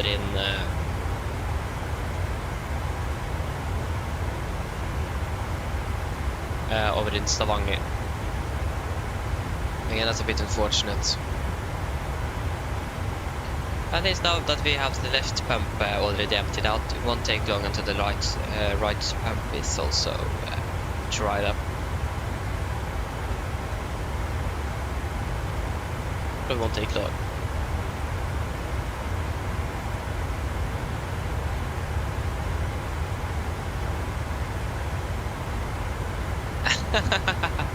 Oh, nice, Travis. Where are you then?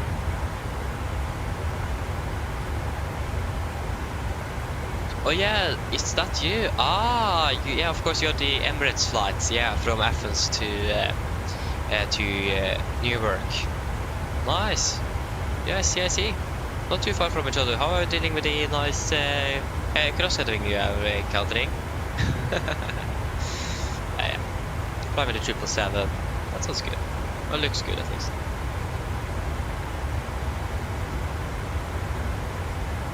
Nice.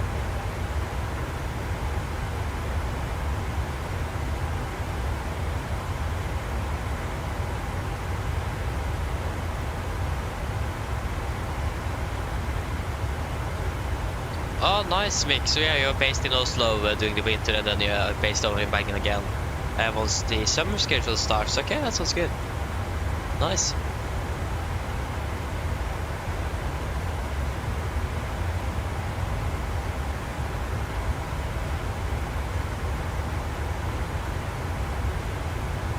Yeah, we've basically just been based in Oslo for a very long time, but I doubt I'm going to be changing base. Unless I need to move. If I'm moving to Bergen, I'm of course going to change my base to Bergen. That would make sense as well, if possible.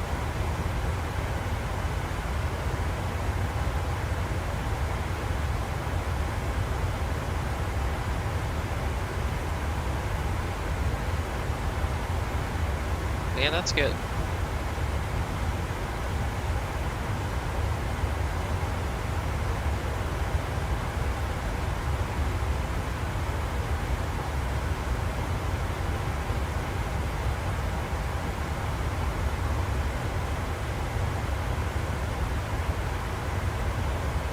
You're fighting away onwards, okay.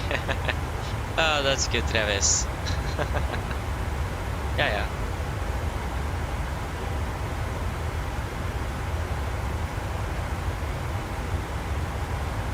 Mick, yeah, I agree with that. Yeah, it wasn't really much, or it isn't really much at the moment out of Bergen.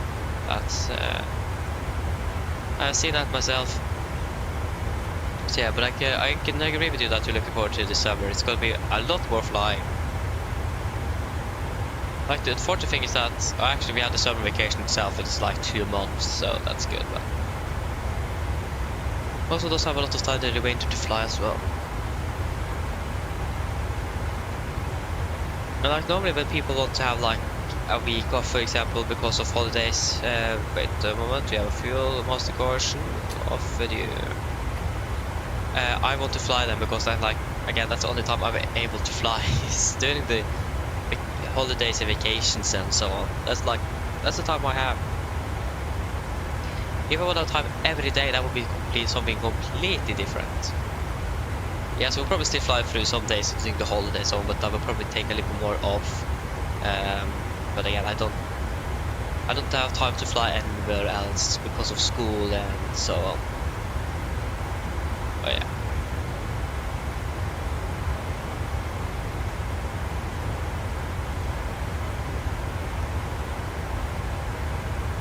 Like, it would be cool to do this full time as well, but probably not a good idea at the moment. Probably good to have some education behind you at least.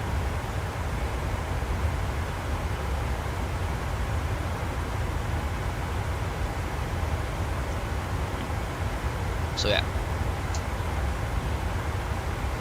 I mean, it would be cool though. So I can have a schedule, follow it, make days off, and holidays and everything by that schedule. So that would be so cool, actually. Full-time streamer, yeah. Yeah, that would be quite cool though. Like again, it would be cool like to have that Norwegian set up a schedule for me or something, and I was flying for them in the city. That would be so great. But that's just fish thinking. Maybe it happen. Doubt it, to be honest. Aye, fast to go there. We are having some really nice wind change there, right on with that seatbelt lights. Aye. Here you go, guys. Here's the reason why you always should have your seatbelt on during the flight. That's why. I mean, that's just by Microsoft Flight Simulator. Again, the winds went from 100 knots to 80 knots and back to 100 knots. It changed by more than 20 knots. Aye. What's good? Not good.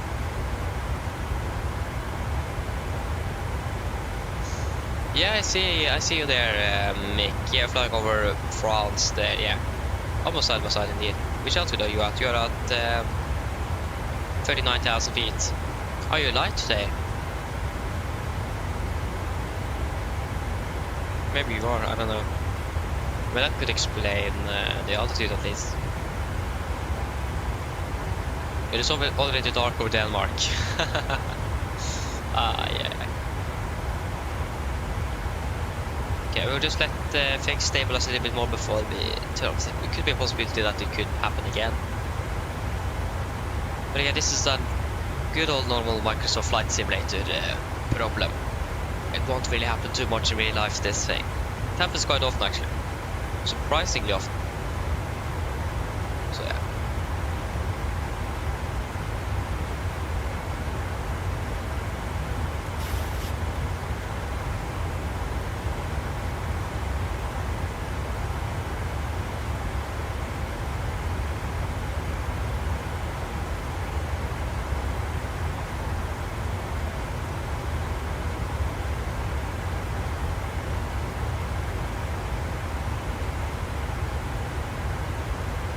I think we are good. We can turn off the seatbelts.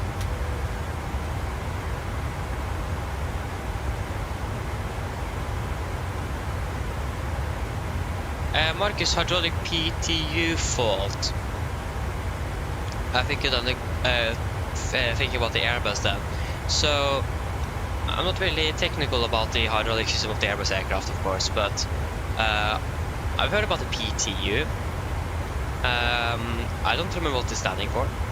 To be honest, I don't remember what it is. But again, from what I know at least, the PTU is a hydraulic pump in aircraft. If you have heard, especially on the A320 family, when you're starting the engines and you heard it sounds like a dog or something, in the cabin especially, when you start the engines, that's the PTU. I don't remember what it's standing for, but it is a hydraulic pump.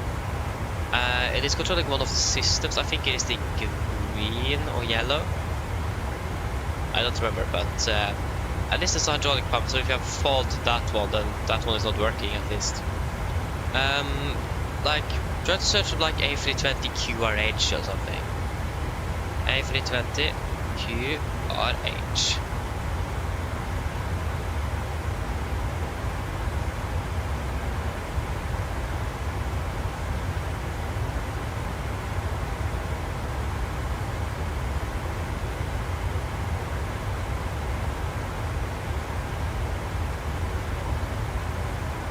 Again, there should probably be some actions you can do in that one.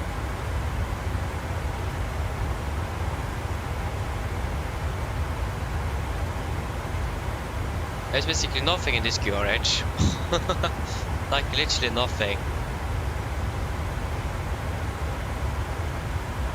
Yeah, I don't know. Again, I'm not really into Airbus, I can't really help much on that one. But again, it's the P2 is hydraulic pump, but I don't remember what it is, what like it does in the aircraft itself. Hello. Hi, Captain. Just checking to see if everything is okay. Yes, everything is fine here, thank you.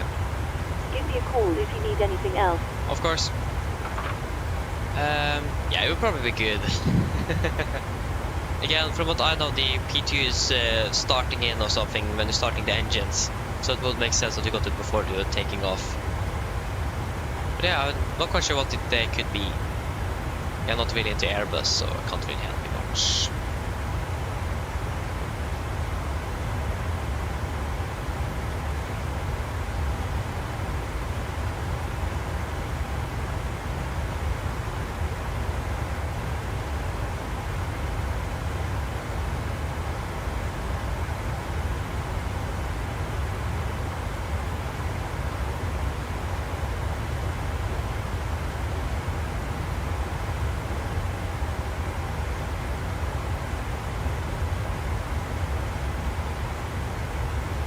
You got to do a fuel check in 20 miles.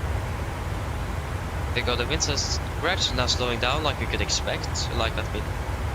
Do you expect? So, yes. Nice.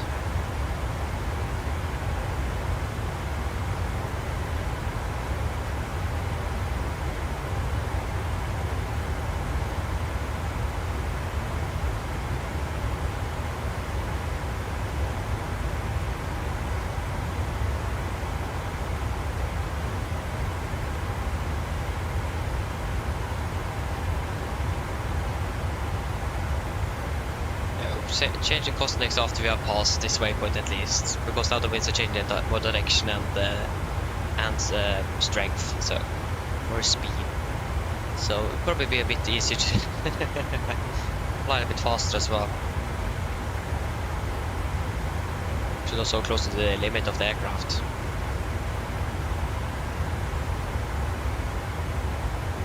Well, the sun is, of course, you need to be shining exactly through the hole in the sunshade. That's so annoying, so annoying. I remember once we flew from Athens or something. We had a really interesting reflection in the flap gauge, but we couldn't find out where the light came from. That was really strange. So that was interesting. So yeah, I haven't expected so many things like that, but still really interesting when that happens. That's you right there.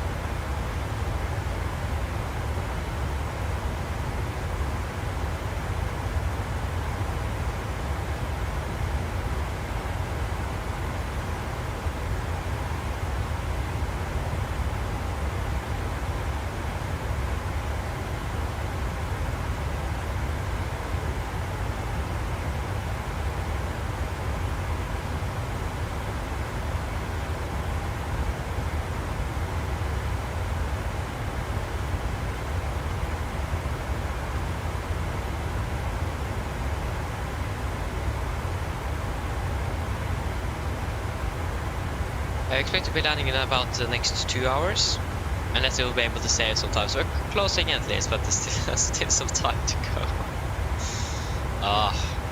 Hopefully now we're turning that we will have more crosswind, we will probably save a little bit of time. That would be great. Hello. Hello. Sorry for the intrusion. I was just wondering if you'd like a drink. No, thank you. No problem. Do give me a call if you change your mind, though. Of course. Okay, so fuel check at AMPO. So 6.6, we have 7.4, so that's good.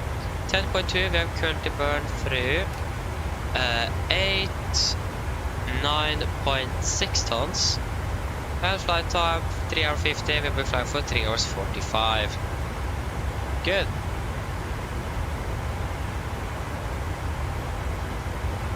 Yeah, you'd like to call this on the radar. Yeah, I can agree with you. It is nice. Oh, it's a bit, but it's still a bit buggy. It won't even load in anything anymore. It is just blinking on my screen now. So yeah, but I can agree with you. It's really nice.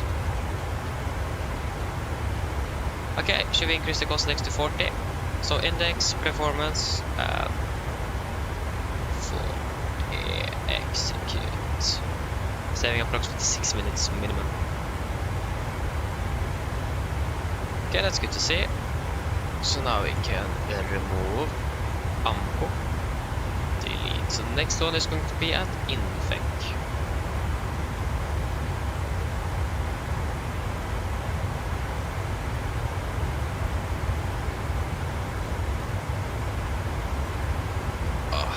And this sunglasses on for like now. How long? Almost 4 hours. Plus the flight down. That got to hurt a little bit. Ay. Going to take them off now. Stuffy, welcome back. Welcome back.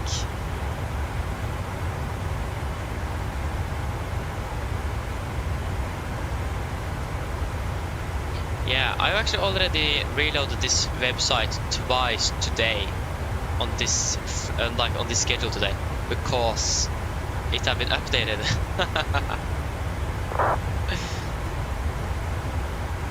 So that's a bit interesting. But that bug we have now is something new that I haven't encountered before now.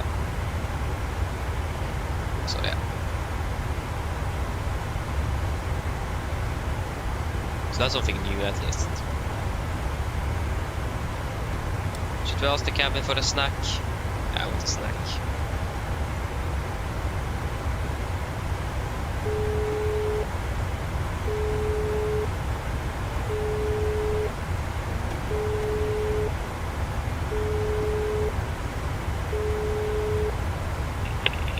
Hi, Captain. Yes, hello. Is it possible to have a little snack or chocolate or something?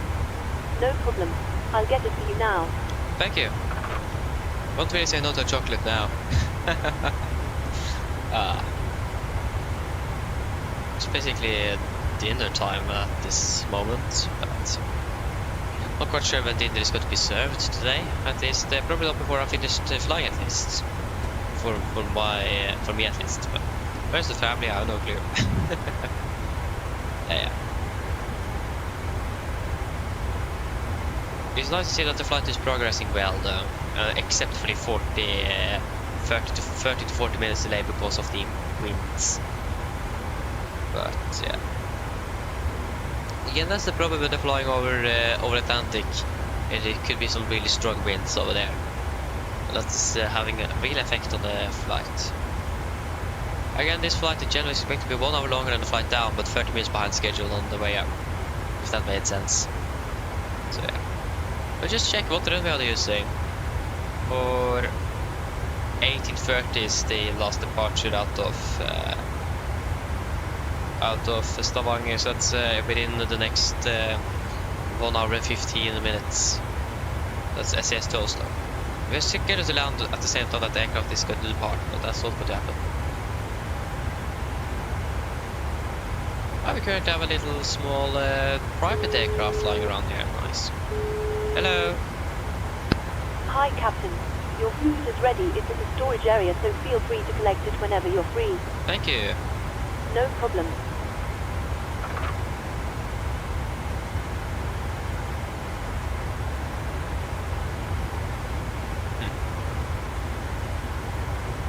It's a 47-year-old Piper Arrow 3 aircraft. 47 years. Impressive. Looks like they do some sightseeing over Stavanger City. Nice.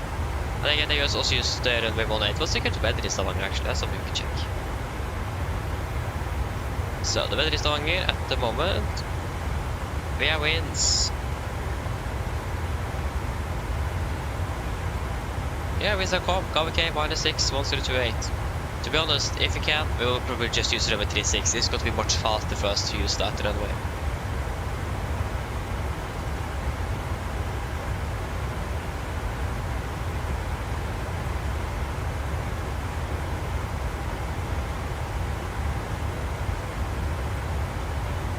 So yeah, again, if you look with Takeoff, it doesn't really matter which runway we use, as long as we are approved by HC and in real life. If you ask for the 36 because the winds are calm, you'll probably be able to use 36 unless like under any other different reasons you are not can't do that because of, I don't know, some strange reasons. So yeah, at least it could.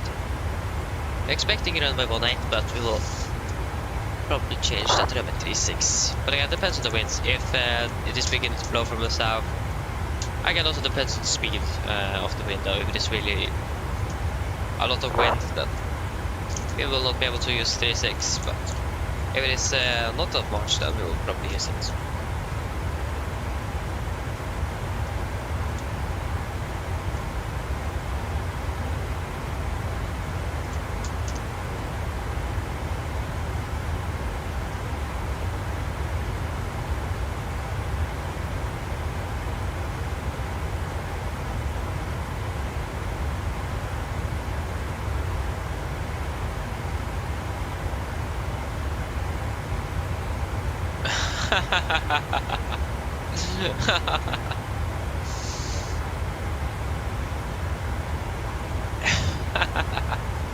Oh, that's great stuff here.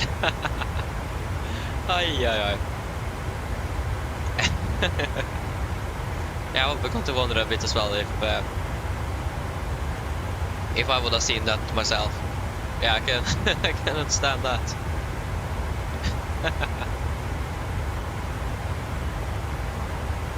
Like 30 to 40 rolls, that's quite a bit. No, that's a lot indeed. And that was the only one that I left, what? Cool poops as well? Strange. Yeah. Okay. Yeah. Again, at least you have enough toilet paper, that's for sure. Ay.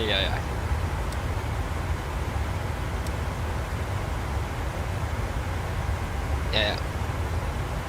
Enough for 10 years, exactly. You never need to go out to buy toilet paper anymore.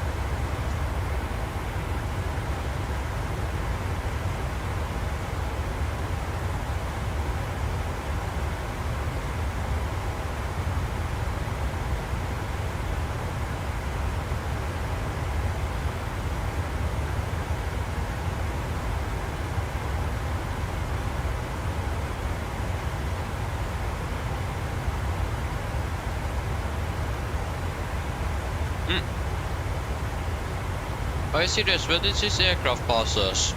I mean, come on. I always miss those.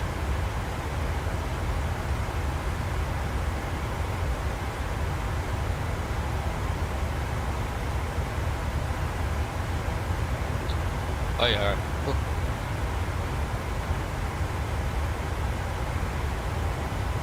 Looks like the pipe over Stavanger is doing some touch and goes. That's nice.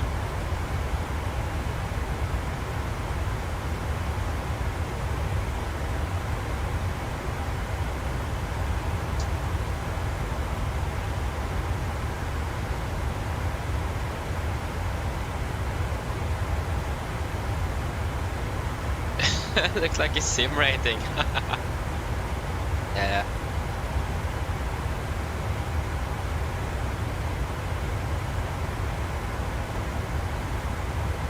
Yeah.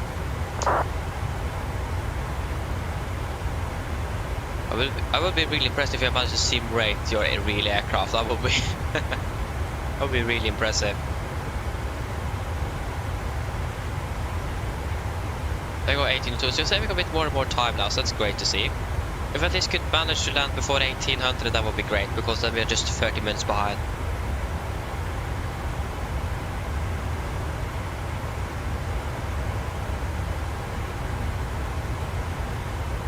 Yeah, maybe we should do that stuff in a toilet paper roll giveaway.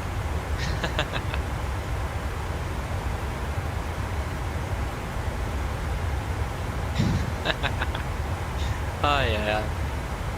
Yeah, that's a lot of toilet paper indeed. 30 to 40. I didn't even know that you could buy that much at the same time. Probably have enough toilet paper for like a month at least.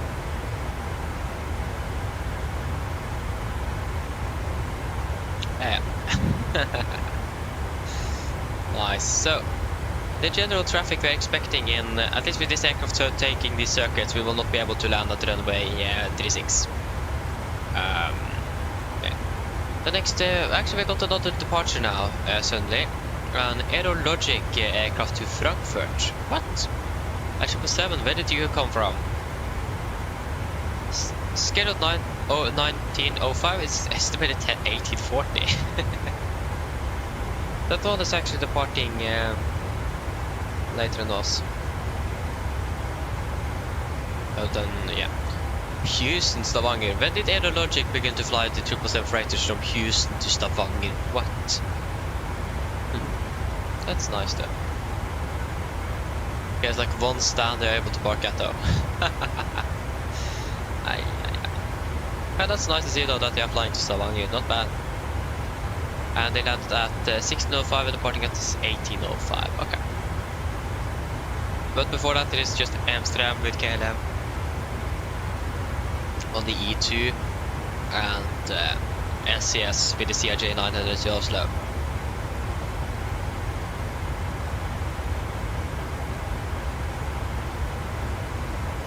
Good, that's a good question. I don't know.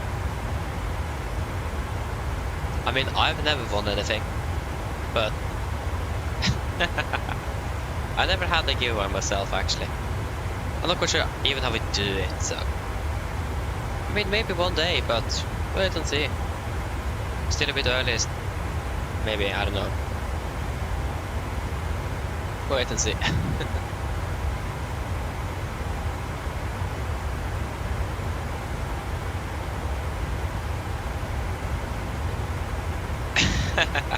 Marcus, no worries. I mean, it's understandable that you had a question. It's a good good software, so yeah. Yeah, I can understand you on that one. I can understand.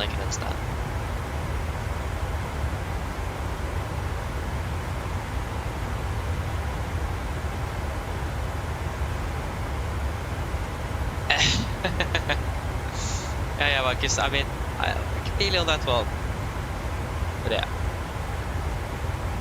But yeah, again, you know, it's like, it is very good. It is the best we have. There's nothing close to what SimBrief is, so yeah.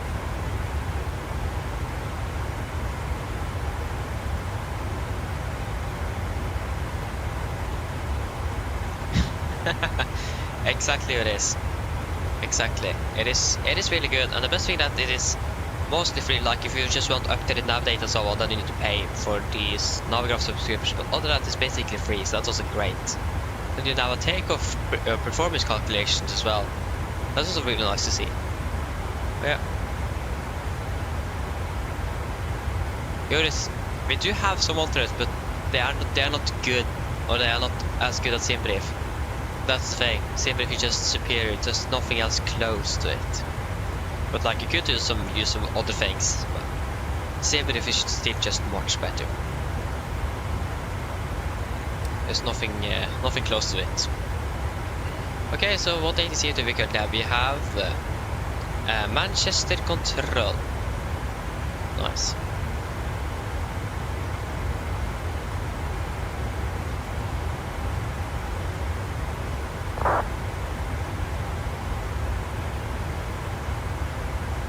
I mean, I can understand you that, but again, they're still not bad though, that's for sure.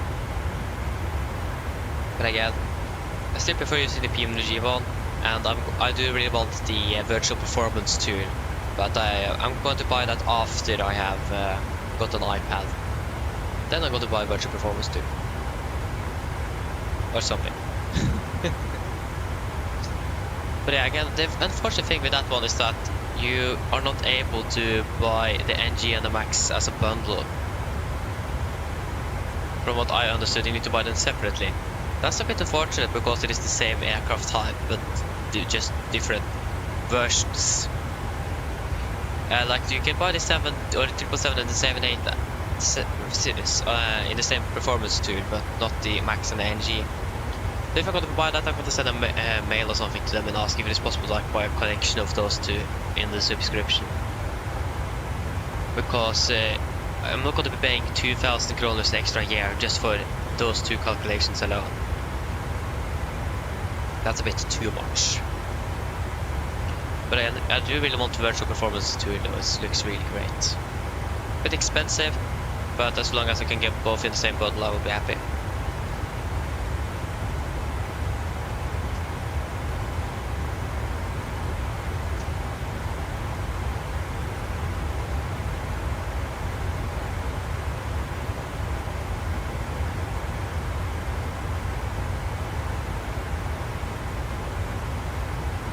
Oh yeah. Juris, yes. I have the 777. I have flown with it once here on the channel. We flew down to Johannesburg from Amsterdam with KLM on the 1000 special. So yeah, I have the 777. It's a nice aircraft.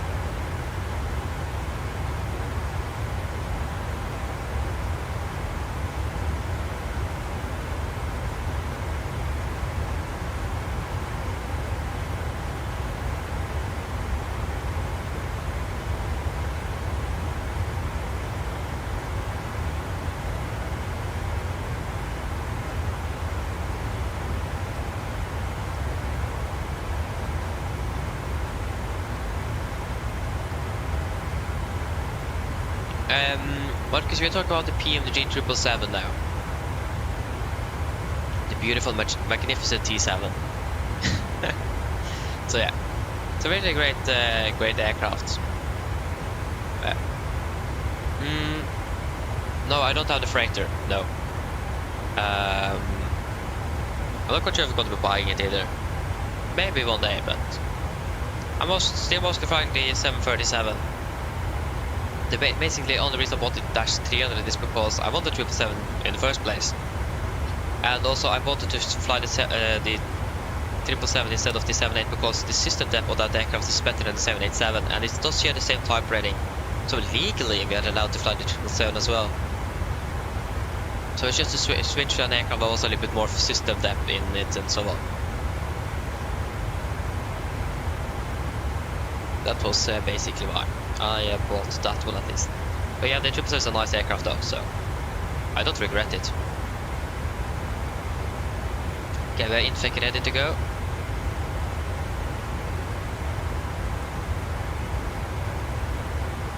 The one before, what did we talk about before the 777?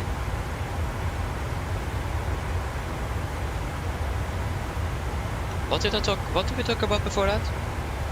Yeah, you probably think about the virtual performance tool or something. Is that what you are thinking about, Marcus? Virtual performance tool? Yeah, Joris, I've seen some videos of someone with the freight. It looks really good, yes. But again, I don't really have time to use it nevertheless, because again, when I'm actually able to fly, I'm flying here. So yeah, but maybe one day. I will probably actually buy it and fly with it one day, but I don't know when. But it looks like a really good aircraft indeed. I really want to fly with it. It's, I in general loaded the 777 and also the freighter. It's a magnificent aircraft. Yeah, virtual performance tool, yeah, exactly. It is just a performance calculator for some different Boeing aircraft. Like, it is a one-to-one replica of the real world that Boeing offers airlines. Norwegian isn't using that one, the Norwegian have their own, but it is the best we have on the market. Okay, in FEC 5.8, we have 6.6, so that's almost 1 ton. And 11 tons we have currently burned through. 10.3 tons. And flight time for 12, we have been flying for 4, 5. That's good. They are doing good. Delete infec. It doesn't sound good. I hope that. Okay, now is the third time I've updated SimAware today. The third time. Just today. Just got a new update. They're working heavily to fix. Okay, now it broke down completely.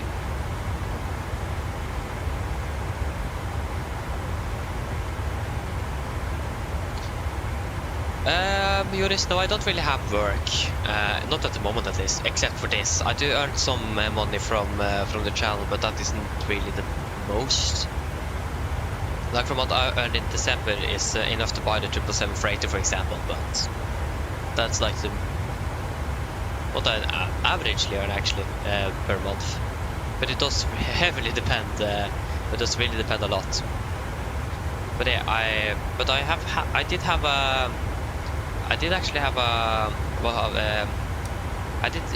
was part of a TV series actually in Denmark and Norway a few 5 years back. That's why I got this interest in the first place. So I have had a job there at least, and then I've been got some regarding Christmas and birthday and so on. So yeah, again, basically everything is going to this. And also like helping a little bit here and there sometimes, like mowing grass and so on during the summer and things like that basically. I don't really have a full-time job or anything. I just have the channel here actually. But again, also if I would have a real job, I wouldn't have able to fly as much as I do now.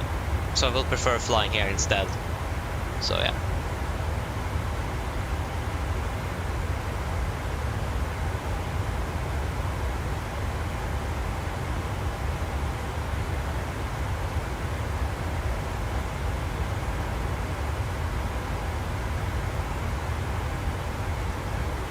So yeah.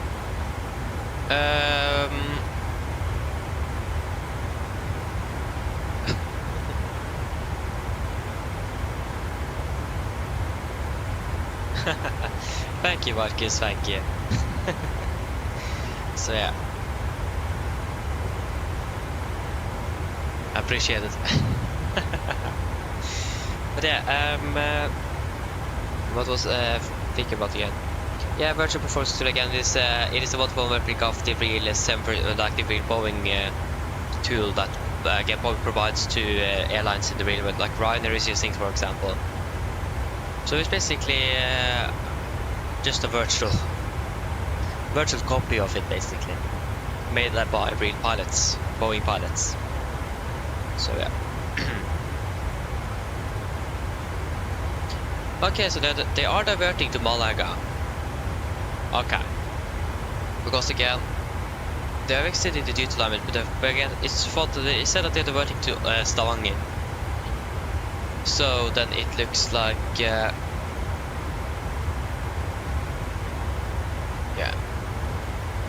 that's not the case then.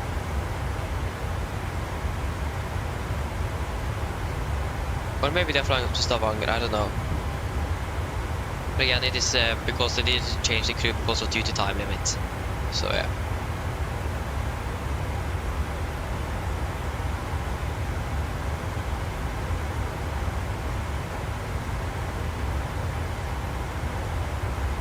Nice, so welcome back, welcome back. Yeah, we currently have a Great Britain indeed, that is very correct.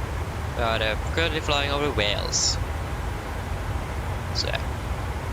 Flying good old Wales. There you go, the SCS that is departing from Oslo is landing shortly.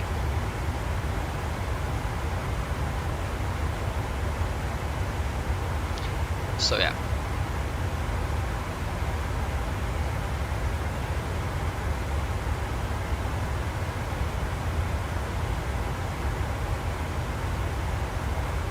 Yeah, Travis, what we're referring to? Part of what? What are you referring to? Sorry, I did forget to answer you on that one, or ask on that one. I'm sorry for that. But what are you referring to?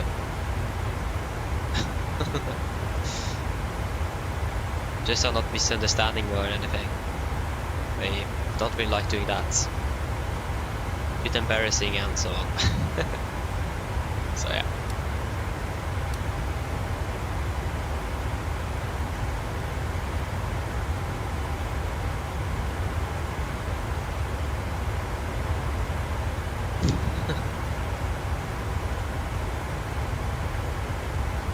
Yeah, Travis, I was a part of a TV series for the TV2 in 2019. So again, that's how I did get this flying interest, because it was recorded in Copenhagen. So we're flying quite a bit between Oslo and Copenhagen in 2019. So we're also both going in on TV2 here in Norway and also TV2 Denmark. So it's a collaboration between both of them. So yeah. So I've been on the TV screen for TV2. so yeah. I think the plan was to have a season 2 on that series actually, but the coronavirus came and that basically cancelled everything. Oh yeah.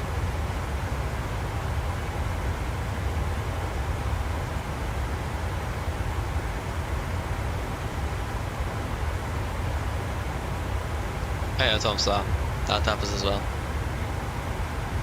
Yeah, Tom, so I was a TV series for TV2, yeah, that's correct. It didn't get cancelled, it was season 2 that got cancelled, if I understood correctly.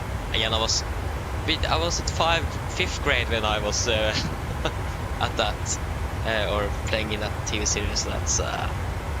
That's 6 years ago already.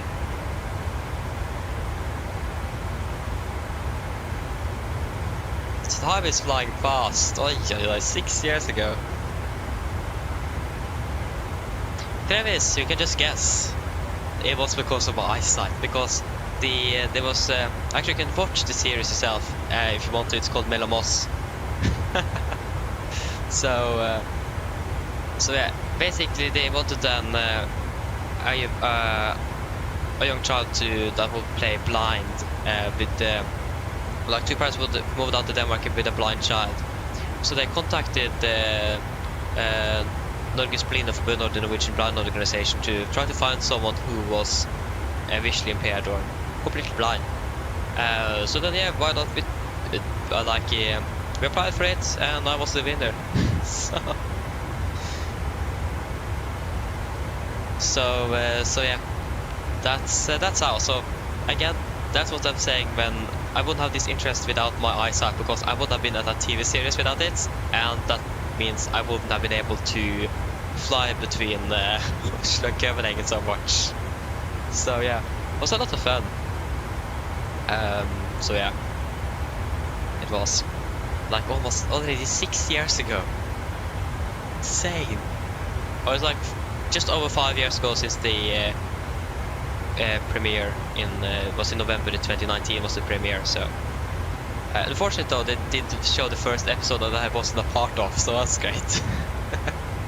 But yeah. So yeah, time is flying fast. Yeah, Tom, so I'm a part of the entire series. It is I think it is 8 episodes, so I'm not in every episode, but I'm in a few of them. So yeah, I'm at least not in episode 1, that's for sure. I don't think I'm in episode 8 either, I don't remember, but I guess 6 years ago it was recorded in Copenhagen. It's vlog. It's insane. Martin, hello, welcome, opening well. Yeah, just ask, what's the question?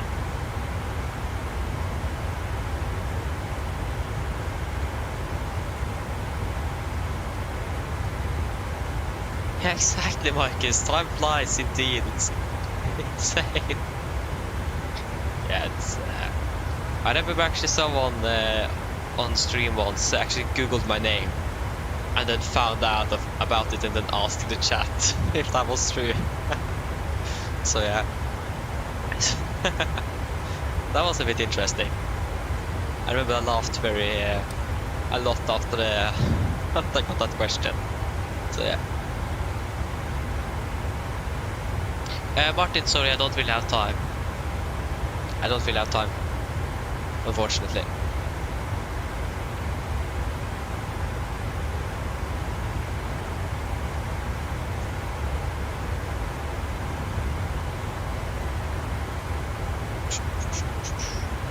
It's getting dark quite quickly here.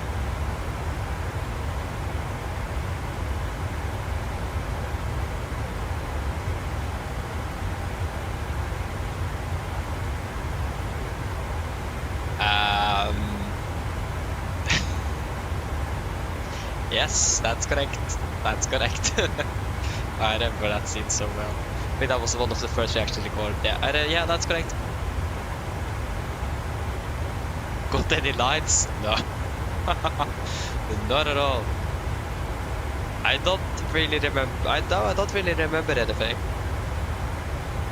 From what? No, I'm actually not quite sure. I think we have all the scripts somewhere actually. So yeah.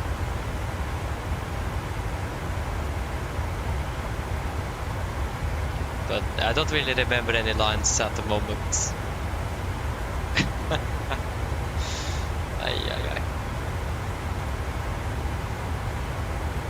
So that was my golden age, almost.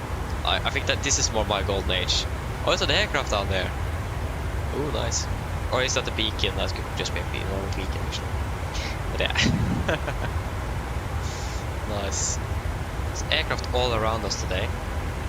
I think actually we should have made that even level, to be honest. So they're an odd level. Not quite sure.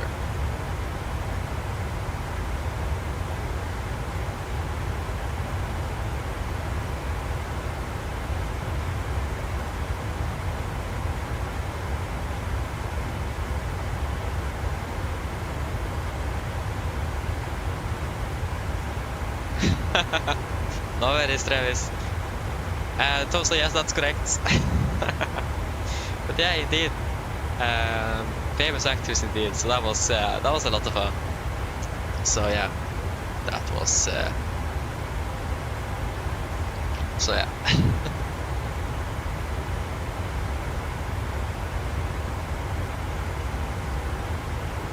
Yes, yeah. I talked with them a lot actually, if I remember correctly.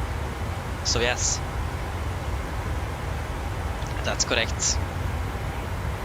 Yeah, there was a lot of off time as well, so we got to talk and so on. Yeah, it was really, really nice.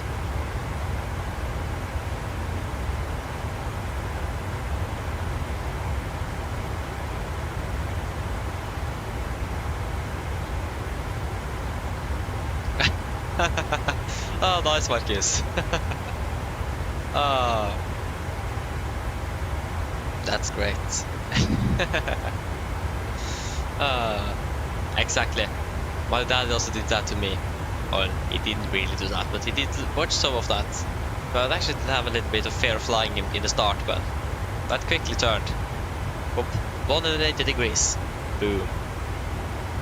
So yeah, that turned him really quickly. Skullwake, welcome back, welcome back. Yep, we did. Still going strong. Soon landing in Stavanger, hopefully. We got for more. Are we going to contact Manchester or what? We're flying over his airspace, but I should probably then contact him because there's an aircraft here. Check top-down coverage.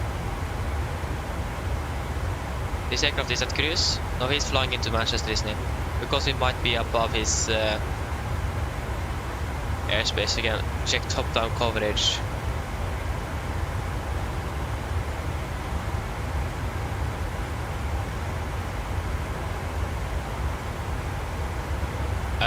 Also no. Sometimes we will just take a bit to load. I don't really know. Oi.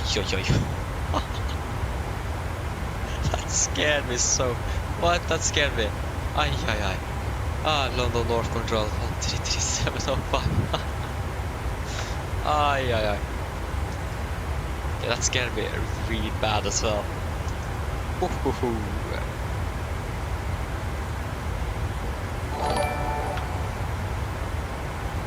Oh, what was that? Thermals at 4007, turn right heading 090 degrees. Mike Smith, hello. Thank you as well, thank you. London Control, good afternoon, Nordic 1759, flight level 380. Nordic 1759, London Control, hello, Roger. Okay, nice. Should have 13 Charlie, 1 So yeah. 013 Charlie, thanks. Just like winded Newcastle, 230 degrees, 1 knot. Yeah, Travis. Yes, and it's a really nice person to talk with as well, yeah. So yes, he's good and really nice as well. I will not forget my time down in Copenhagen. You're in 4 Bravo, so yeah. descent, flight level 80.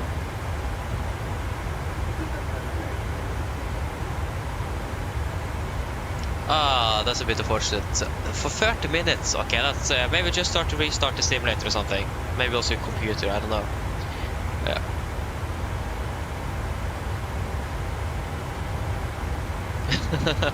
yeah, it is.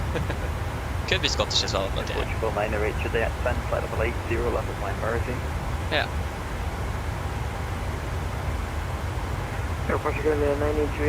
Oh, nice Colvic. You're flying from, of course, you fly from Oslo to Bangkok. That's great. You love the 787, don't you? I mean, Bangkok also is a nice route as well. So I understand that.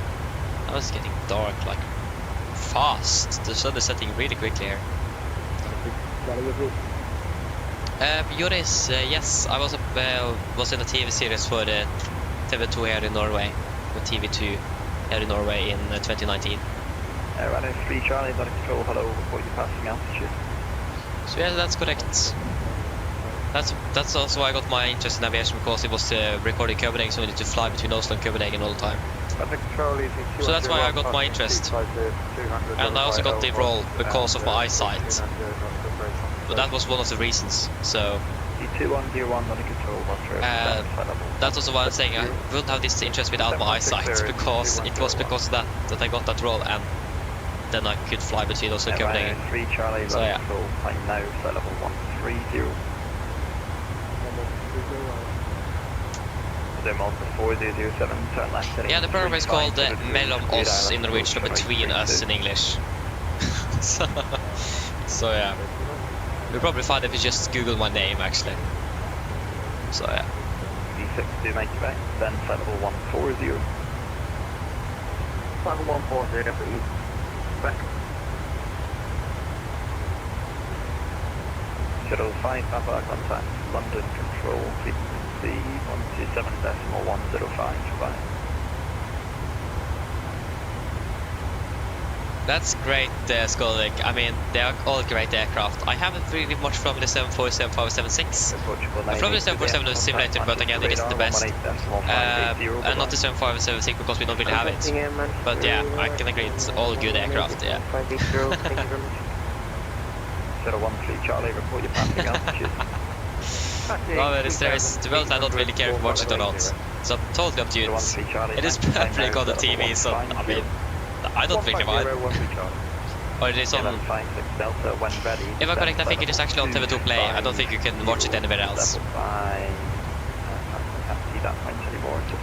So yeah.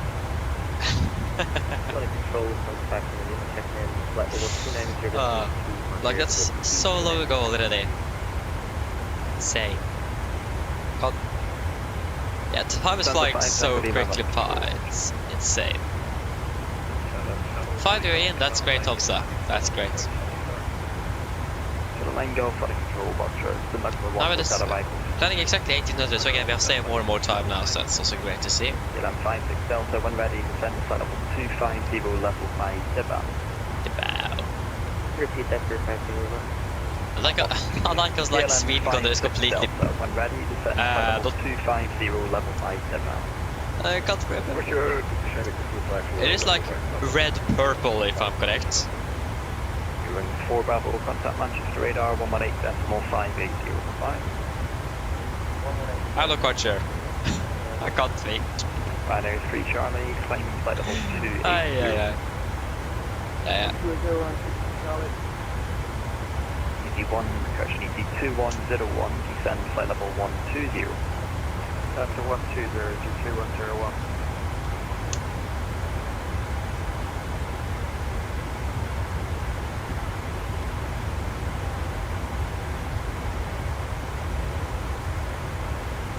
What am I doing now? I don't know. There Malta 4007, surface wind variable 1 knot, runway 32, please to land.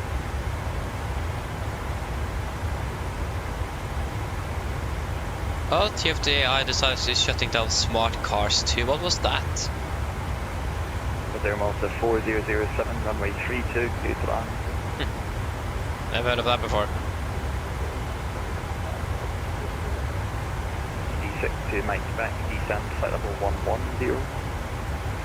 Level 110 for 86, Quebec. DC2101, descend, flight level 80, no ATC speed restriction. That's flight level 80, no speed restriction, DC2101. But TFT had already released the MD11. But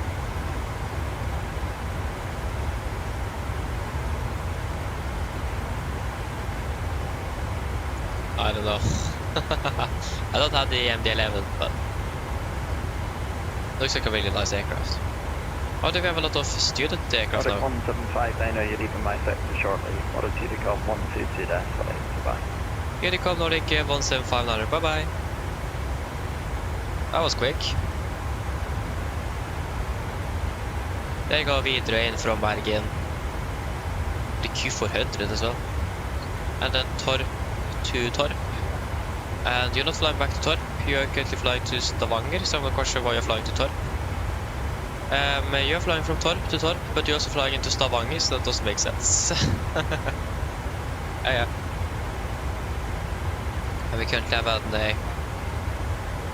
KLM from Amsterdam to Stavanger that just landed. And a helicopter as well. That is that just landed after doing some work in the good old North Sea with Bristol. Sorry, Bristol. Like how the KLM is taxiing right towards, straight towards the helicopter. I wonder what that is. Like, you're sitting on an Embraer E2 as a pilot from KLM and just landed somewhere, vacate the runway, just look straight at the helicopter. And then the helicopter pilot was just looking straight at an Embraer from KLM. Would probably be quite nice to look at. That's something like you would not really be able to find in a simulator. Yeah. Binti. Where is Binti? Binti. There we go, Binti. So regarding our landing runway, everyone is still landing runway 18 nevertheless. Even though like the winds are calm. So I imagine that we will still go for runway 18, even like this KLM that came from the south landed 18, so we will go for 18. I think also regarding that we have been flying for such a long time at the moment, we will just go with a normal ILS just to reduce the workload a little bit. So yeah, I mean an RP would be cool. Workload wise, it's probably better with an ILS.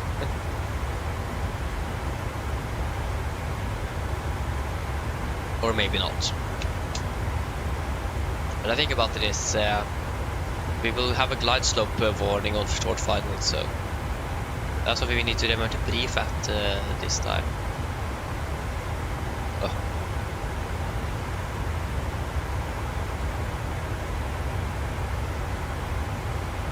Right, why is the Vidre landing on runway 18 and then turning 180 is flying back and then turning 180 again, flight 024 is so bugged. I'm not quite sure how Flight 024 manages to be so impulsive, if that makes sense. I don't know. Like our Vidre aircraft and the Wizz aircraft basically flying right towards each other. At completely different altitudes though, thankfully.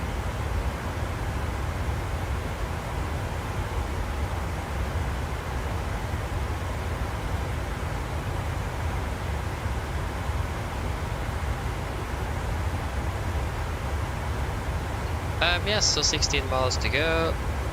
We got a bit more of a headwind, so that's why we're now landing 1801. That's a bit unfortunate. Company control just went online, and that's it. We don't really have anything en route anymore. It's going to be on a silent landing into Stavanger. So we can actually move everything regarding Tenerife South. Just think about that. If you're a pilot,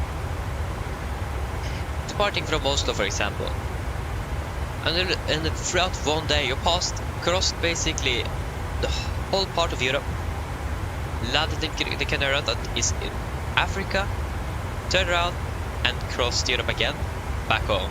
Just think about that. You've basically been crossing Europe down to Africa and then turned back. It was actually part of Europe, but it is still like close to Africa, but yeah. Just think about that, doing that one day. That's quite wild to think about, isn't it? That they've been crossing an entire continent twice a day. Not bad. Not bad. Yeah. Do we have RP Echo? No, RP North, no, RP Sierra. No, RP Whiskey. Yeah, that could work. RP Zulu. No.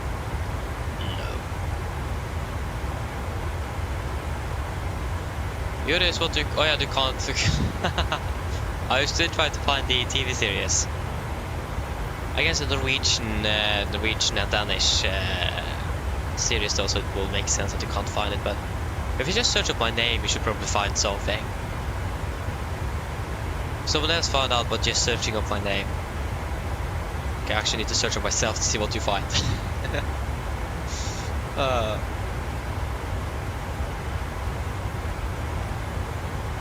You only see old people. No kids. Oh yeah. When I search about that, I got two things. That's like one actor website or something, and then Virtual Norwegian. That's what I found. And a lot of pictures. Oof.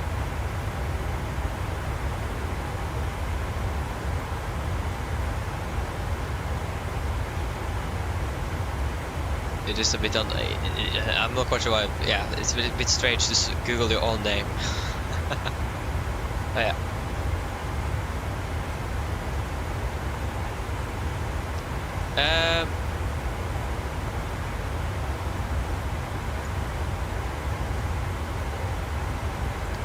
Flykrem, hello, welcome up pretty well.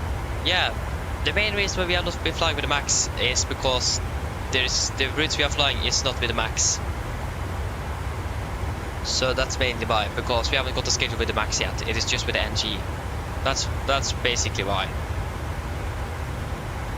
So yeah, and also I had in general some problems with the Max. We have passed the waypoint already. I did forget the fuel check. I did forget one fuel check then.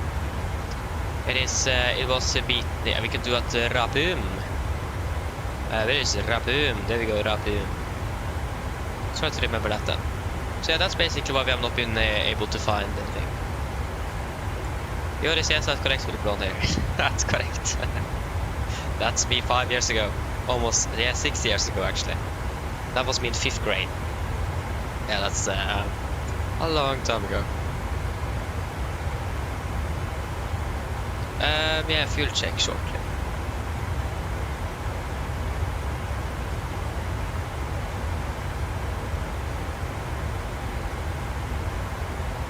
Okay, I don't have one at a time, so okay, nice. Yeah, that's great, great also.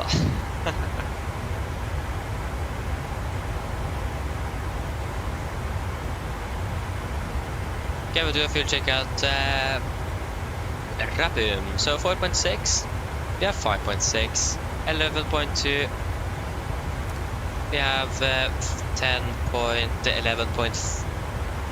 11.2, yeah. And 4 hour 45, we'll be flying for 4 hour 35. Nice, we're saving quite a bit just last part here. Yeah, nice. Really good to see Alex. Hello, welcome up to well. Like Mick just said that. Yes, that's correct. Using Virtual Norwegian.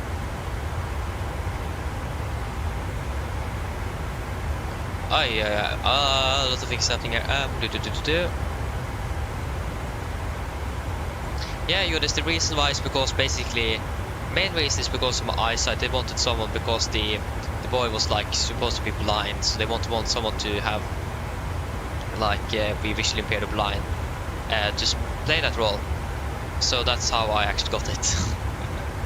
That was with some other mods that I do as well that have tried, and I was the final winner actually. So that's how.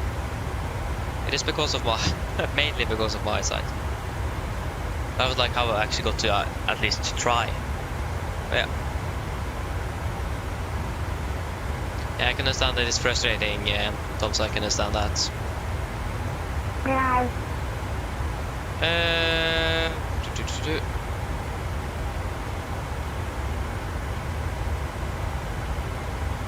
Joris, I'm not quite sure how it did work because I was 9? I was like 9 or 10 years, so I don't really remember that. 11 maybe. 6 years ago, I'm 16, soon 17. Yeah, I was about 10, 11 years. I don't really remember how that worked. It was something my parents found because we are a part of the Norwegian Blind Organization, and they got the notice from TV2 that wanted the series and that role to be found. Played by someone that actually had problems with their eyes and so on. So that's how it was. So I don't really know. so yeah. Meow indeed. Meow indeed. I wonder if that was on guard though, or on Unicom, or sorry, advisory is it called. Oh yeah.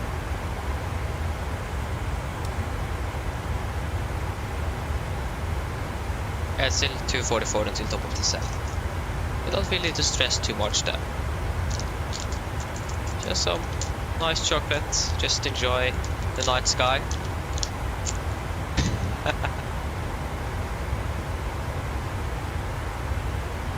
Yeah, I know, Joris, a lot of people are still calling it Unicom, but the correct word is actually advisory. But I mean, fair enough. How many years have it been called Unicom? Many years, so I mean, understandable. If I get the body sound pack, I will definitely try it. It sounds really good from what from like the previous I've heard. So definitely yes. But I'm not quite sure when it is coming out.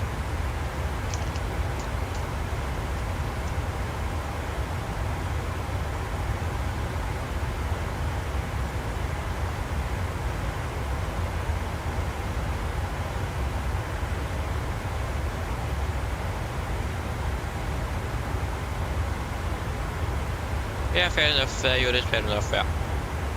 I can understand that.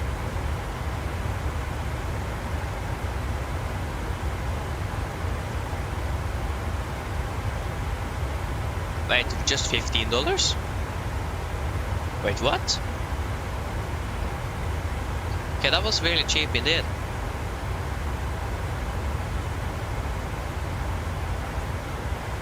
Okay, that's not bad. Then I would definitely buy it. I thought it was going to be a bit more expensive than that.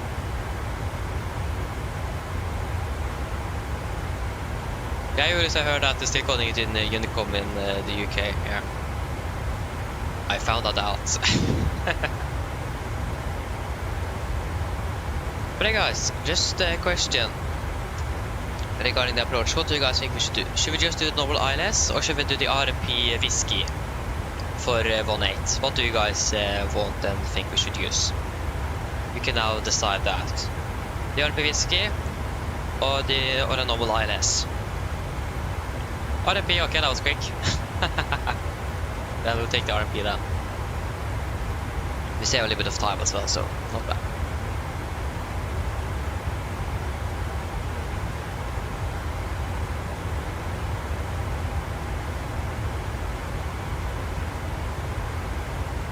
Oi! Okay, that's interesting, Joris. You're not even allowed to use the new word. Oh, okay. I learned something new then. Yeah, that's probably why still some controls using Unicom and some using advisory. What I will some just forget that it's called Unicom and says Unicom and advisory and just mixes between. And like you said now, that you can't use it at all. Stay with the UK controls, yeah, that would make sense. Oh, you're flying from Dubai, nice. Well, imagine that. Dubai, okay, I'm not so quite sure if Dubai is generally a very windy airport, but yeah. Okay, that makes sense.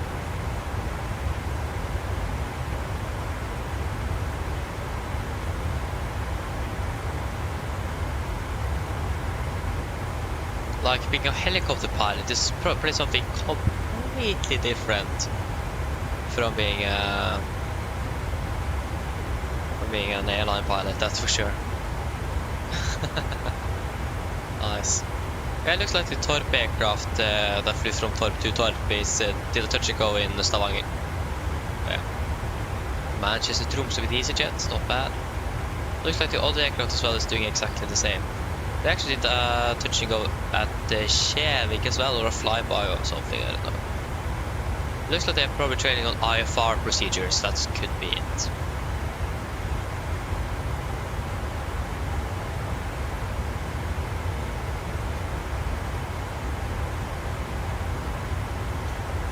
Joris, yes, that's correct. We'll be back tomorrow. Again, we're going to be heading on the first flight from Stavanger to Oslo at 7:30 local time. So it should be the same time for you then.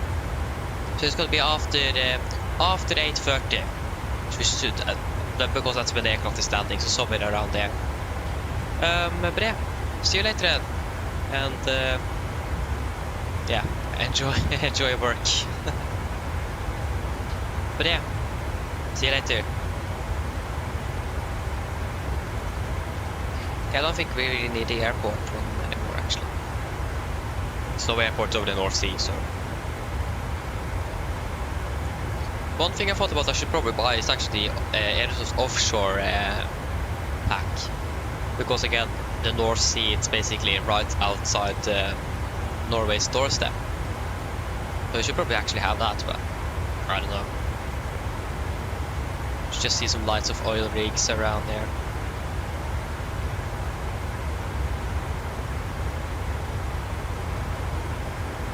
Okay, so we're expecting then instead the RMP whiskey. Just confirm it was the RMP whiskey, so I'm not taking the wrong RMP whiskey for 18 via Kutja.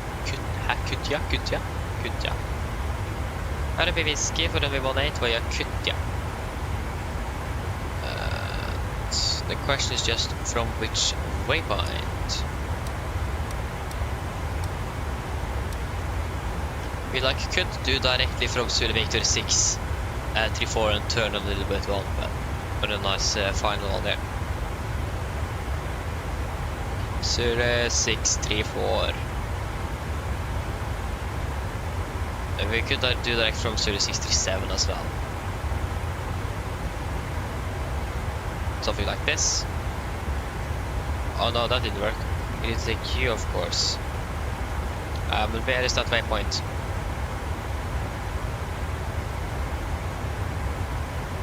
Something like that.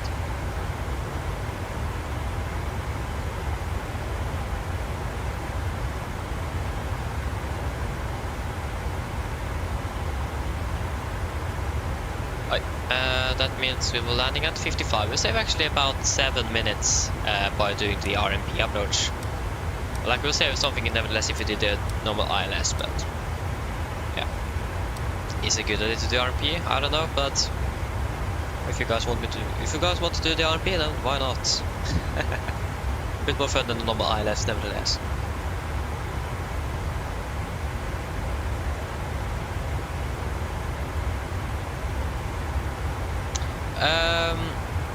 Marcus, to be honest, I think actually the default sound from the PMG is quite good, yes. I mean, it is better than most other developers have done with their sounds, of course. But again, PMG can't really just focus too much on their sound because they have other things to focus on as well.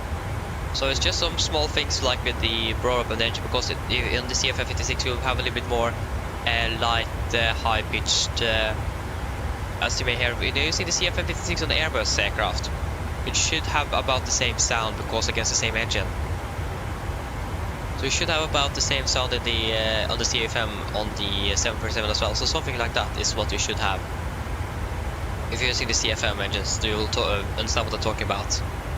it should be something around there. But other than that, like the switch sound, for example, I think it's really good as well, for example. So, I really like, the only thing I don't like is the rain sound, like the... I think it should be a little bit lighter in pitch, when the rain hits the windows, it's a bit too deep in the sound, but yeah.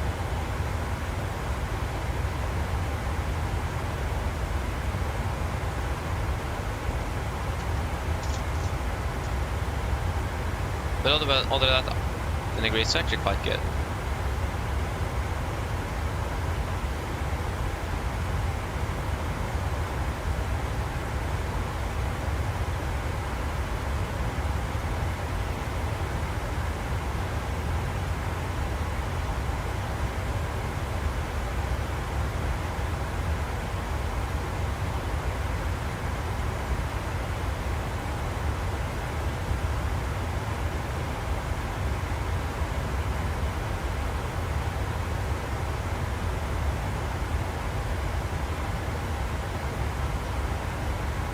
Okay, I think I'm... yeah. I'm doing good, yay. Yeah, I'm probably getting a bit overtired or something, I don't know. Oh, there we go, we got a nice wind change again, yay. That's great.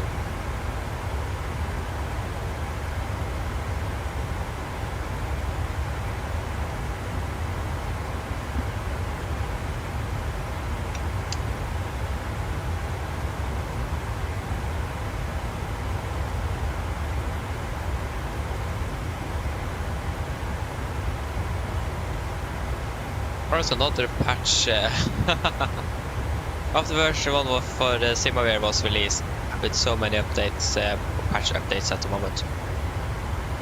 This is the 4th time I've updated that website today. Just today. Okay, so you guys are the... So again, just to confirm, you guys want to do the RMP approach?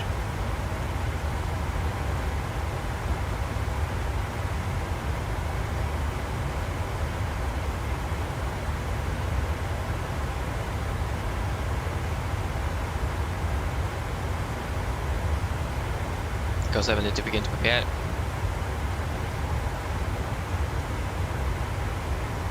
Yeah, with no ATC over Norway either, so...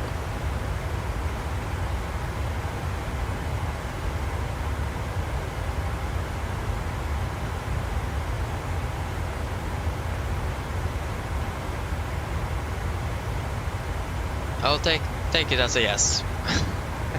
Yeah, Joris just jumped straight onto the RMP, so... Execute.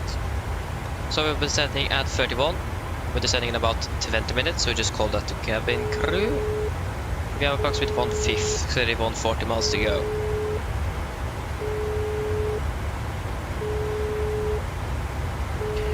As Red knows, 3796. Hi, Captain. Hello, just let us approximately 20 minutes until we start descending. Thanks. Hello. Hello, hello, hello. Hi, Captain. How are things? I just called you. All good. Yes, everything is fine, thank you. Just give me a buzz if you need anything. Of course. So yeah.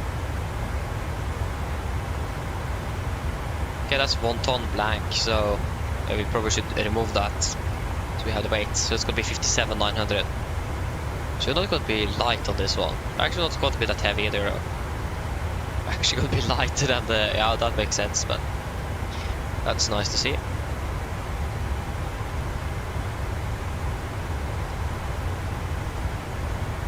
Yeah, winds are still calm, so that's great. With minus... A bit cold though, minus 7 degrees, but other than that, it's looking good.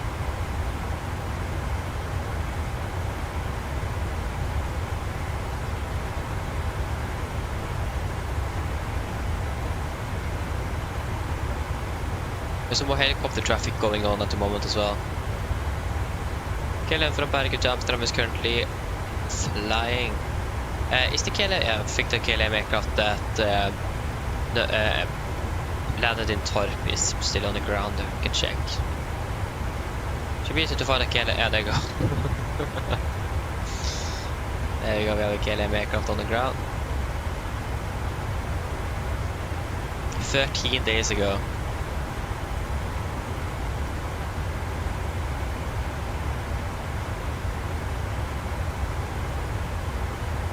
Yes. So again, KWK 729. Quite a high pressure though. Pressure is still just increasing, that's a bit worrying. But, yeah. 7 and the winds are calm. Runway 18. All up. Calculate. 144 minus 5 is 140. 141 is perfectly fine. Actually 140, it is 139, so 140 video, boom. No, it's got to be 139. Sorry. 30, 139. There we go. That's more like it.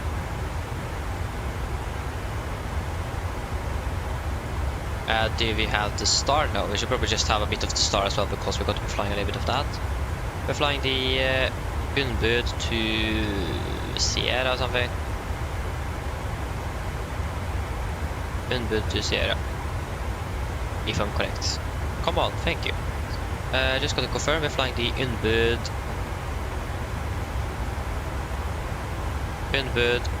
That was the departure. That wasn't correct. Don't have a what?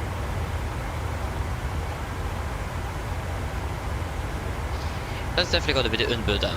At least we're coming from Unbud, so yeah, that would make sense. So the airport, star and approach, yeah. That is good. Okay, so it's gonna be minimums at 354.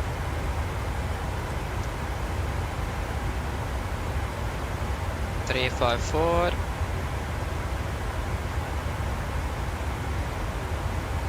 354. Yeah, still 112 miles, but at least we have plenty of time, so that's good. But the remaining is going to be 177 degrees. 177. 177 and 177.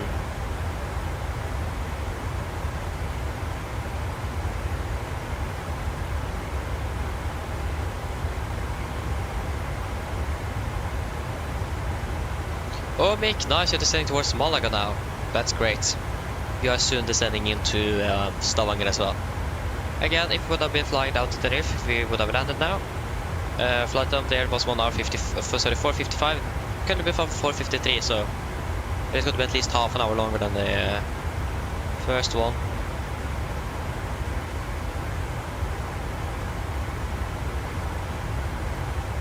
Yes, that is all looking good. We do need to do a I mean, come on, can't the winds be a little bit more stable in the simulator? Like, why is it going to be like throwing us up by 300 feet or descending us down by 300 feet all the time? This is the third time it have happened, just on the last 2 hours or something. Bit annoying. Yes, I don't think there's anything else to prepare. Like you can Sola, we are on standby, but it isn't even on the chart, so then we don't really require it then. Should probably have the fixes in, so runway 18. So we want 40 meeting, 60 meeting, and a 10 meeting. Good.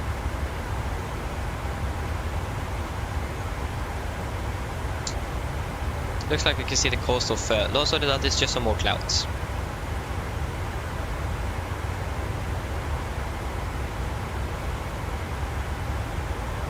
I highly doubt that is the coast of Norway. Or the west coast.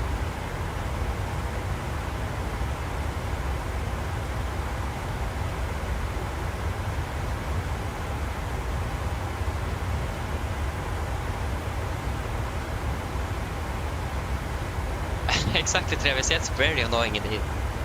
It is. Again, that's the problem with the simulator, so it's actually not supposed to be like that. Yeah. Okay, are we ready to do a brief before we are going to do the fuel check at Lamro? Sorry, Landro. No, it's Lamro. What is it? Yes, Lamro. Yeah. Okay, guys, are we ready for the approach briefing? So, we can start with the star. We're not going to be flying too much of this, but we at least got to be flying the Unbud to Sierra arrival. This is on chart. 2 kilo, effective 7 October 21. So we're coming in by Unbud, above flight of 100, continue on to Zulu Victor 637, above flight 80, below flight of 15. And that's it for the rest of the star is gone. We are not going to be using anything after that. So MSA at Stavanger is 4,800 feet. It is as always going to be maximum 250 below flight of 100, as always instructed. Regarding any threats, we don't really have anything. The weather is looking good. We do have a Liberty rain on the east side of the airport, but we're not going to be expected to flying over there. And we don't really have any no-to-no times or anything significant there. So in general, it is looking good into Stavanger today. Or this evening. Yeah, this evening. So for our approach, we are expecting the RP Whiskey for MB18. This is chart 12-2, correction 12-20. Effective 5th of September 24. So this is the RMPAR approach, a required navigation precision authorization required approach. That means we need sufficient navigational accuracy, and we also need an authorization both for the airline, aircraft and the crew. We have that, so that's great. So again, also this could be a non-precision approach, so it will be some more extra procedures in place for us to be able that we are make sure that we are on the correct altitude zone. So for the approach path itself, we're going to be flying at the initial approach peak at Kucha, maximum 220, 3,000 feet. Then we're going to continue to the initial fix at Zulu Victor 108 at 2,000 feet, 192. Just got to see that. 192. 095, 2000. 095, 2000 above, and then Zulu Victor 109er. Do we have an altitude on there? Yeah, that's going to be nothing there. And then final approach path, or final approach point, is Zulu Victor 110. That's going to be on the 3, or on the 3 glide, on the right turn arc. Should be above 1500 feet, so it's going to be an altitude check on that to make sure that we are on path. So again, above 1500 feet, but we'll probably be crossing it at 1500 feet, so we'll just cross-check that. And then Zulu Victor 111, and then to runway 18. So Zulu Victor 111, runway 18. It is going to be a normal 3-degree glide path. Minimums are going to be at 354 feet, with a minimum climb gradient of 5% or 304 nautical per 304 feet per nautical miles. So that should be a problem for the 747. Transition level is flight to 80. For the mist, if you need to go around, we're going to be climbing straight ahead to Yufuf. So strange. Some interesting names. It's lot of fun though. And then we're going to enter holding, climb to 3000. And we can refer to minimums for missed approach gradient. In this case, it's going to be 5%. Yes, we're landing with the flaps 30, 139 of wing correction 5, manual braking and normal reverse thrust. So again, we are going to be doing actually we're going to use two altitude checks here. That's going to be at Zulu Victor 108 at 2000 and Zulu Victor 110 at 1500.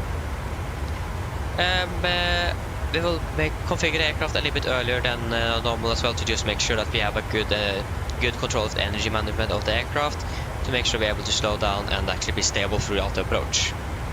We need a minimum RMP or radio navigation performance of 0.3 nautical miles and a vertical path of 125 feet. We'll set that in the program page right before we're passing Kuja, and if we encounter any problems with the navigation accuracy decreases, for example, above 0.3 nautical miles, we will do a missed approach and go in for an ILS approach instead.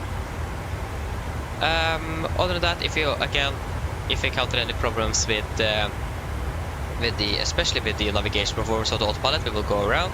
And if we also encounter any other significant problems, we will also go around, especially when we are below 1,000 feet. Yes, that should be basically it for that.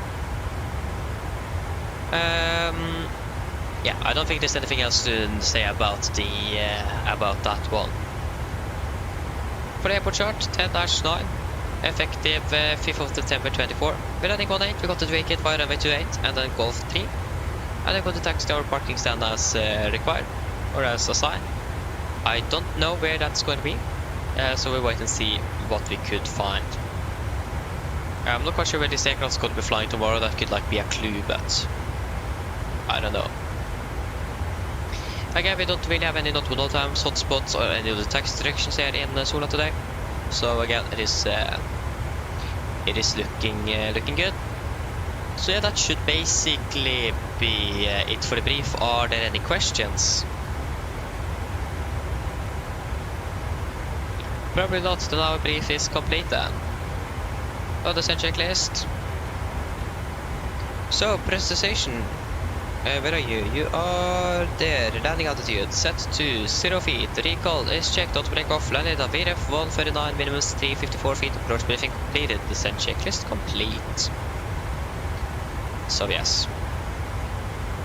Okay, we're ready for descent. We can start descending down to flight level 250 initially. 250 set. And we're going to be doing a fuel check at Lamro. And that is there now very shortly. Do you know which aircraft that's going to be flying us to Oslo tomorrow morning? There you go, the S is now taking off from Stavanger. I don't think the KLM is ready yet. We also have the aerological, so not aerological, aerologic cargo aircraft. Yeah, so it is going to be, it's going to be the Gran Canaria flight that is flying us to Oslo tomorrow morning. The mid-November in the hotel. Like, it is nothing really special, it's just to and from Oslo until at 1300 that when an aircraft is flying to Copenhagen. That's like the only thing, and then London in the evening, but yeah.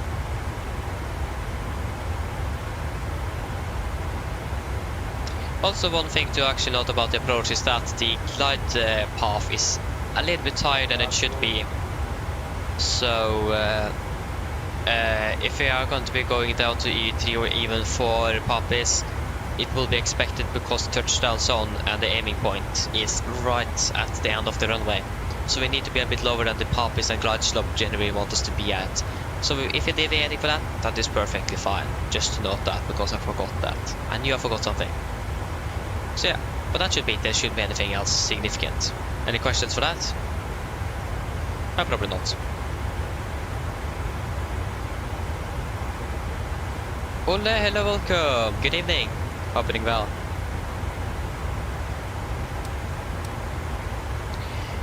So, Ruben. Should be at Ruben at 7 miles, so any moment now.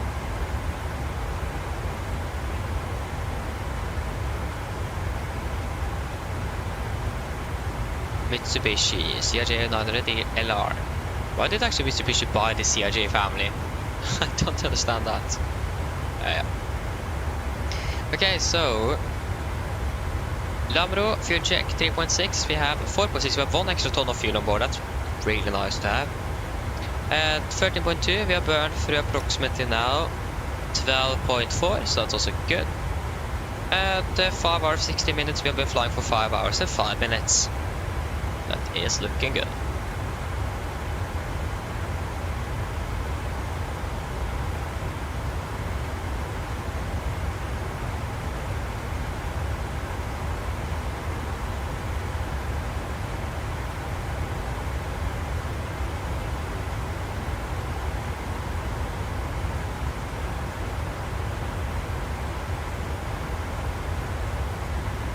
So yes, that is looking good. So we are going to be conducting our descent shortly. We will not delete runway 18. That would be a bad idea. So yeah. And ATC, yeah, we just are fast passing by. We can like look at that is Danish airspace right there. And it is controlled as well. We're flying right outside. That's good. So yes, again, we're ready for descent. We're expecting to be landing at 55, 56-ish, so that's going to be approximately 25 minutes into landing. Good. It's going to be great with a non-position approach or an RMP AR approach as well, but we'll see how that goes. And again, you need to remember to actually set the minimum requirements regarding precision in the progress page, so I don't forget that.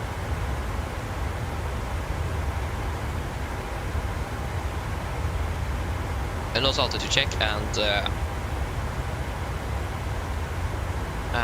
what else was it? The navigation performance. We are sure that we are not exceeding the limits. And if it goes above 3.3 nautical miles, then we need to go around. We can't fly and approach if the navigation performance isn't good enough. Again, the actual navigation performance is currently at 0.05, so it is really accurate. And again, we need at least 0.3 and we have 0.05, so again it's extremely accurate. It's insane how accurate the GPS can be. I mean, no wonder that aviation is so dependent on GPS now. No wonder. I mean, VRs as well is also really accurate, but GPS is a bit cheaper to operate because you don't need maintenance for all the VRs. So yeah.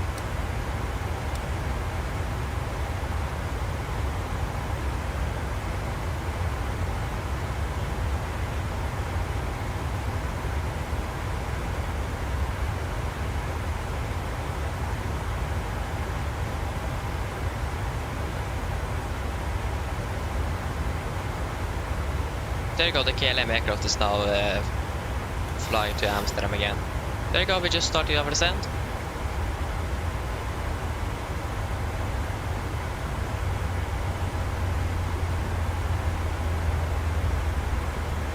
So there you go, that's good. Expect to be landing at 55, so again 25 minutes until landing, and the weather at the moment in Stavanger is looking really good. Winds are calm, -7 degrees and calm air conditions. Basically clear skies. Mine damer og herrer, dette er kaptein som snakker. Så kanskje merke til, så har det blitt nedstigningen vår ned mot Stavanger, og vi er forventet til å lande om rundt ca. 25 minutter. Været i Stavanger for øyeblikket, det ser veldig bra ut. Vi har ikke noe vind, det er litt kaldt med -7 grader, ellers er det veldig fint med skyfri himmel. Så er det også kanskje merke til, så er vi litt bak skjema for øyeblikket. Vi har hatt litt uflaks når det gjelder vindforholdene gjennom flyvningen. Vi har hatt veldig mye motvind, så det har da gjort så at vi er litt bak skjema for øyeblikket. Men det vi forventer å lande om rundt 25 minutter, og så beklager for denne forsinkelsen som har vært gjennom flyvningen. Ellers, vi ønsker deg en veldig fin kveld videre, og så takk for flymasse i dag, og så håper vi på en flytur. Ladies and gentlemen, this is Captain speaking. As you will notice, we have begun our descent out towards Stavanger, and we are expecting to land in approximately 25 minutes. The weather in Stavanger at the moment is looking really good, with no winds recorded. It's a bit cold with -7 degrees centigrade. Other than that, it is nice and clear skies outside. As you will notice, we are a little bit behind schedule. We should have landed in Stavanger already. We have been a little bit unlucky with the weather or the winds today, so we had a lot of headwind today. That have made us a bit slower, so we do apologize for the delay, but there wasn't really much we could do about it. Other than that, again, we are landing very shortly, so we should be on the ground at least before 7 local time. Otherwise, we hope that you have enjoyed this flight with us today. Thank you for choosing us. We hope to see you again on the next flight, and we wish you a pleasant evening. Thank you. Yeah, why did I begin to talk about all of that? Just messed up everything. PA, descent, 30 minutes, there we go. Mr. Berg, hello, good evening. Welcome, opening bell. Exactly. Nice, welcome. Ah, Polaris just went online again. To Kaitak? What?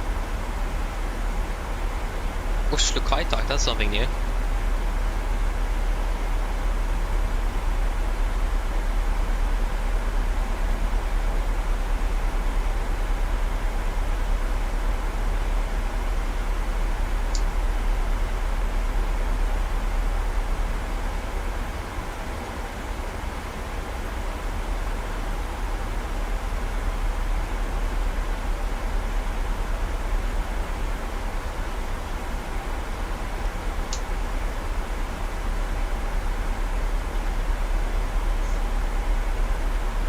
Okay, there you go, pass flight to 300. And presentation is looking good. Wonderful.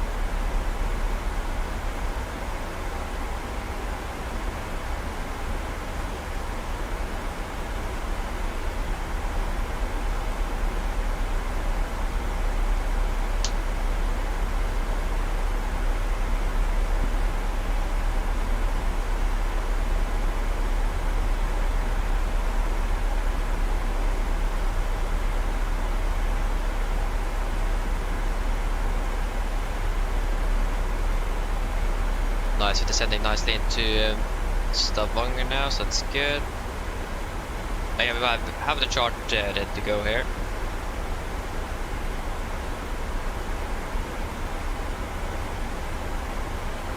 Yes, Bud, welcome back, welcome back. Yes, indeed, we're still flying. We're landing in about 20 minutes. So yeah, still flying indeed.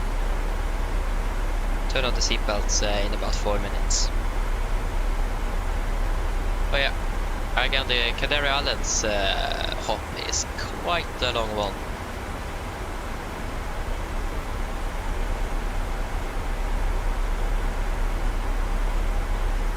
I mean, it's basically on the limit for what you can actually fly for a day. So yeah.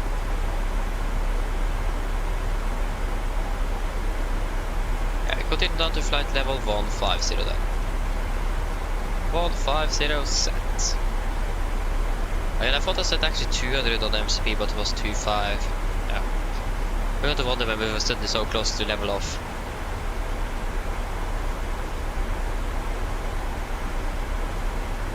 At least the CRJ with SES is on its way back to Oslo now, so. Oslo, Hong Kong. Nice. Why not?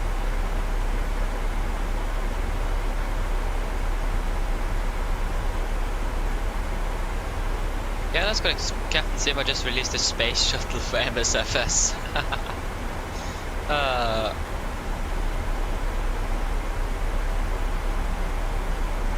That's great.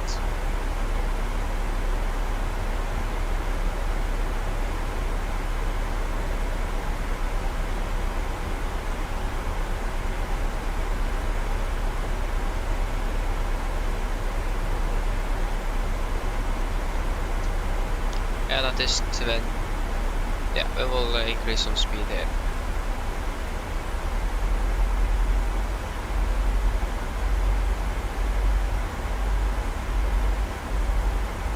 Like, this is a bit unfortunate thing with like the 15 knot tolerance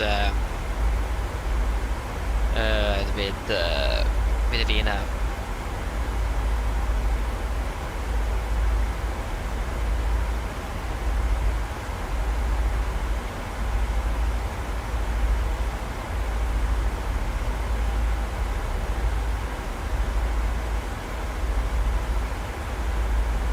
Yeah, what's the traffic into Stavanger at the moment?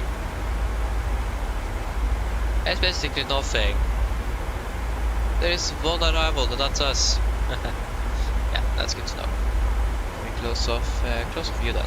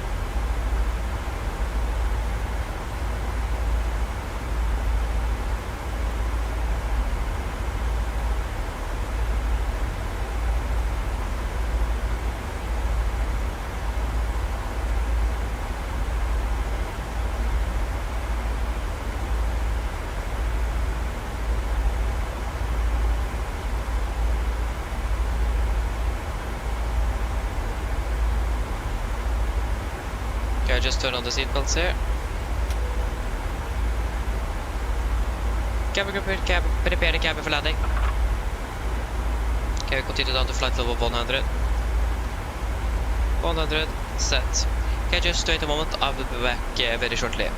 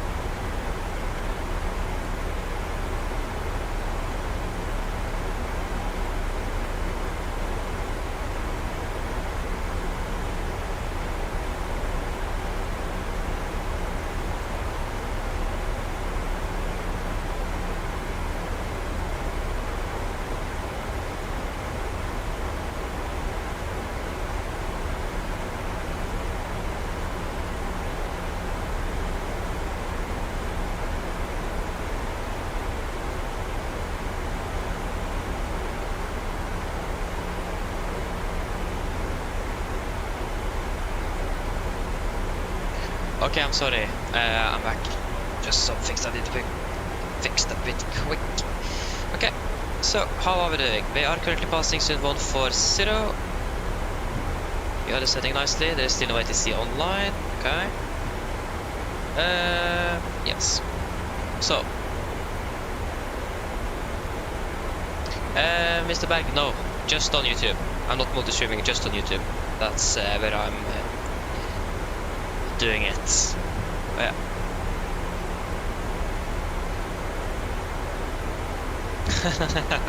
Anyways, again, version 1 was released this morning. When I started flying, version 1 was just released. So it is probably a lot of patches to fix some bugs that they have encountered. So if it is updated again, that's the 5th time today when I will fly. Almost an update every hour soon. An update every 2 hours or something now. That's nice.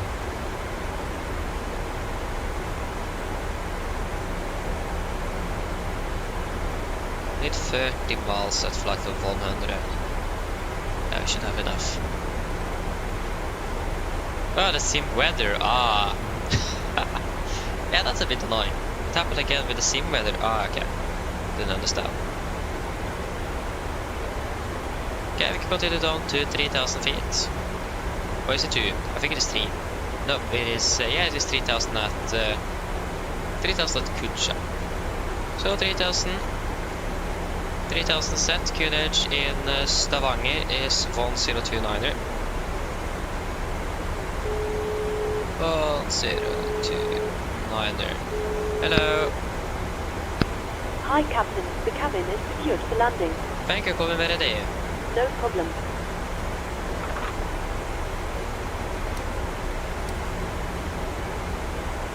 I'm going to be decelerating quite a bit now.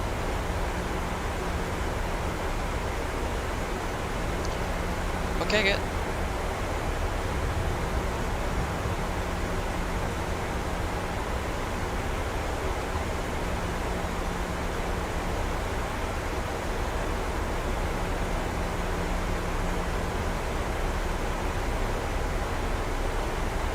Actually, we can go speed into vent and have manual control. So we can work it out to 250 knots. 250 is set. Can have at least manual control over the speed, so that's not a bad thing.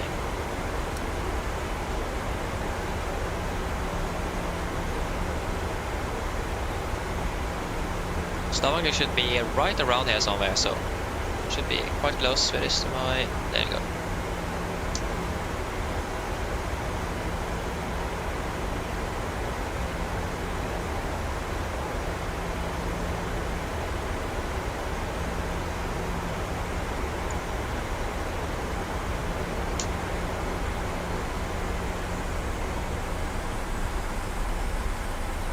There you go.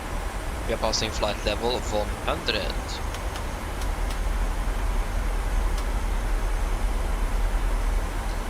Yes, that is all looking good. So, approach checklist. Altimeter QNH 1029 is set cross-check. We're passing flight level 907. Now, plus minus 0, approach checklist complete.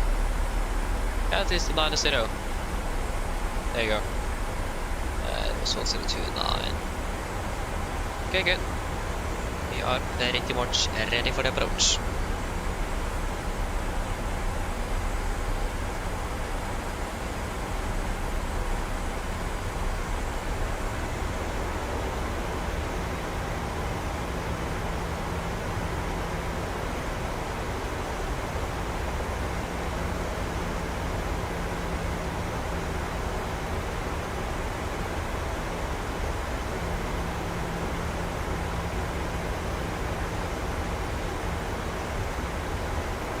Okay, we're still landing 56 at the moment, and we will have you ready.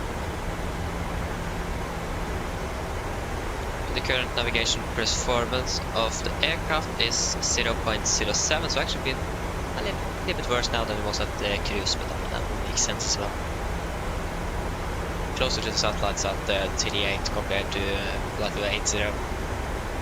That's a 30,000 feet difference. Is the cabin ready soon?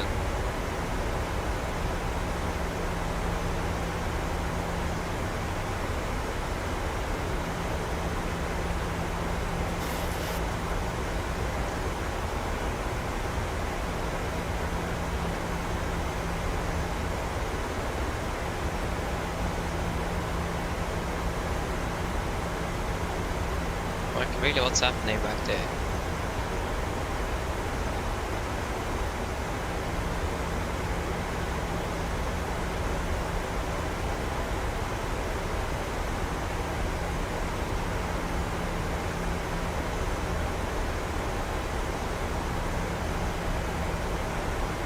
I just can't remember that the cabin crew called and confirmed that the cabin is secure. Can't remember they done that.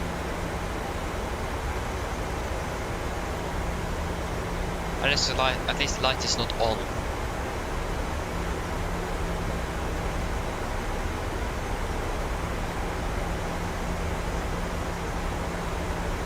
If you just call the cabin and make sure, just double check.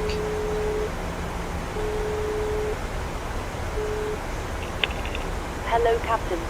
Yes, how is it going? We're ready for landing. The cabin is secure, and we're just keeping an eye on everyone. Okay, I'll call when we're ready. Thanks very much. Thank you. Okay, there you go, and you're on. Good. We have the airport is right there. Airport is in sight. Cabin is ready. Good.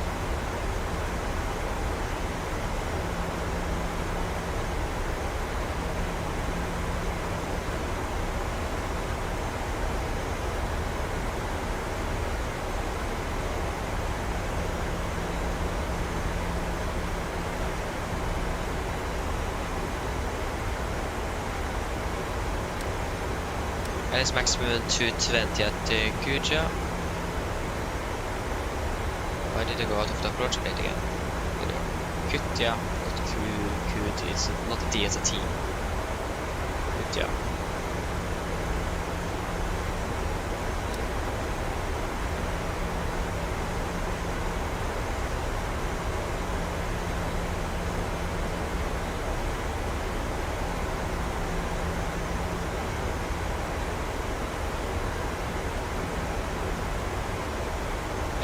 We need to select flaps 5 before I turn off level because it is less than 10 miles from the runway. If I'm correct. Yeah.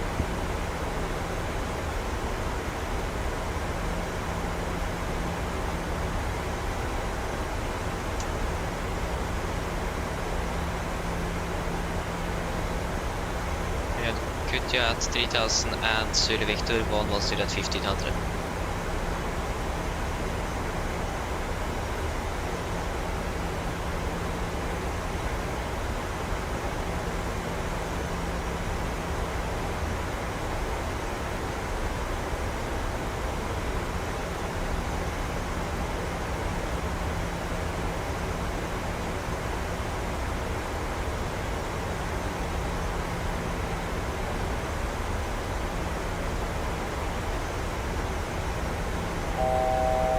Yes, the faster going continue down to 400 feet.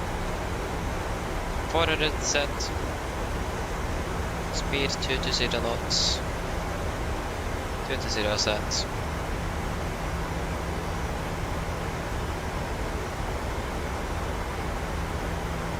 Yeah, just go for maximum to 20.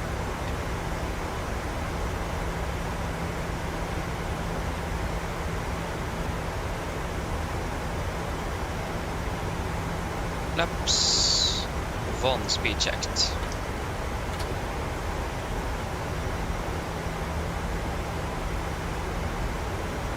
I'll go more 200 knots actually. 200 set.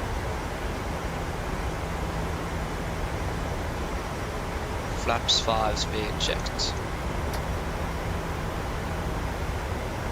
Actually reduce it all the way down to 180 knots. 180 set. Okay, we'll set the so 0.3 and it is going to be 125.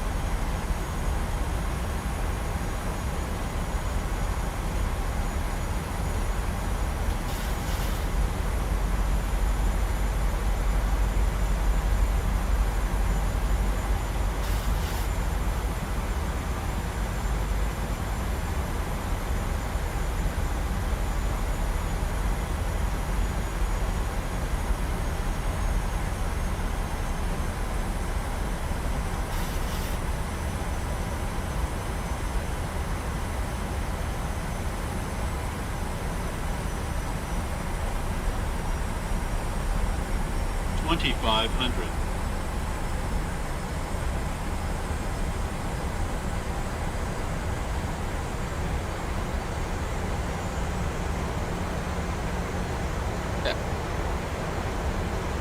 Get out, flap 15, speed is checked. Speed 160. 160 set.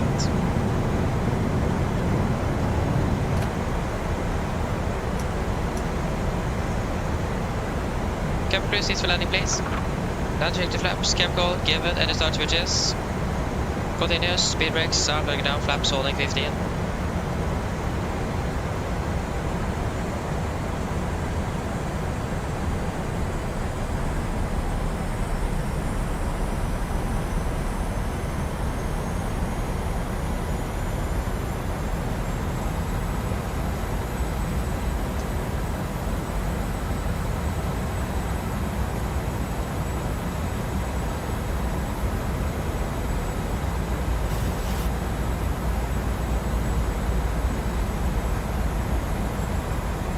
Okay, flaps 30 speed checked. Complete landing checklist. Flaps for the plan for the green. Landing checklist complete. And we are cleared to land. Runway in sight. Okay, Azure Victor 110 there. Passing within it now.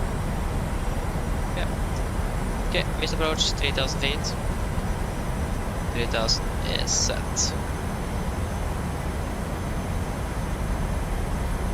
We are approaching about 1000 and we are stable.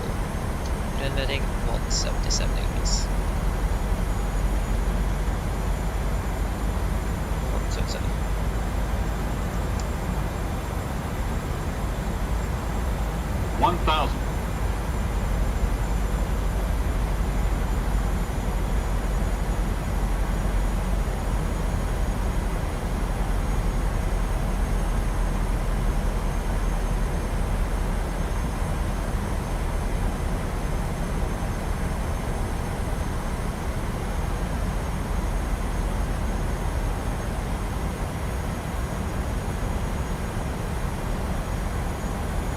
Disconnecting.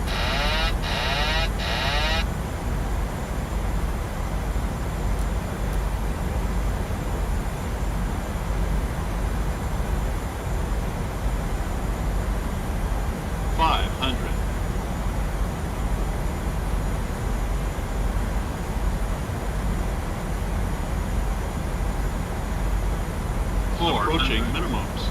Contact. Minimums.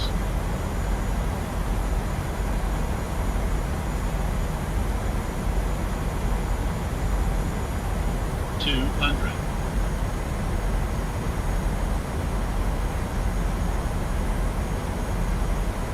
$100.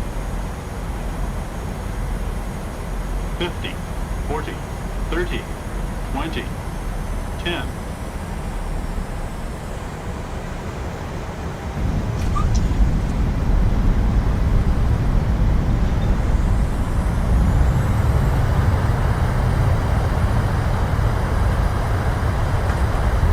What are the knots? 80 knots. 60 knots. There you go, guys. Welcome to Stavanger. Flight time 5 hours 34 minutes at 17:58. So approximately 28 minutes behind schedule. But again, I wasn't really. I think we could do that. Left and right is clear. Nice.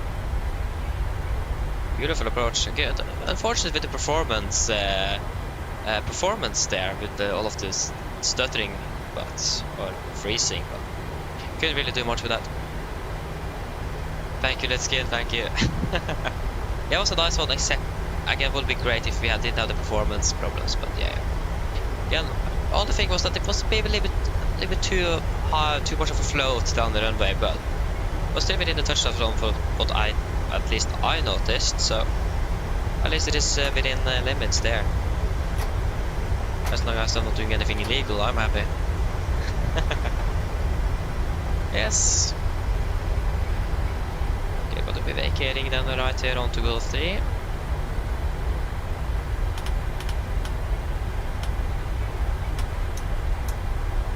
I need to wait with the strobe light because we are still on the runway.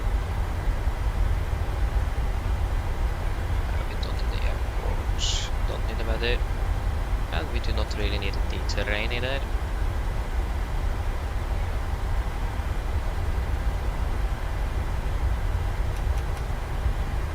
Okay, now the question is just where are we going to be parking?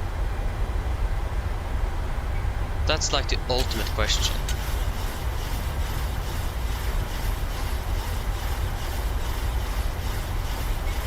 Yeah, this taxi left here. Okay, the performance is actually surprisingly bad. But like, no wonder we have been going over for like, how long? 13 hours? No wonder that's the case. Actually, we landed right before our just normal normal duty time limit would end. That was spot on.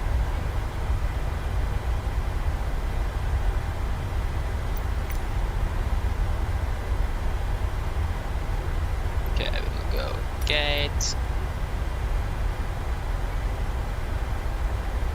Can go. We We can go 1-5, the same gate we departed from. Why not? Come and turn, please. Thank you. Yes.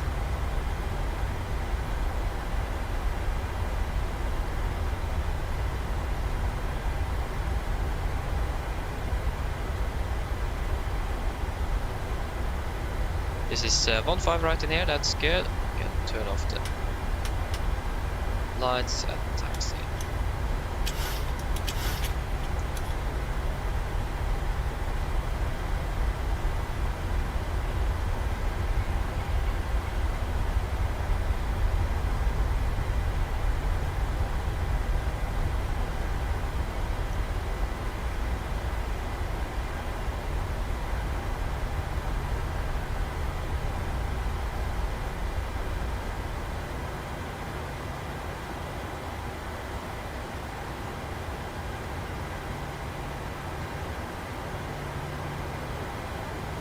Challenge here is that it's a bit uphill here. So, there you go. Okay, we'll just get some lights on in here and get some ground power connected to this aircraft. There you go.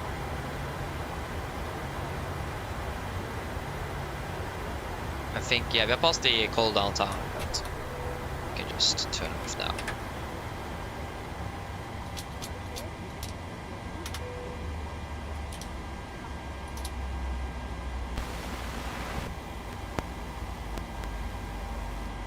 Did I turn them? I did. Yeah, that was a bit. I turned it over to the to the right because we are normally flying out from the base and out, but that's not the case today. So I did something incorrect. But yeah. That was on the Tenerife, so not up here. Go ahead. Hi, Captain. Microphone check, please. Read you loud and clear. Roger. Call for Captain. Roll fodder i activator. Stand by. DLL start getting you offloaded in a couple of minutes. Roger. Okay. There we go. We can start offloading the passengers and we can just check this to the line. Fuel pumps off, row heat off, gyro pals set, flaps up, no light, parking brake is set, engine start levers cut off, and weather radar off. Shutdown checklist to the line is complete.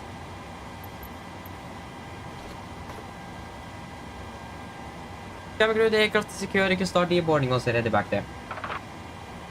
Okay, flight time 5 hours and 33 minutes.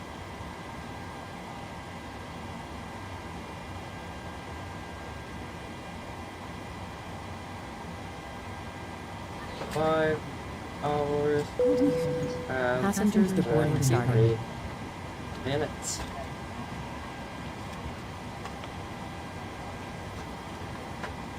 Nice. So now we are finally done the Canary Islands, or at least one of them. Tenerife. Reset you. Upload you, please. There we go. Yep.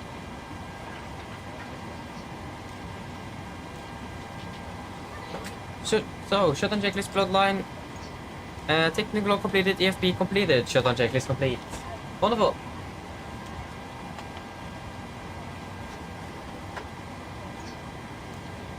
Abgeek 101, welcome back. Yeah, I think this was Tom's as well did have the same problem, so maybe the servers for Microsoft is down or something. It might be a Microsoft issue. MSFS server status.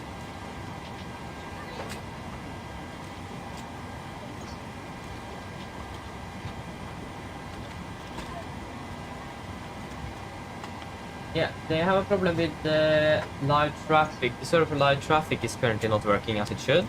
That is investigating at the moment. But again, it was Tom's as well did have the same issues. It might be a Microsoft Flight Simulator issue, or like one of the servers or something. So yeah, Could be because of that.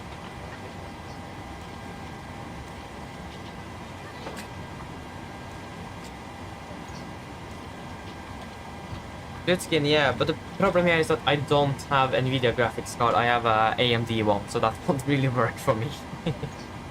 Again, it isn't my graphics card. It is my the main thread that is causing it, CPU. So yeah.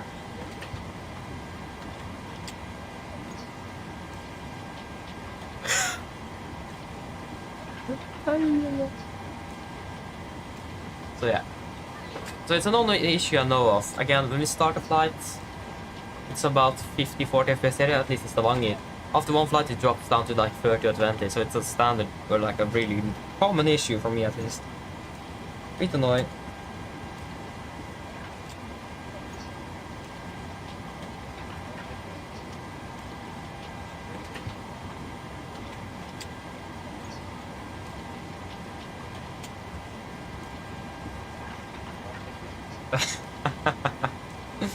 Oh. Ah.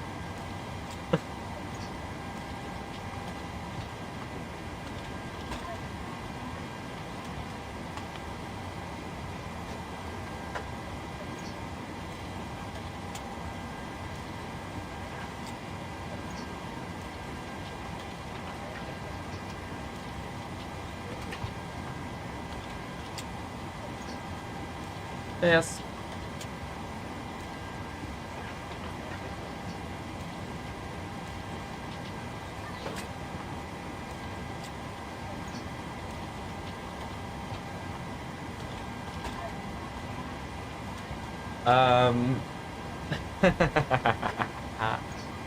Okay.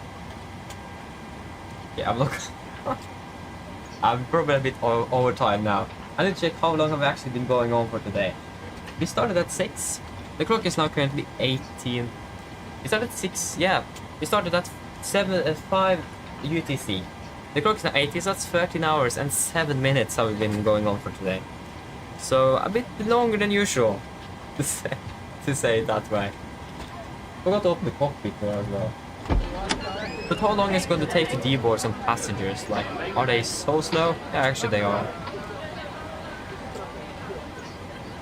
Skolvik, I would say yes. Except for the landing in Tenerife, that was not really good, but it was really turbulent and windy, so I didn't really expect anything better than that. We'd like have a wind shear warning and so on. Or a caution that could happen, so. Other than the landing in Tenerife, yeah, quite happy with the trip today. I've been going really well. Yeah. Wonder when we're going to be flying down to the Canary Islands next time. I have a feeling that it won't take long until the next one. But yeah. It's going to be great with some rest though, to be fair. Again, we're going to be heading home in about a bit more than 12 hours. So yeah. We are... yeah. We're going to be flying again tomorrow, but again, we just need to get on a flight back to Oslo first, because there's no other flights out of Stavanger today, except for the Aerologic flight to Frankfurt. Yeah. But yeah, how is it going with the flight from Bangkok, yeah, Skolvik? How is that one going?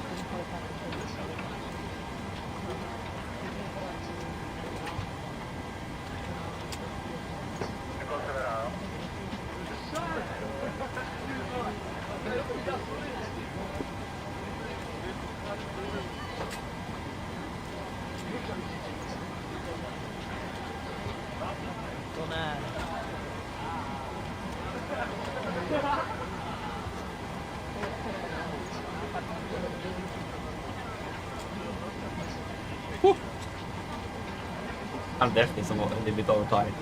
Ay. Yes, 13 hours plus is a bit. That's for sure. Ay.